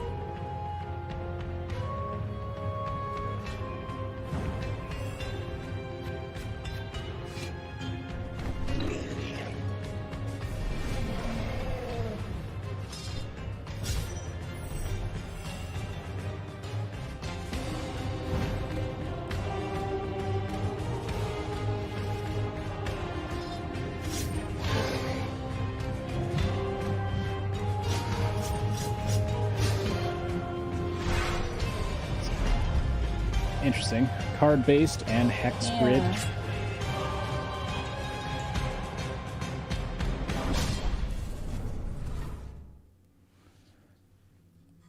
Planet Earth, our beautiful home. To protect it, we must reach out to explore the unknown. Our team of experts is presently probing the deep sea in a struggle against the yoke of overregulation. These security and defense innovations allow you to shrink any problem down to size. We surge forward, obliterating the enemies of progress, but we refuse to let these victories go to our heads. We are the future. We are Ozine. And now it's time to give you an exclusive briefing on what's next for one of PC gaming's titans of modding, simulation, and scale, Arma 4. Last month, developer Bohemia Interactive kicked things off by releasing Arma Reforger on Steam in early access. This playable prototype will be a foundation for Arma 4. And with it playable on Steam now, we have a ton of questions about the future of Arma. I mean, after all, this is the series that helped birth the survival genre through DayZ. Oh, and also this other little niche genre you may have heard of called Battle Royale. To help us peer into the future for this project, we've got none other than Bohemia Interactive. Thank you so much for joining us. So as of right now, Arma Reforger has been out for about a month. What is it that you've been learning or seeing from players? At first, we've learned that players like Reforger a lot and they appreciate the work we've put into it. We also realized they like modding a lot and they review this as a key quality of our games. And we were very pleased by the reactions of both our community and the new players who immediately started flooding internet with videos, playthroughs, and praise of our new technology. So we are very glad that the reception was so good. So there's no doubt players who have been longtime fans of the franchise stepping into Arma Reforger, and I'm curious, what were some of the big challenges of rebuilding that specific Arma feel from the ground up in this brand new engine? Well, it's a very tricky subject because even internally it's an ongoing kind of fight. So I'm myself very much on the very purist side of things. So no HUD, no save games, no superficial helpers. And this fight can get very intense even in-house. So I'm the real Arma purist and I'm on this for 25 years now, so I will keep fighting. But obviously this is part of the fun. So there's always never-ending battle. I think 2 years ago we really struggled to keep it Arma and even internally preserve our own standards. So do it our own way rather than replicating what's maybe normal in other games, because our goal is not to make the same game as all other games. So our goal is to remain unique. I'm curious if you can speak to what the main goals of Reforger is, because it's a little unusual compared to other releases. I mean, for instance, how much content should a player expect if, say, they've been playing Arma 3 for years? Our goals were, of course, to restart the series from a technological standpoint, really make room for some new achievements, utilize the technology which is state-of-the-art, both in terms of how it looks like, how it's controlled, how it can be modded. It's important to understand it may look as a kind of normal game on the surface, but there's a big system behind it. So just the tool suite is a massive tool suite, never tested by a large public. So it's a premiere of a tool suite. And these tools are being built for nearly 5 years now. So we really need users to start using them to keep improving and continue building it. Sorry to interrupt, but we have one quick question from the Arma fans. Has Russia's invasion of Ukraine impacted your approach to Arma 4 and Arma Reforger, a game that depicts the Cold War? Well, yes, because it's extremely close to us. We even live in a way very nearby, so definitely. On the other hand, we started work on this many years ago, so the direction was set before. But we always approach conflicts and armed conflicts with a great level of respect. We're still at the beginning, but we definitely would like to continue in our exploring this serious theme. Arma, as I see it, has always been a bit more of a anti-war game. It's an entertainment product. That's fair thing to admit.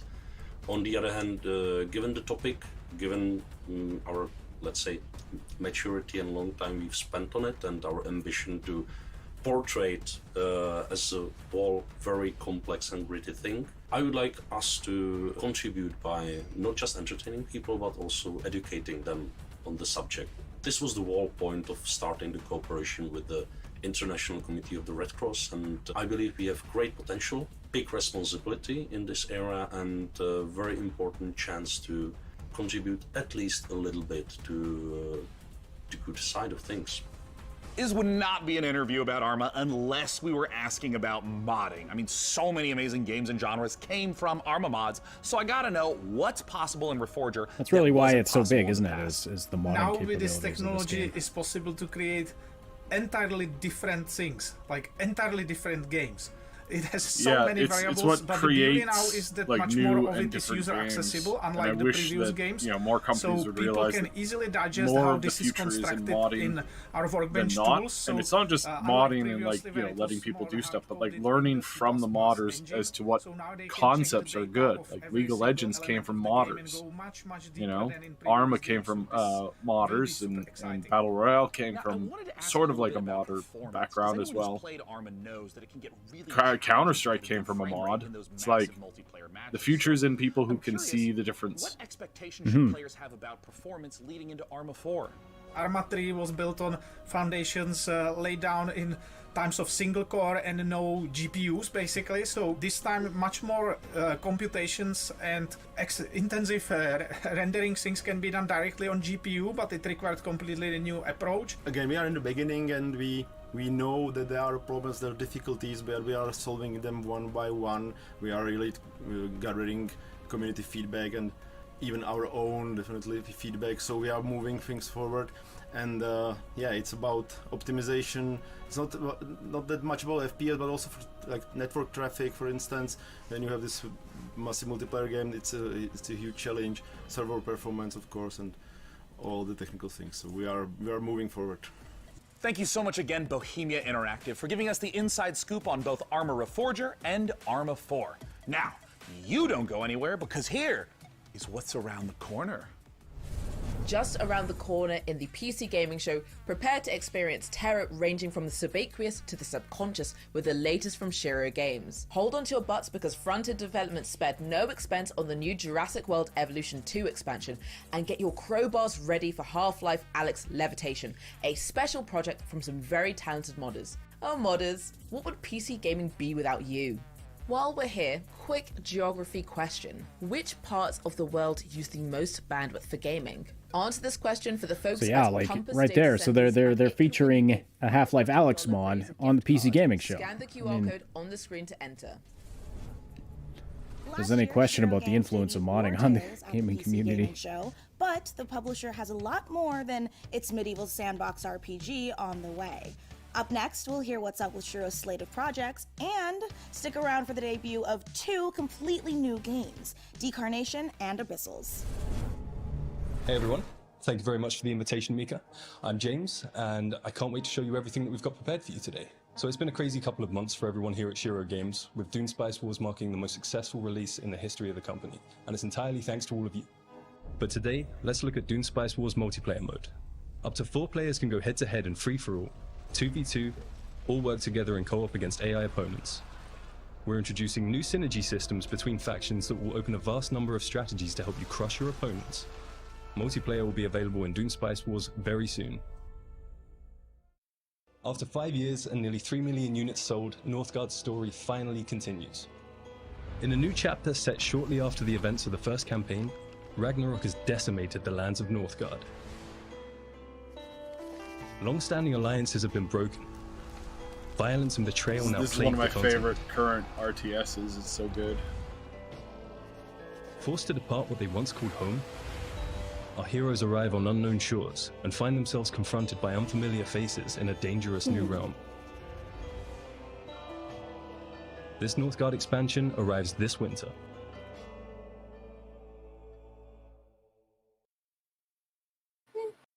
Okay. And for all of our War Tales players out there, Cooperative is finally coming to our it's open been a while world since we tactical played some RPG. Northgard. You share food, gold, and camp with your friends. Oh, You this can split this up game to looks cover more very realms. familiar.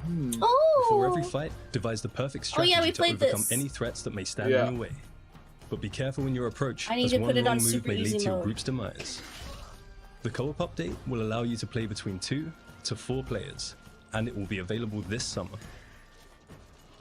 So good. War Tales.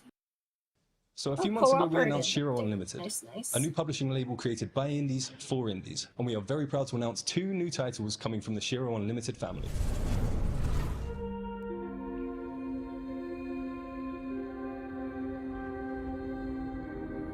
It seemed like our last chance to start again, to escape Earth's devastation. We used our limited resources to lay the foundations of a new life, deep below the waves of this strange new planet. But soon, we realized it was not the dream world we had hoped for. When faced against the darkness of the abyss, we found ourselves helpless. Lost. Isolated.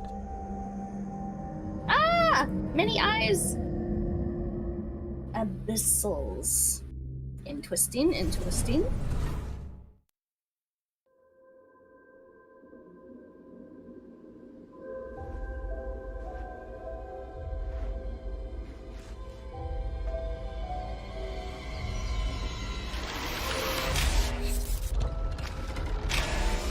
Whoa.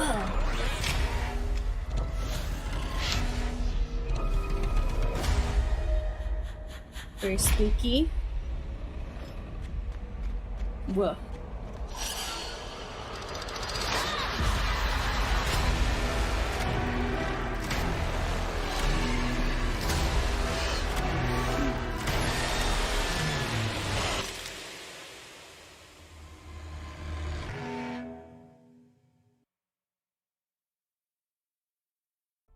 Thank you very much for sticking with us, everyone. We hope you enjoy the rest of the show. Wish list. I'm all over that. You just saw why you were Spooky exactly pixels, yes, right to be please. afraid of the ocean in Abyssals. And you confronted your inner demons in the retro dream horror of Decarnation. Next up, how do you rebuild a city in a world set after the collapse of civilization?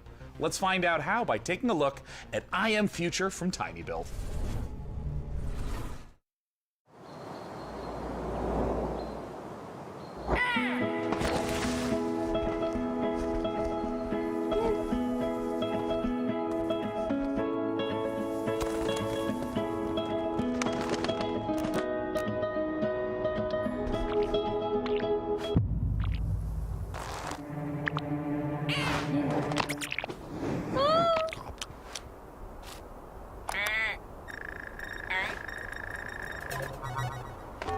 Warning. Hibernation aborted. Your total hibernation time was 6 years, 6 months, 5 days. Welcome to Eden, your new home. I have no idea where the hell I am. But damn, this place is gorgeous.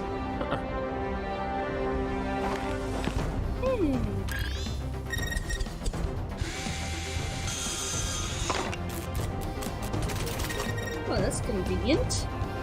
Cybernetic do anything arm? Yes, I approve.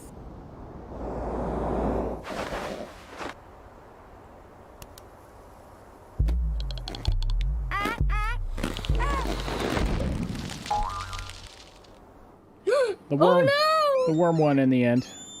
Yeah.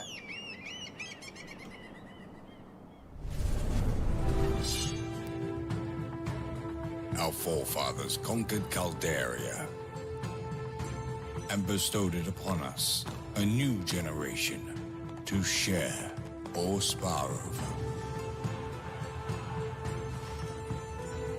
Our great houses seek to obtain the Emperor's favor, cultivating our lands and subjects to improve and enrich the realm, beginning with ourselves, of course. Prominence can be secured through strength, as well as delicacy. Will you be able to build your legacy of power?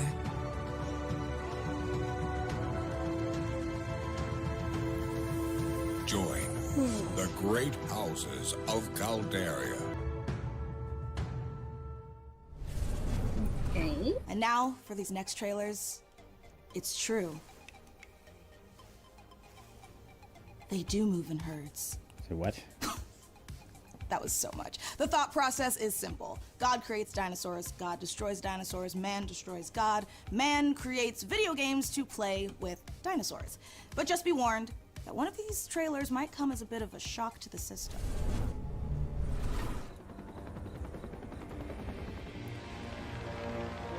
A shock to the system, you say? A system shock? Is that what you're saying? Maybe.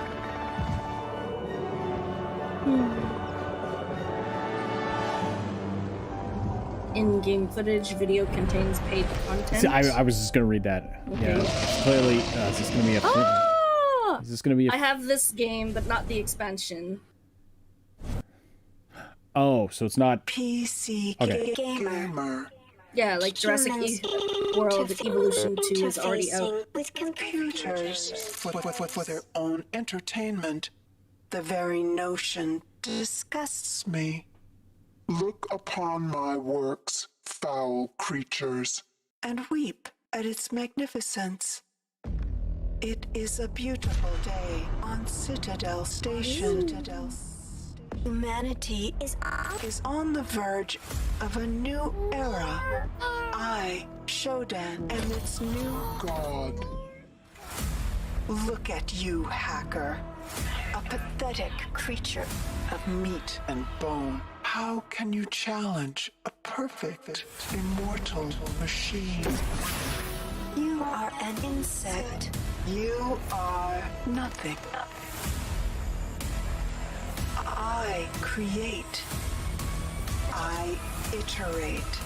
I fuse flesh and steel into perfection.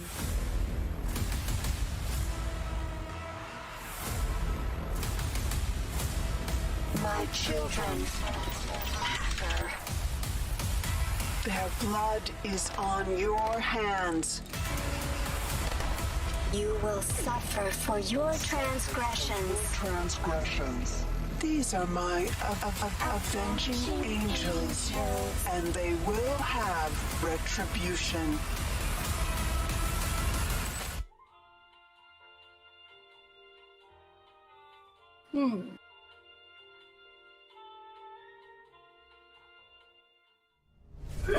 What an incredible and frankly horrifying trailer. Developed by Night Dive Studio, System Shock is the return of a beloved, acclaimed sci-fi saga. Today, to take us even further inside the world of System Shock, I am thrilled to welcome the one and only Warren Spector. Thanks so much for joining us, Warren. Hey, thanks for having me. This is going to be fun. In terms of trying to translate the Max's experience of a reaction to game that would have from been. 1994, 3 decades later to now, what doesn't carry over well? The first thing is the graphics, obviously. We did the best we could, but it was pretty primitive back then. And the other one is the user interface. If you look at when the game opened, the original, a help screen that came up, and it filled the entire screen with text. It's just a thing.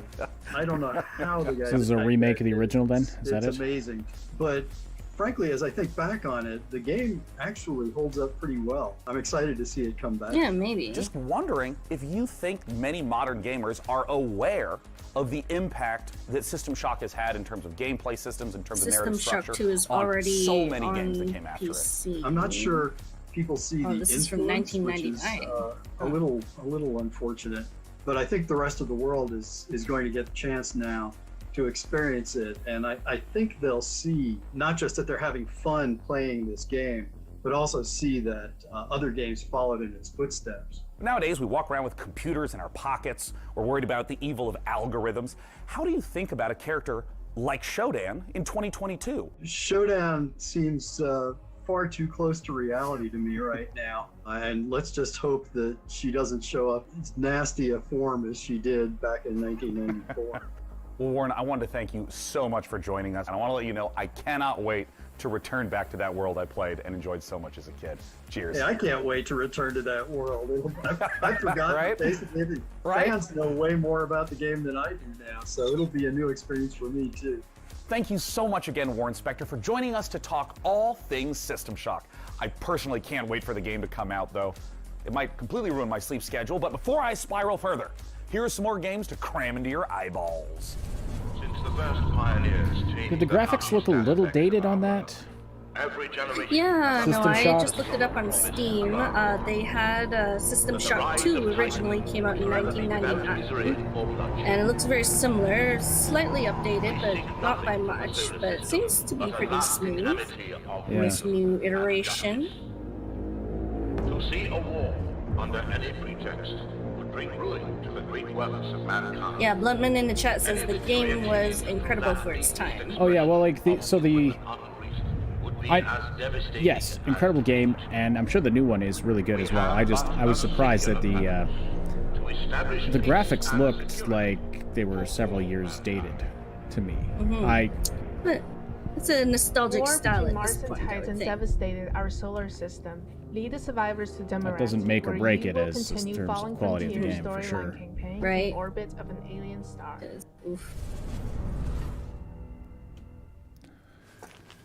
Super people.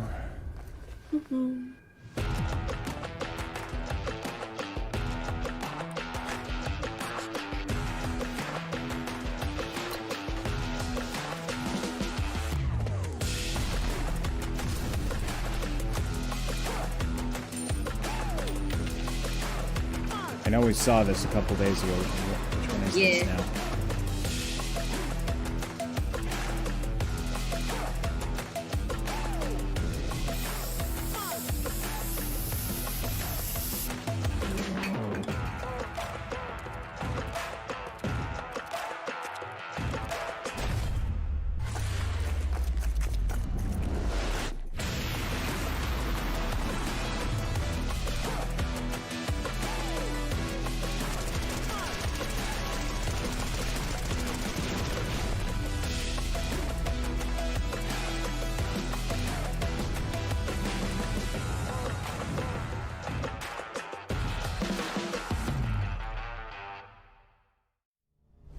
All right, gamers, good work. You've made it here to a site of grace, or a bonfire, or a sculptor's idol, or a lamp. Make sure you're staying hydrated, replenish your potions, and most importantly, keep letting us know what games you're excited about using hashtag PCGamingShow.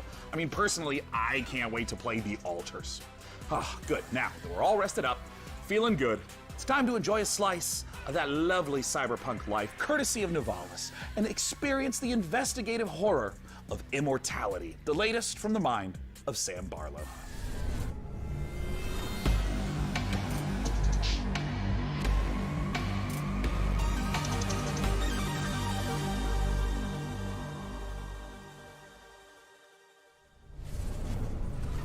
I believe we have a short clip here. Do you want to tell us what we're about to see? Well, I don't want to spoil things too much.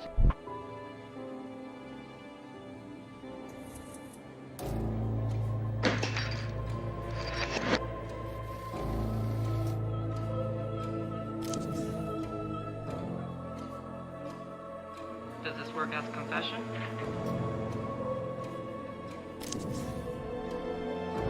Good words.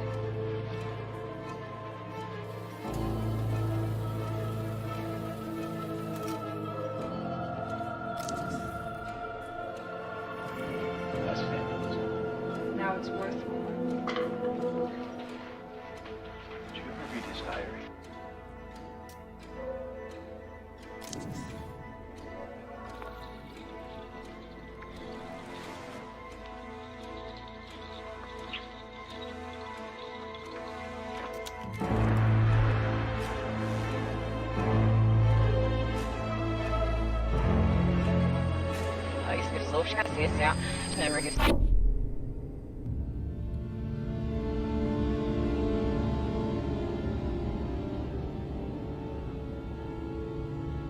thought this type of game died in the 80s? We should take a break. There's been a few that have done. Well, that are they really pretty should have gotten interesting. Markiplier for this.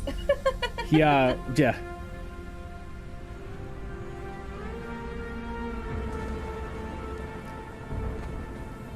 Hey, boss. All right, it time looks to like wake up. an interesting We got take on it customers anyway. waiting. What do you mean you don't know where to start? Let's clean this place up. Move some chairs and tables around. We can make this place shine again. If the weather gets bad, we can grow some veg in the greenhouse. Once we start making real money, well, then you can rent that fancy new apartment in Midtown. So make friends, make enemies. If customers are rude, just turn on the old charm. Or water down their drinks. I'm not your conscience. This is a world to explore, to make stories. Your stories. You ever look up at the clouds and wonder what's up there? Well, if you dream big enough, maybe you'll find out. Maybe we all will. Welcome to Nivalis.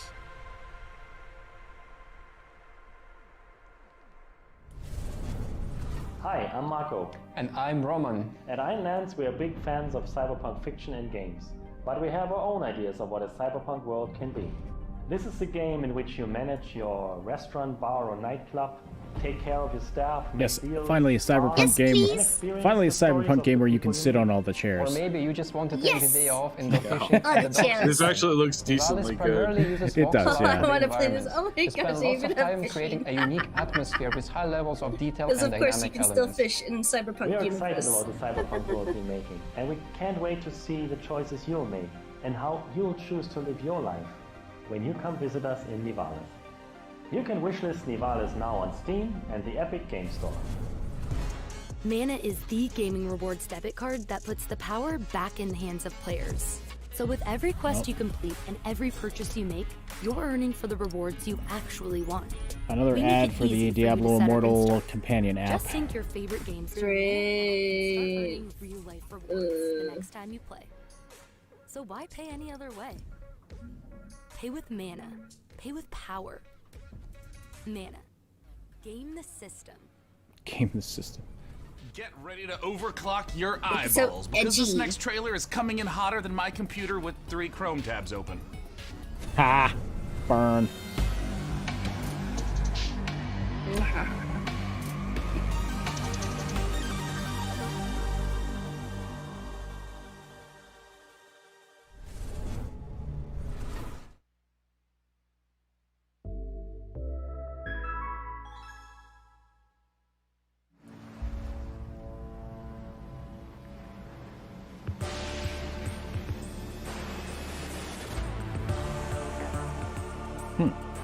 Interesting.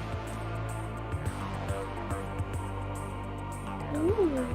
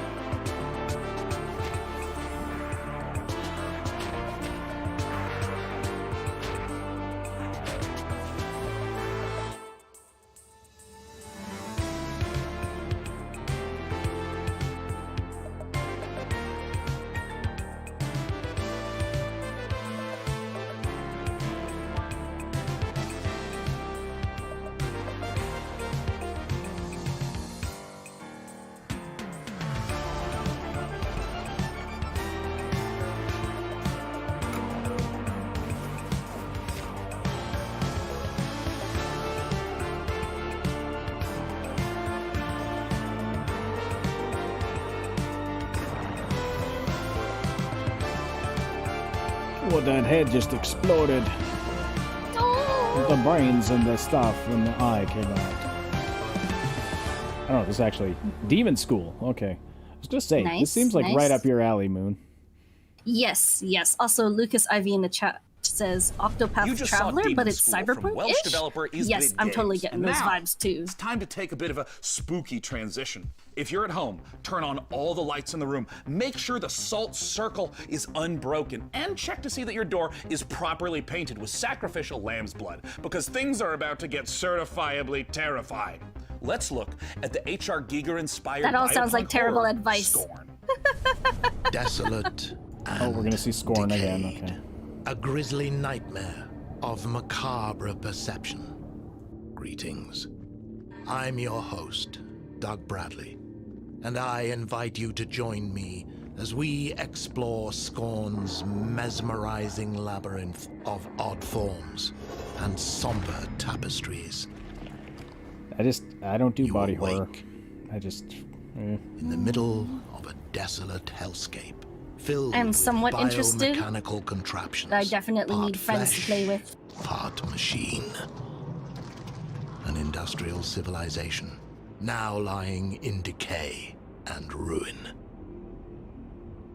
A hidden fauna sleeps within the underbelly of the world, wanting nothing more than to be left undisturbed. Spooky. Scorn Yeah, why you has gotta been wake me up, carefully brah? crafted with great attention to detail. Everything is focused on building a specific atmosphere. From a unique organic ecosystem to an unsettling soundscape created by Ethek and Lustmord. Scorn has no dialogue, so most of the storytelling comes from the environment, discovering the ever-present symbiotic relationships and how things are connected equips you with the tools to progress. While there is shooting within the game, Scorn is not a shooter. Every encounter must be carefully considered. A wrong choice could be deadly. I hope you've enjoyed this glimpse into the twisted world of Scorn. The team at Ebb Software can't wait for you to uncover the secrets of this unique world as you experience Scorn firsthand this October. You'll be playing Are that, you Moon? prepared? Yes, I want to. Your Oh inner my self gosh. within Scorn's You know, world of I'm gonna pass on this one. Spooky. I don't mind spooky. Yes. I don't mind gory. Love games like Doom and whatnot, but I don't know. This actually one, reminds me a I've little been bit of one of the delightedly playing webcomics Doom I Spice read Wars, called harvesting Stagtown. melange and trying where to it's figure like, out how to pronounce yeah, Quisatz had a things mixed in with other things. I'm equally ready to turn hordes of Tyranids into a Jackson Pollock painting in Warhammer 40k Space Marine 2. In this brutal third-person shooter, you once again step into the oversized power armor of Titus. As usual, an elite I'm a Chimera chicken. Space Marine Give me a break, in a man. galaxy immersed in a never-ending war. To take You us try further Celeste inside Chapter the 9, grimdark, and I then am tell me joined I'm by a chicken. Tim Willits and Oliver Hollis, the creative director, on Warhammer 40k Space Marine 2. First of all, thank you so much for joining us. Yes, thank you. Thanks for having us. I just find I find Now, Tim, I want to start Scorn with you. just Previously worked unsettling in a way in that I wouldn't software enjoy playing on it. You know? Doom. How would you say the Space Marine compares to Doom Guy? That is a good question. I bet many people did not know that the original Doom Guy was actually a Space Marine, inspired by an even Also, older I totally Space agree Marine, with Lucas which Ivy is in the chat. Warhammer Visual and 40,000 Space environmental Marines. storytelling. So, you know, it's I'm really in need of exciting. that. Yeah, like for that- me to work on, Hang on, let me Space just. Marine 2. You know, because it's a That's like a lot of what they talk. I'm not saying obviously a lot of you interested in Scorn. I'm not trying to disparage it at all. And there's a lot of stuff about it that looks really cool. I love environmental storytelling. Absolutely do. Right. So Right. It's kind of like it reminds me of like I never did play, but I wanted to play what is it, Asylum? Something like that, where it's like it's not a fighty or anything game. You just like kind of run around and try to survive, and like figure out the story as you go along. A super soldier from his own DNA, and each of these different. Yeah, Lucas Ivy in the chat says Scorn is disgusting and interesting. There's an element of interest in the disgusting. At least Scorn makes me think that way. the Emperor's kind of chief scientist. He also mentioned went back, earlier did some in another digging in the comment old, that the data, style found a was way a to mashup between enhance Basinski. Oh wait, Kick-Ass TG. Basinski, Basinski? Yeah, Basinski meets Geiger. Perfect game. Yes, it's a good mishmash of styles. That's very, very interesting. Yeah. Yeah, a lot of you interested in it. I mean, maybe I'll just have to stomach it and make some content for it, or maybe Moon can do that. I will totally play it, and you can be my safe buddy.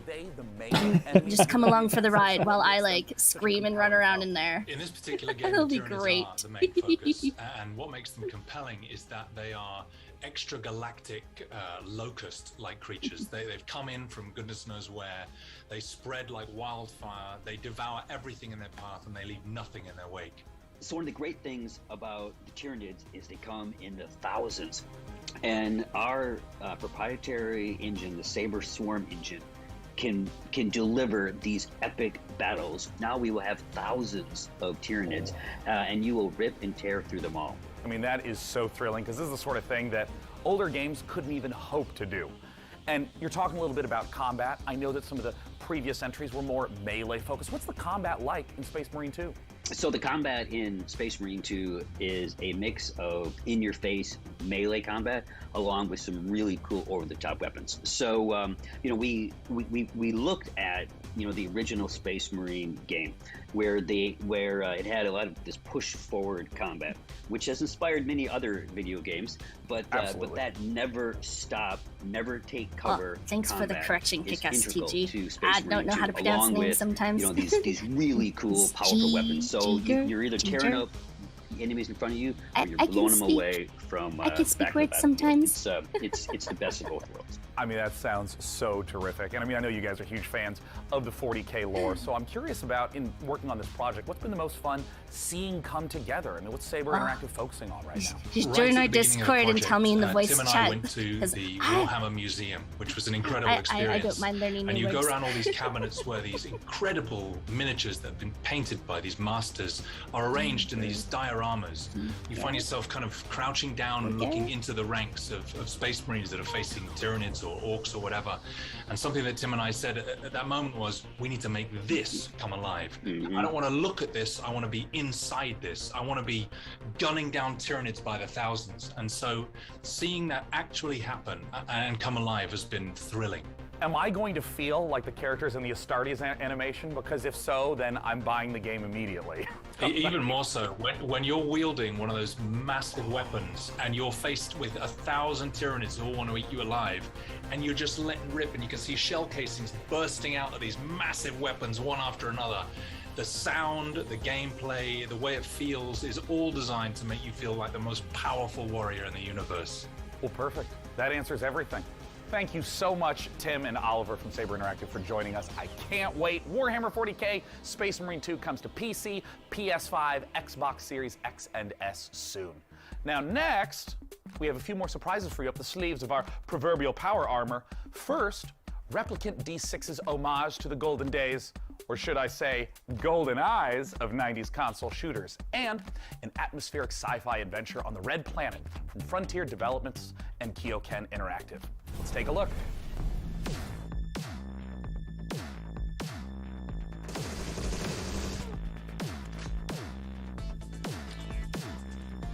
Retro 3D. So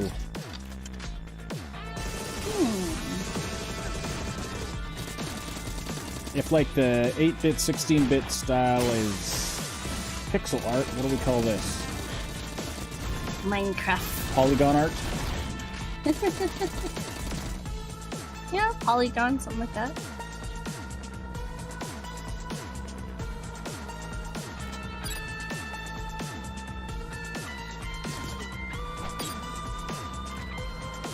I just hope they've improved the controls.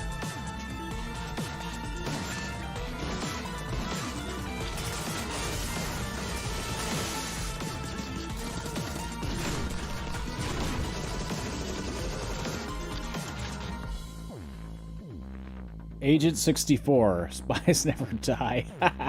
Should have been Nice. Agent 69. Well, this is a playoff. Like what? they're emulating GoldenEye from the Nintendo 64. That's why. That's why it's Agent 64. Ryan, this is Kathy. However, Agent Can you hear 69 me? would have been funny. Please come in. right. Mission Opera has only one objective. Bring the Arks and their revolutionary technology back home. Here we go, Opera Team. The journey of 1,000 miles begins with a single step. I need to know that when we get there, you'll make the right decisions. We can do Another this. space game? What are we watching now? Tomb Raider Mars? It's just not another space game. It's yet another Mars game.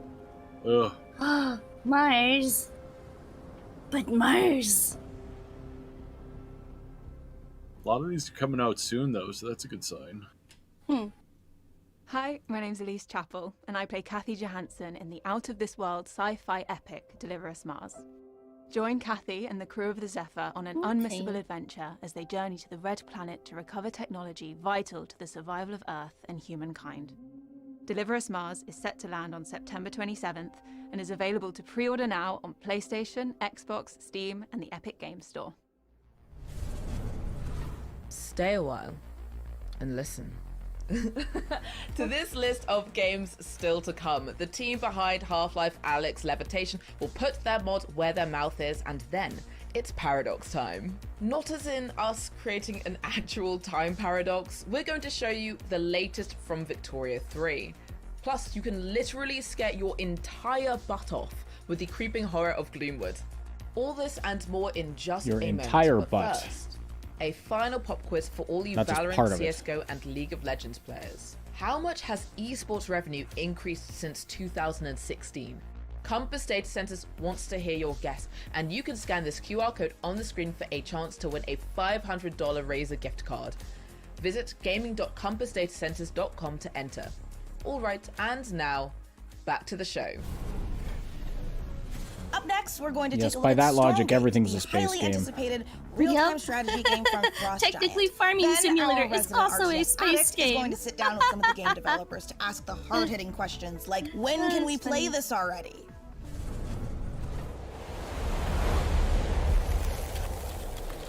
Okay. You think this will just be the same as we've already seen?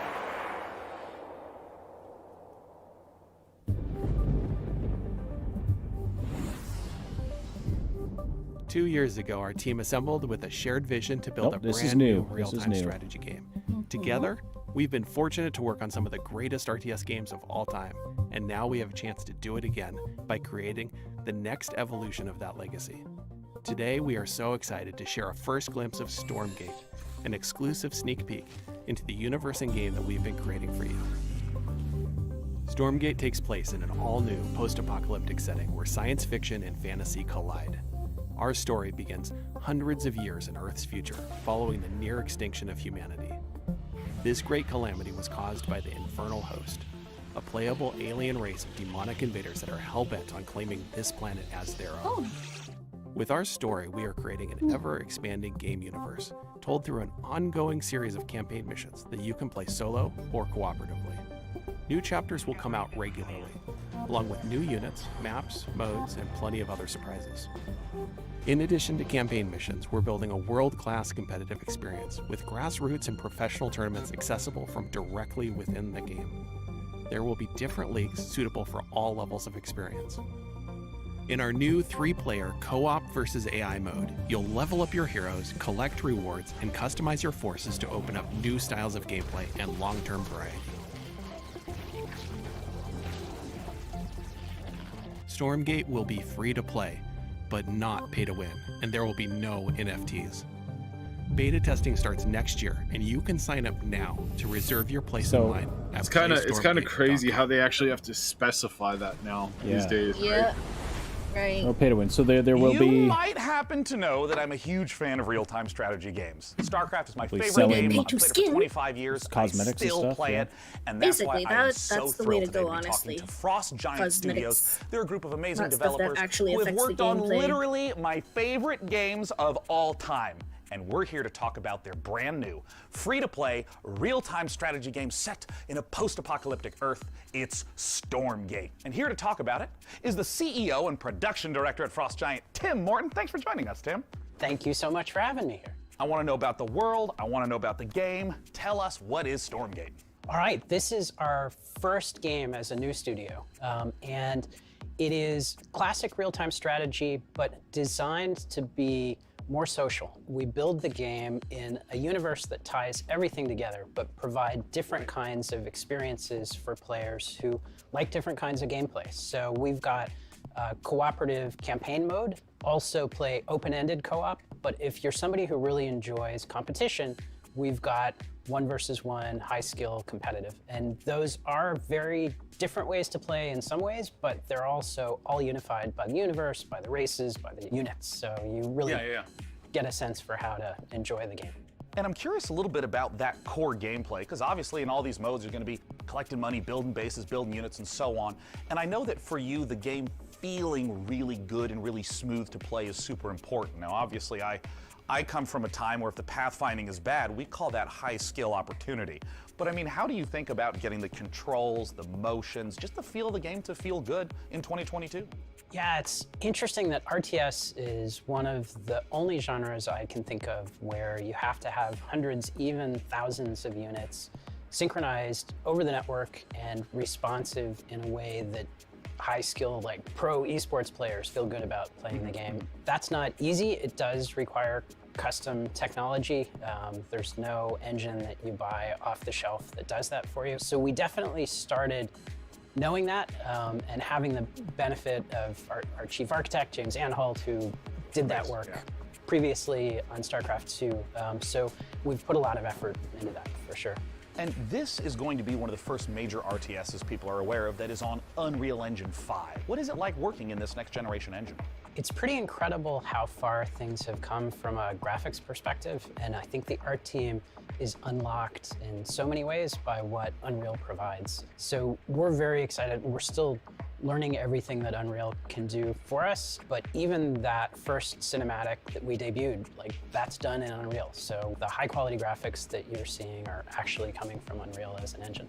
So you've talked a little bit about, for new players, making the game feel a little more approachable, a little bit more streamlined, but obviously StarCraft, real-time strategy, has this astonishingly long history as a competitive game, as an esport.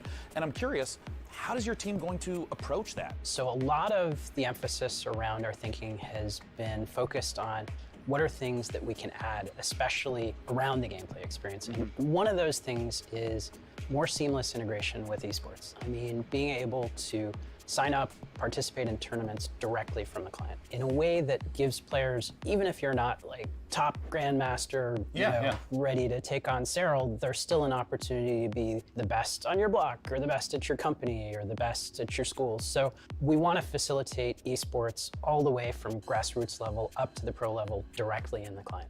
So, of course, in the history of RTS games, a really important component of them has always been mods. I mean, Warcraft 3, there's players that didn't even play the original game. They just did custom mode after custom mode. Does Stormgate have modding? How are you thinking about the modding community? A number of members of the Frost Giant team actually came out of the modding community. The team as a whole is very passionate about it. From the outset, we started out applying resources to build a custom editor. I think there's a lot of opportunity to make improvements to the editing experience for RTS. We are also working on the infrastructure for people to be able to share their mods with each other. So it's really core to us as a team to enable modding, and we're absolutely working on it. And of course, we have to end with my favorite question of all. When can we play the game and how do we play it, Tim? So we are going to start our beta in 2023. We already have a site stood up at playstormgate.com to be able to register for the beta. We have a lot of active discussion topics on our subreddit as well, so there's an opportunity to participate in the dialogue around what we're building. Tim, thank you so much for joining us again today. We just got a chance to talk about Stormgate, the upcoming free-to-play RTS. What do you think, Syb? From Frost Giant Studios. I'm personally super pumped to play it, and be sure to check it out. I don't know if I will play this a ton, but I'm definitely going to support them, and I'm definitely going to look into some of the local tournaments, like how they set that up, because that's what's going to make this game replace, StarCraft. That's what's going to make this game be the best and bring new competition, new forms of gameplay, and I'm really excited about that. I really think that's going to be a good direction. So Blunt Man, they said it's free to play, so clearly there will be microtransactions. They said no pay to win or NFTs. And hopefully they stick to that. This is a team of people, most of whom are former Blizzard developers who, like, so many people at Frost Giant worked on StarCraft 2 and others of those, those games over at Blizzard. Okay, what do we got here? I guess TG is, cosmetics and esport events will pay for the game. Sounds about right. No, if they can Especially if they get, like, a big audience, big player base, yeah. If they can make the money that way, that works for me. I also likes the look of this building game. It's very aesthetically pleasing to me. Lysara Summit Kingdom. That reminds me of I used to in SimCity 3000. I used to create like just gigantic mountains. Like I'd create one gigantic central mountain and try to build a city on it. Yeah. Or like an island that was entirely a mountain. As well. Yeah.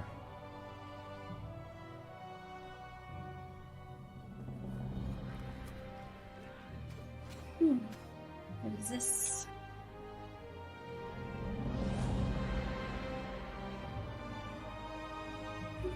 Yeah. Not gonna lie, some of these games start to blend together after a while. A little bit. What is this one? Frozen Flame. The Twitch chat is saying Valheim clone. That was Frozen Flame, an open-world survival RPG from Dreamside Interactive, where you'll embark on a fantasy adventure in a world reshaped by a magical calamity. A cursed land full of environmental hazards and massive monsters doesn't sound like the kind of place you'd want to build a cozy home with your friends, but instead you'll be raising fortresses and trying to tame the world, eventually growing tough enough to tackle the citadel that looms over everything and break the curse. Or you'll end up in the belly of a monster. Still kind of cozy. The demo for Frozen Flame was released just before the show, so you can jump in or grab some co-op buddies and see how long you can survive for right now. And keep an eye out for the early access launch later this year.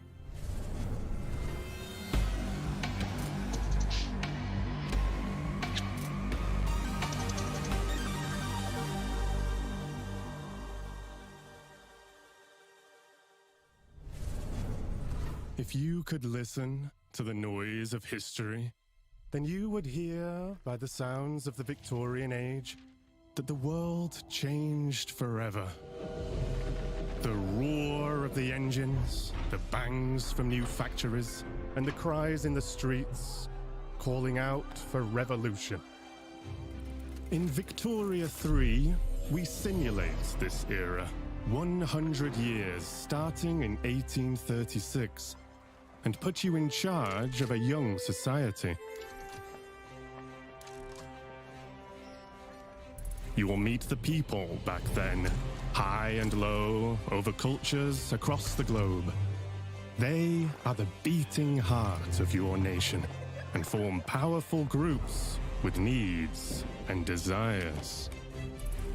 Listen to their calls and let it influence reform, or turn a deaf ear to protect what is proven and stable. Your politics will decide where you want to go, but your economy, how far you'll come. Taxes, production, trade, and construction. Play these cards right, and you can harness the Industrial Revolution to turn your cities into titans.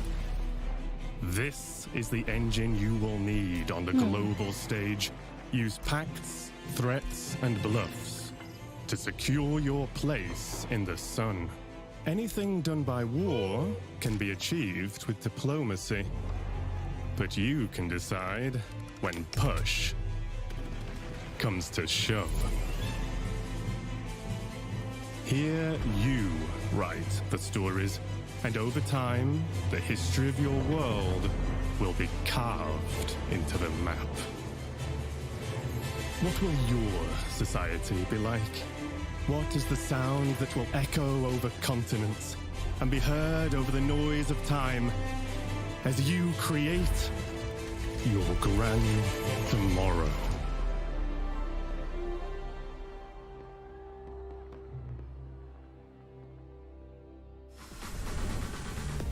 That was the gameplay debut of Victoria 3 from Paradox Interactive, a grand strategy game coming later this year. And let us take this moment to let you know you can wish us Victoria 3 by visiting the PC Gaming Show event page on Steam, where you'll be able to find every game featured in today's show. Type pcgamer.com/wishlist into your browser to be taken straight to Look there. like something you'd play. And now Interesting. on with the show. Yeah, it looks kind of like a Civ game. Yeah. It is, but I like Civ games that cover like all of history, not just like Not just a portion of it. Yeah, not just a portion of it. I already lived through the Victorian age once. No, wait, twice. So I'm not sure if I want to do it again.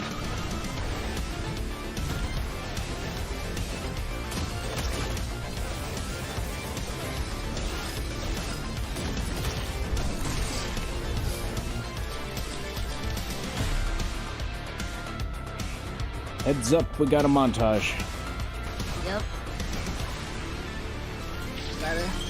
Montage of Smash retro and smash. shooters. This one's not a shooter. I don't know what it is. And then baseball bats. Just throw that banana peel down. Yeah.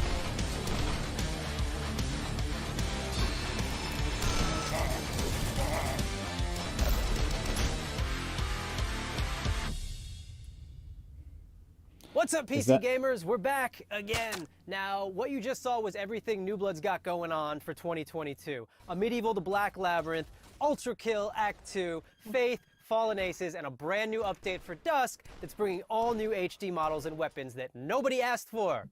So we're doing it anyway. Now, last year you might have noticed we teased a bunch of games here that we weren't ready to talk about just yet. And we're still not ready to talk about those games. But I want to let you know that yes, we're still working on a top-down shooter. Yes, we're still working on a Fallout-style RPG, my dream game. And yes, we're still working on a car combat game. But we're not ready to talk about those games just yet. They're working What I on wanna a crap talk ton of about stuff all at the same time. Is Gloomwood. Now, 2 years ago, y'all straight up forgot to show the Gloomwood trailer. Last year, you bumped me so Gabe Newell could talk about a bunch of demos or some shit. This year, PC Gamer, you promised we would get to show Gloomwood, so I don't want to hear any bullshit. If you're on a Steam Deck ad right now or some shit, I'm gonna... Steam Deck. Powerful, portable, PC gaming. PC Gamer, you see this puppy? There it is. I will drown this puppy. Good job. I will. If you don't let us show Gloomwood, I am going to drown. This is Please no. I would never. This is the best part of the show so far. Hi, I love you. So yeah, we This good? puppy is my friend. No. Can we show Gloomwood? Where'd the puppy go? Are you sure? Well, all right. It's about time. All right, well, let's see. I tried the Gloomwood demo, must have been How did you 2 find to it? 3 years ago. I found it kind of bland, but if they put 2 more years of work into it, it might be a lot better.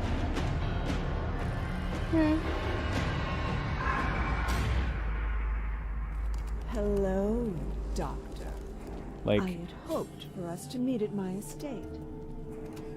No matter. I can guarantee your safe arrival. A promise few others here can. This actually looks very different from what I Townsfolk played. are not fond of outsiders. Don't delay. I remember stealing the key from that dude, but other than that...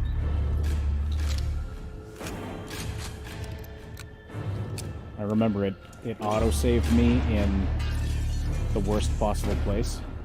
Oh no. I was streaming it in the server it was a very funny moment. Lots Oh, of no. laughs. But yeah, it auto-saved me, like, as an enemy was about to give me the death blow or something like that. Oh shit.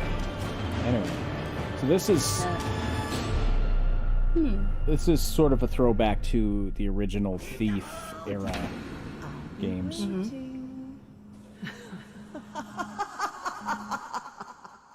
Okay. Spooky laughter on a rat. There's only one thing I like more than playing New Bloods games, and that's probably the URLs they make for them. It wouldn't be a PC gaming show without the silliest, most ridiculous website names in human history. Which is why I'm delighted to share that next, we have a group of such games that run the gamut from medieval mayhem to an adorable animal fight club. And our first rule, we absolutely plan to talk about it.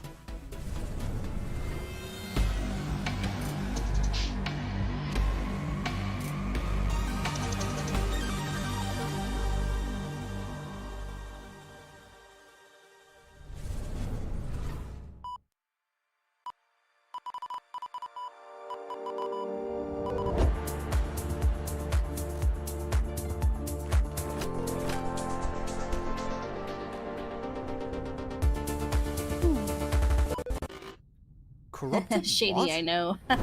Why is it always doing this Oh. just when I need to showcase the game? Okay, I'm gonna take that. Have you tried turning it off and on again? Yes, I have. The update to System 10.1.1 will provide a clean sorting of all your files and ensure that situations like this won't ever happen. Oh, no, nobody's updating me. That's the thing. Nope, haha, thank you, but we'll pass. Okay, so I do have a backup of the trailer. While I go rummage into the bin for it, please welcome my personal assistant. That will do a great job at pitching the game for you. What the hell are we watching right now? Oh, this is How cool I am adorable. in the story and how Aw. fun and witty. You know, just talk about me.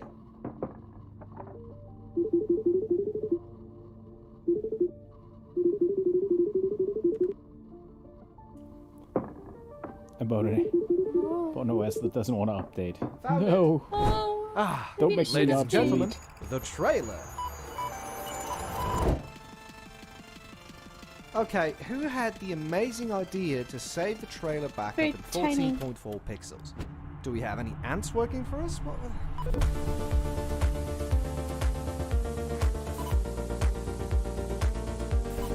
Okay, that was cute, but I have no idea what that's about. Or what what the game is. This is a noble family tragic comic depends adventure on set their inside a ability smartphone, and we play rule as the the city, update assistant. to fight And it's with puzzles. valor and to learn. Okay. Oh, That could be interesting. if only it Yeah. were that easy.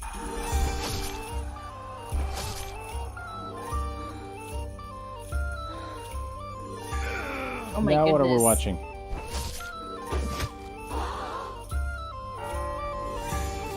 Tiny village? Oh my goodness, everybody's dying of the plague. And there's a bar fight. Oh no! And stabby stabs. What? And that person was on fire. Oh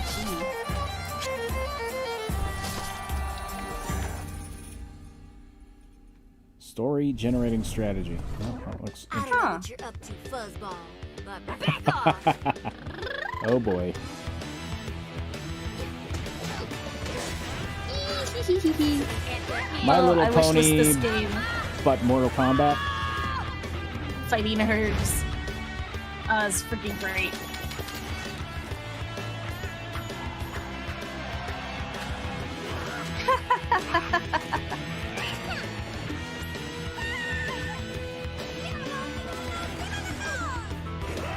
Wow. It's a lamb chop.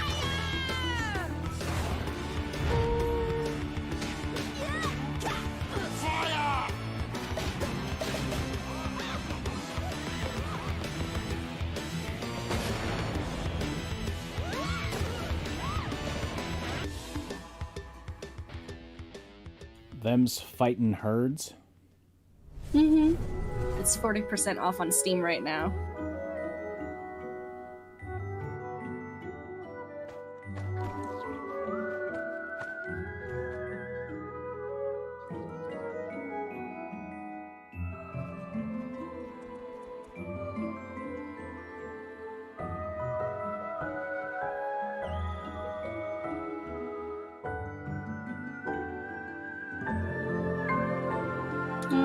cute, very pretty. Finding it hard to look at though. It's like It's not quite as well defined pixels, but it's like it's still got that like old school RPG aesthetic. yeah. I don't know. It needs more contrast or something. Yeah, a little bit, maybe a little more outline definition, because like the characters, like they do kind of like wash out into the background there. That was the latest DLC for Core Keeper, the sandbox survival sim from Fireshine Games and Pugstorm. The Sunken Sea biome update is available on June 15th for all Core Keeper players. Now we have even more twists and turns and trailers, so press enter to continue. Did you press it? I'm gonna go ahead and assume you pressed it. No, but seriously, press it.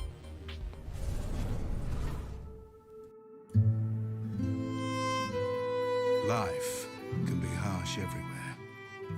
But in the old world, there was no hope of it ever improving.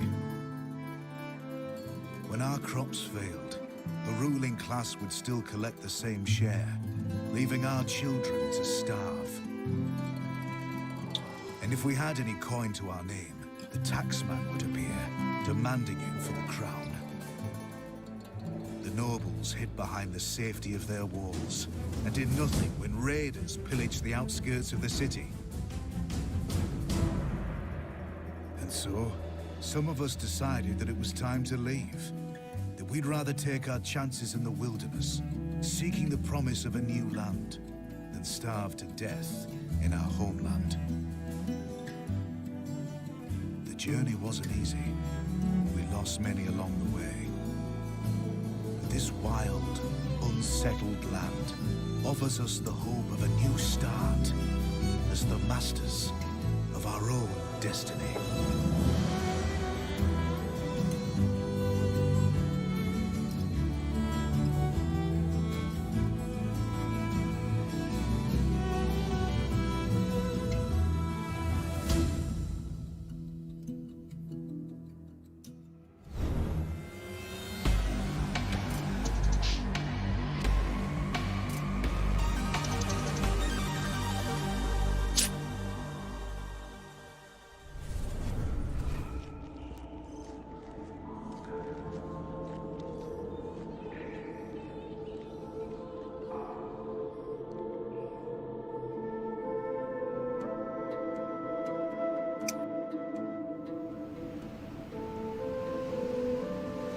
What is below is destined to be understood.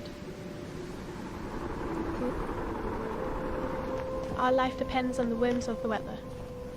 Our life is tied to this earth. It's a cute style. The water we harvest, the plants we grow, the air we filter. Any waste would be fatal to our survival. We must learn to live in harmony with this world. For too long, we have wandered without purpose. From now on, our city will be a source of hope.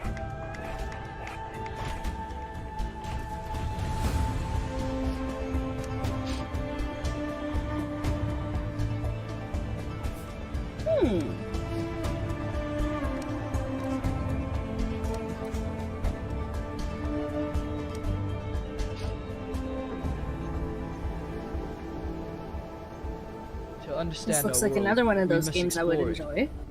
enjoy. Yeah, We Nick, must the find voice tablets. acting is The seeds I mean, of it's knowledge clearly that bind all the elements together. clearly amateurs. Actually, build it's our the survival, recording quality too. To build our city. It's pretty. To live happily. This was not done by professionals in the studio. Let's put it that way. The audio specifically.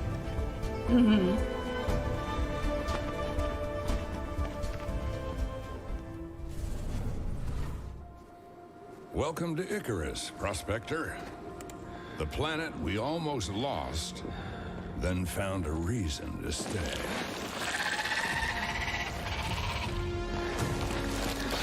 Take it from me. This place wants you dead. Yeah, it looked pretty good. But we've made progress. Learned the lay of the land. How to use Icarus to our advantage. Our friends at the UDA are offering up a slice, a whole new terrain. If you learn, build, and survive, maybe just maybe, there's a future here.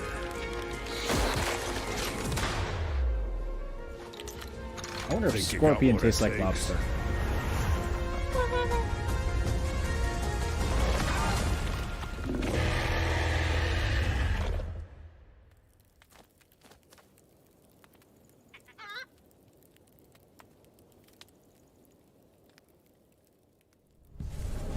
So many expansions. In the rich tapestry of the PC gaming community, So modders many. are one of the most inspiring subcultures. In fact, some of the most popular genres today started as PC gaming mods.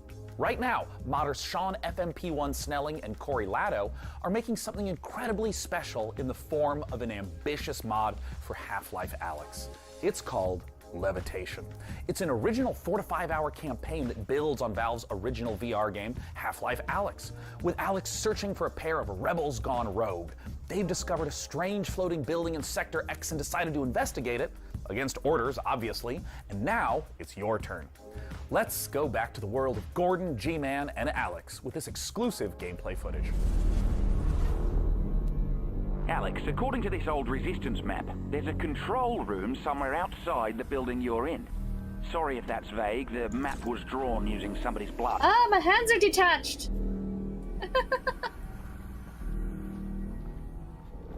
Interesting. Is this a PC game or a VR game? It's VR. This is a mod for Half-Life Alyx. Ah, okay.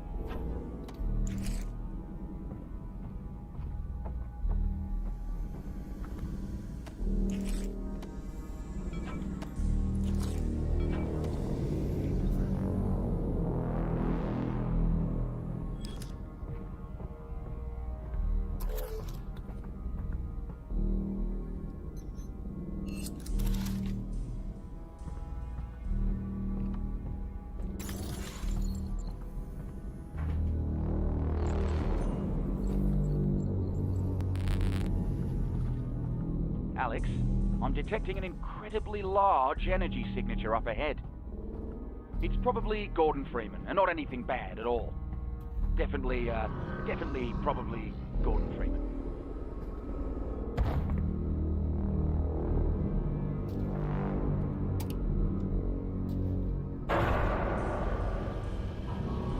Okay, so the plan is to get to that control room and get Gordon.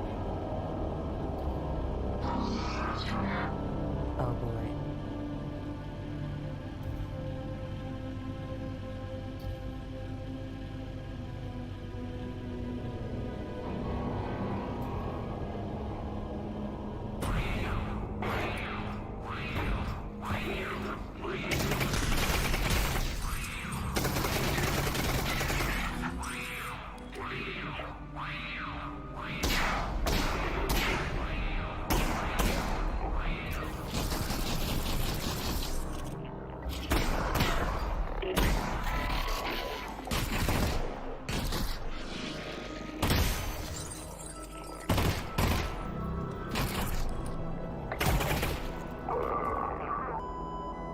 Crowded down here, Russ.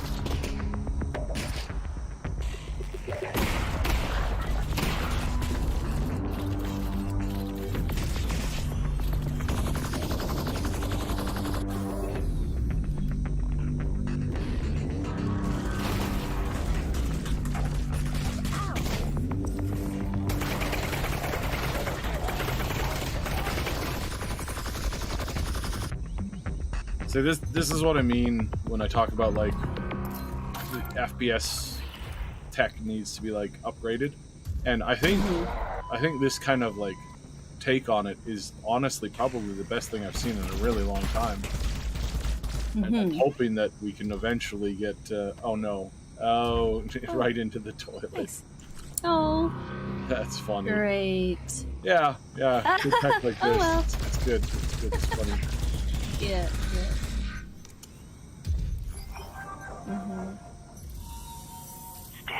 Yeah, Notional in the chat says it looks great. Too bad it's not VR. Same with Alex. Yeah, well, like a lot of this tech that you're seeing, like a lot of the things that it's doing, you just can't actually like do without a VR set, like, and without the ability to like use those hand controls the way that they have them set up. It would be very shoddy replication of it. Yeah.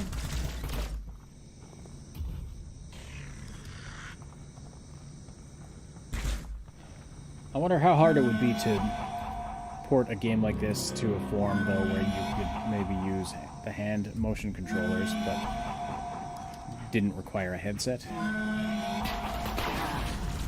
You might be able to do it with the actual like hand stuff, and maybe a little bit of a different take on like a head tracker of some kind. But yeah, you probably need like a couple monitors at that point. Yeah.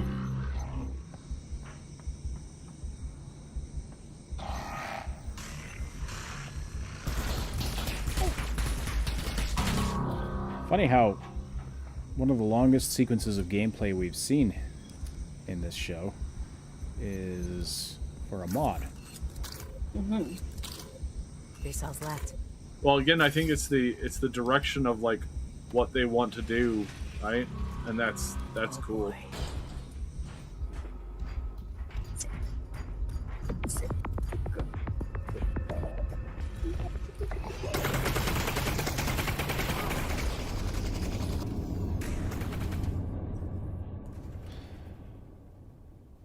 I mean, hats off to Valve, though, for what they allow modders to do, what they allow them to distribute. We've learned a lot today. Yeah. Like, there are about some... ourselves, about computers. This is just more cringe, but yes. There's some amazing Portal mods out there, and like standalone games, full game-length mods that you know, you can just download for free right through Steam. It's fantastic. Who tuned in to watch the show, all the developers who shared their work with us, and of course, all of the partners for their help bringing the PC gaming show to life. Indeed, remember to tip your servers. Install your firmware updates. And tell me if you know where to find a 3090 Ti. Tell me immediately. Anywhere you can find one, let me know. And of course, a warm thanks to you again for joining us at this year's PC Gaming Show. It's something I look forward to every year, and we're thrilled that you joined us again. See you next time. Bye-bye. Bye.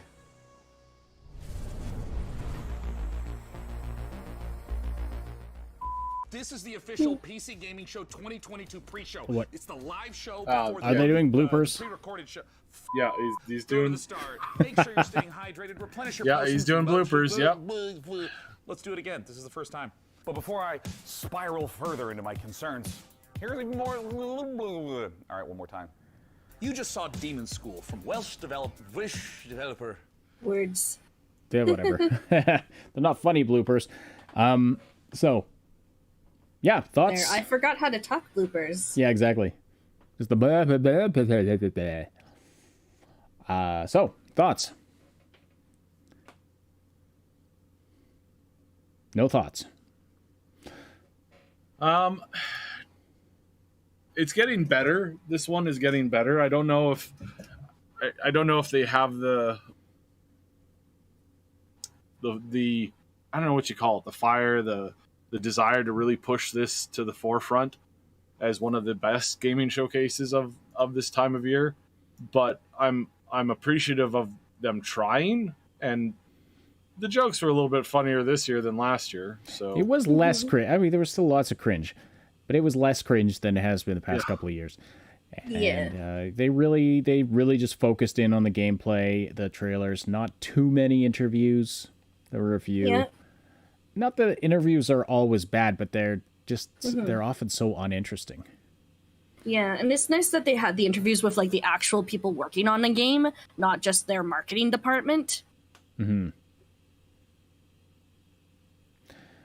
Yeah. So, what did you see there that did anything jump out at you? I'll have to review the game list. I mean, we saw a lot of games, so. Yeah. Well, I'm stoked about the updates to War Tales and Northgard and a couple other of those games. I'm very happy that this mod for Half-Life Alyx is actually going ahead. And yes, Stormgate looks great as well. I think they're like really doing some really good stuff. Not too much that we didn't see like typically before. There's some great like people are worried about Microsoft and other big corpos like taking over the entire gaming space, but you got to remember we saw way more like indie games and games by small studios than we did from the big studios this week. Yep. Yeah. Like way more. Like there was probably over 100. Like you just go through the list on Steam. Yep. These are the things that are going to push the gaming industry forward. And when you have a company like EA or Activision Blizzard who just ignores their player bases, just doesn't respect them in any way, shape, or form, it's stuff like this that's going to change the direction for that kind of stuff. And then I think we're going to see some companies starting to like, all right, we either got to shape up or like ship out. And if Starfield is as really good as it looks, if it's really that polished, if it's really that good, if the space flight and everything else is just really, really on point, then I think we are seeing a change in the overall like megacorps, and I'm hoping that that'll last, a decade or two. I don't think it'll last a full 2 decades. I think eventually Microsoft and other megacorps are going to go, why don't we just charge as much money as we can? And that's something that I think is coming, but hopefully it's a decade or two away. And then hopefully a company like that crashes and burns and shatters into a million pieces, and then all those million pieces start up from the start up and start heading in a new direction. Right. So that's really what I think we need to focus on as far as like the long term, the uniqueness of the situation that we're in, all of the frustrations that we get, all that kind of stuff. It's like, yeah, that's problematic, that's rough, that's difficult, but it still has solid potential. So yeah, so thanks for coming, everybody. We really appreciate it. I have been very sick. I think I passed out once or twice during the show. There were a couple of times when you got really quiet and didn't say anything for a while. There was a couple times I had to run to the bathroom, and there was once where I coughed in the bathroom around the corner down the hall from Mooney, but I still heard it on my cell phone when I took it with me downstairs. So to try and keep up with the show, right? Yeah. And of course, one of those times that I had to run was right when Starfield started. Brutal. Well, yeah. So this was not the worst of these showcase experiences that we've had recently. Being Bethesda, they definitely brought it with Starfield. There was some other interesting stuff too. The PC gaming show. Again, yeah, lots. I mean, it was mostly good. I would say it's mostly positive. Lots of DLC and updates, but lots of upcoming games. We've got, The Invincible definitely stood out. Gloomwood. I'm gonna take another look at Gloomwood for sure. Yeah, I may as well try it again since they still have the demo out. Well, I hope I'm hoping it's a more updated demo. Because they've clearly done a lot of work on the game in the past couple of years. Yeah. Then we saw the System Shock remake. What else? The Scorn definitely stood out, even though it kind of unsettles my brain. It looks really solid. It's like that style of like bio horror that like I do enjoy at times. Like I can't stand like the gore type movies or genre, but like I like like a general aesthetic where it's like it's so outlandish, like my brain can differentiate it from like real stuff and like not real. So it's like this is clearly fiction, so I can get into it. All right, but yeah. All right, everybody. But thank you for joining us today. Please, if you haven't yet, slam that like button, and subscribe to the channel. Subscribe here. Subscribe at Triple S Podcasts for maximum news, which happens every weekend. Max and Syb will be doing another episode. I'm assuming he'll be doing it. No, wait, it's Sunday today. For a second there, I thought talking it about was doing another thing. Yeah. We've been talking about doing a breakdown video. Yeah, well, we'll definitely do a breakdown of Starfield. Maybe multiple bits of content on it this coming week. So of course, subscribe here and on Triple S Podcasts, and enjoy whatever other gaming shows are coming up. Of course, yeah, come hang out in the Discord. You're going to cover the one on Tuesday, correct? That's the plan. Yeah, we are unfortunately probably not going to be able to make that one, unfortunately. Yeah. But yeah, we'll see what we can like figure out. Mm-hmm. But yeah, definitely like we want to know more. They're going to show some more stuff. They're going to have more in-depth conversations about things. I want to see more of the engine from the Skyrim, or sorry, not Skyrim, Starfield. I want to see more of Starfield. I want to see how their animation kit is now with the running and the jumping. I want to see that. We saw like jetpack stuff, and it looked pretty good. Yeah. I did note that there's some light gravity on some of the worlds, and that's really cool. But yeah, it's there's a lot out there, and I can't wait for I really can't wait for the modding on that. That's going to be ridiculous. That's going to be so awesome. But yeah. All right, everybody. Thank you so much. We will talk to you again very soon, and we'll just leave you with the retro music outro. Take care, and enjoy I hope everyone has a great start to their week. We'll talk to you again very soon.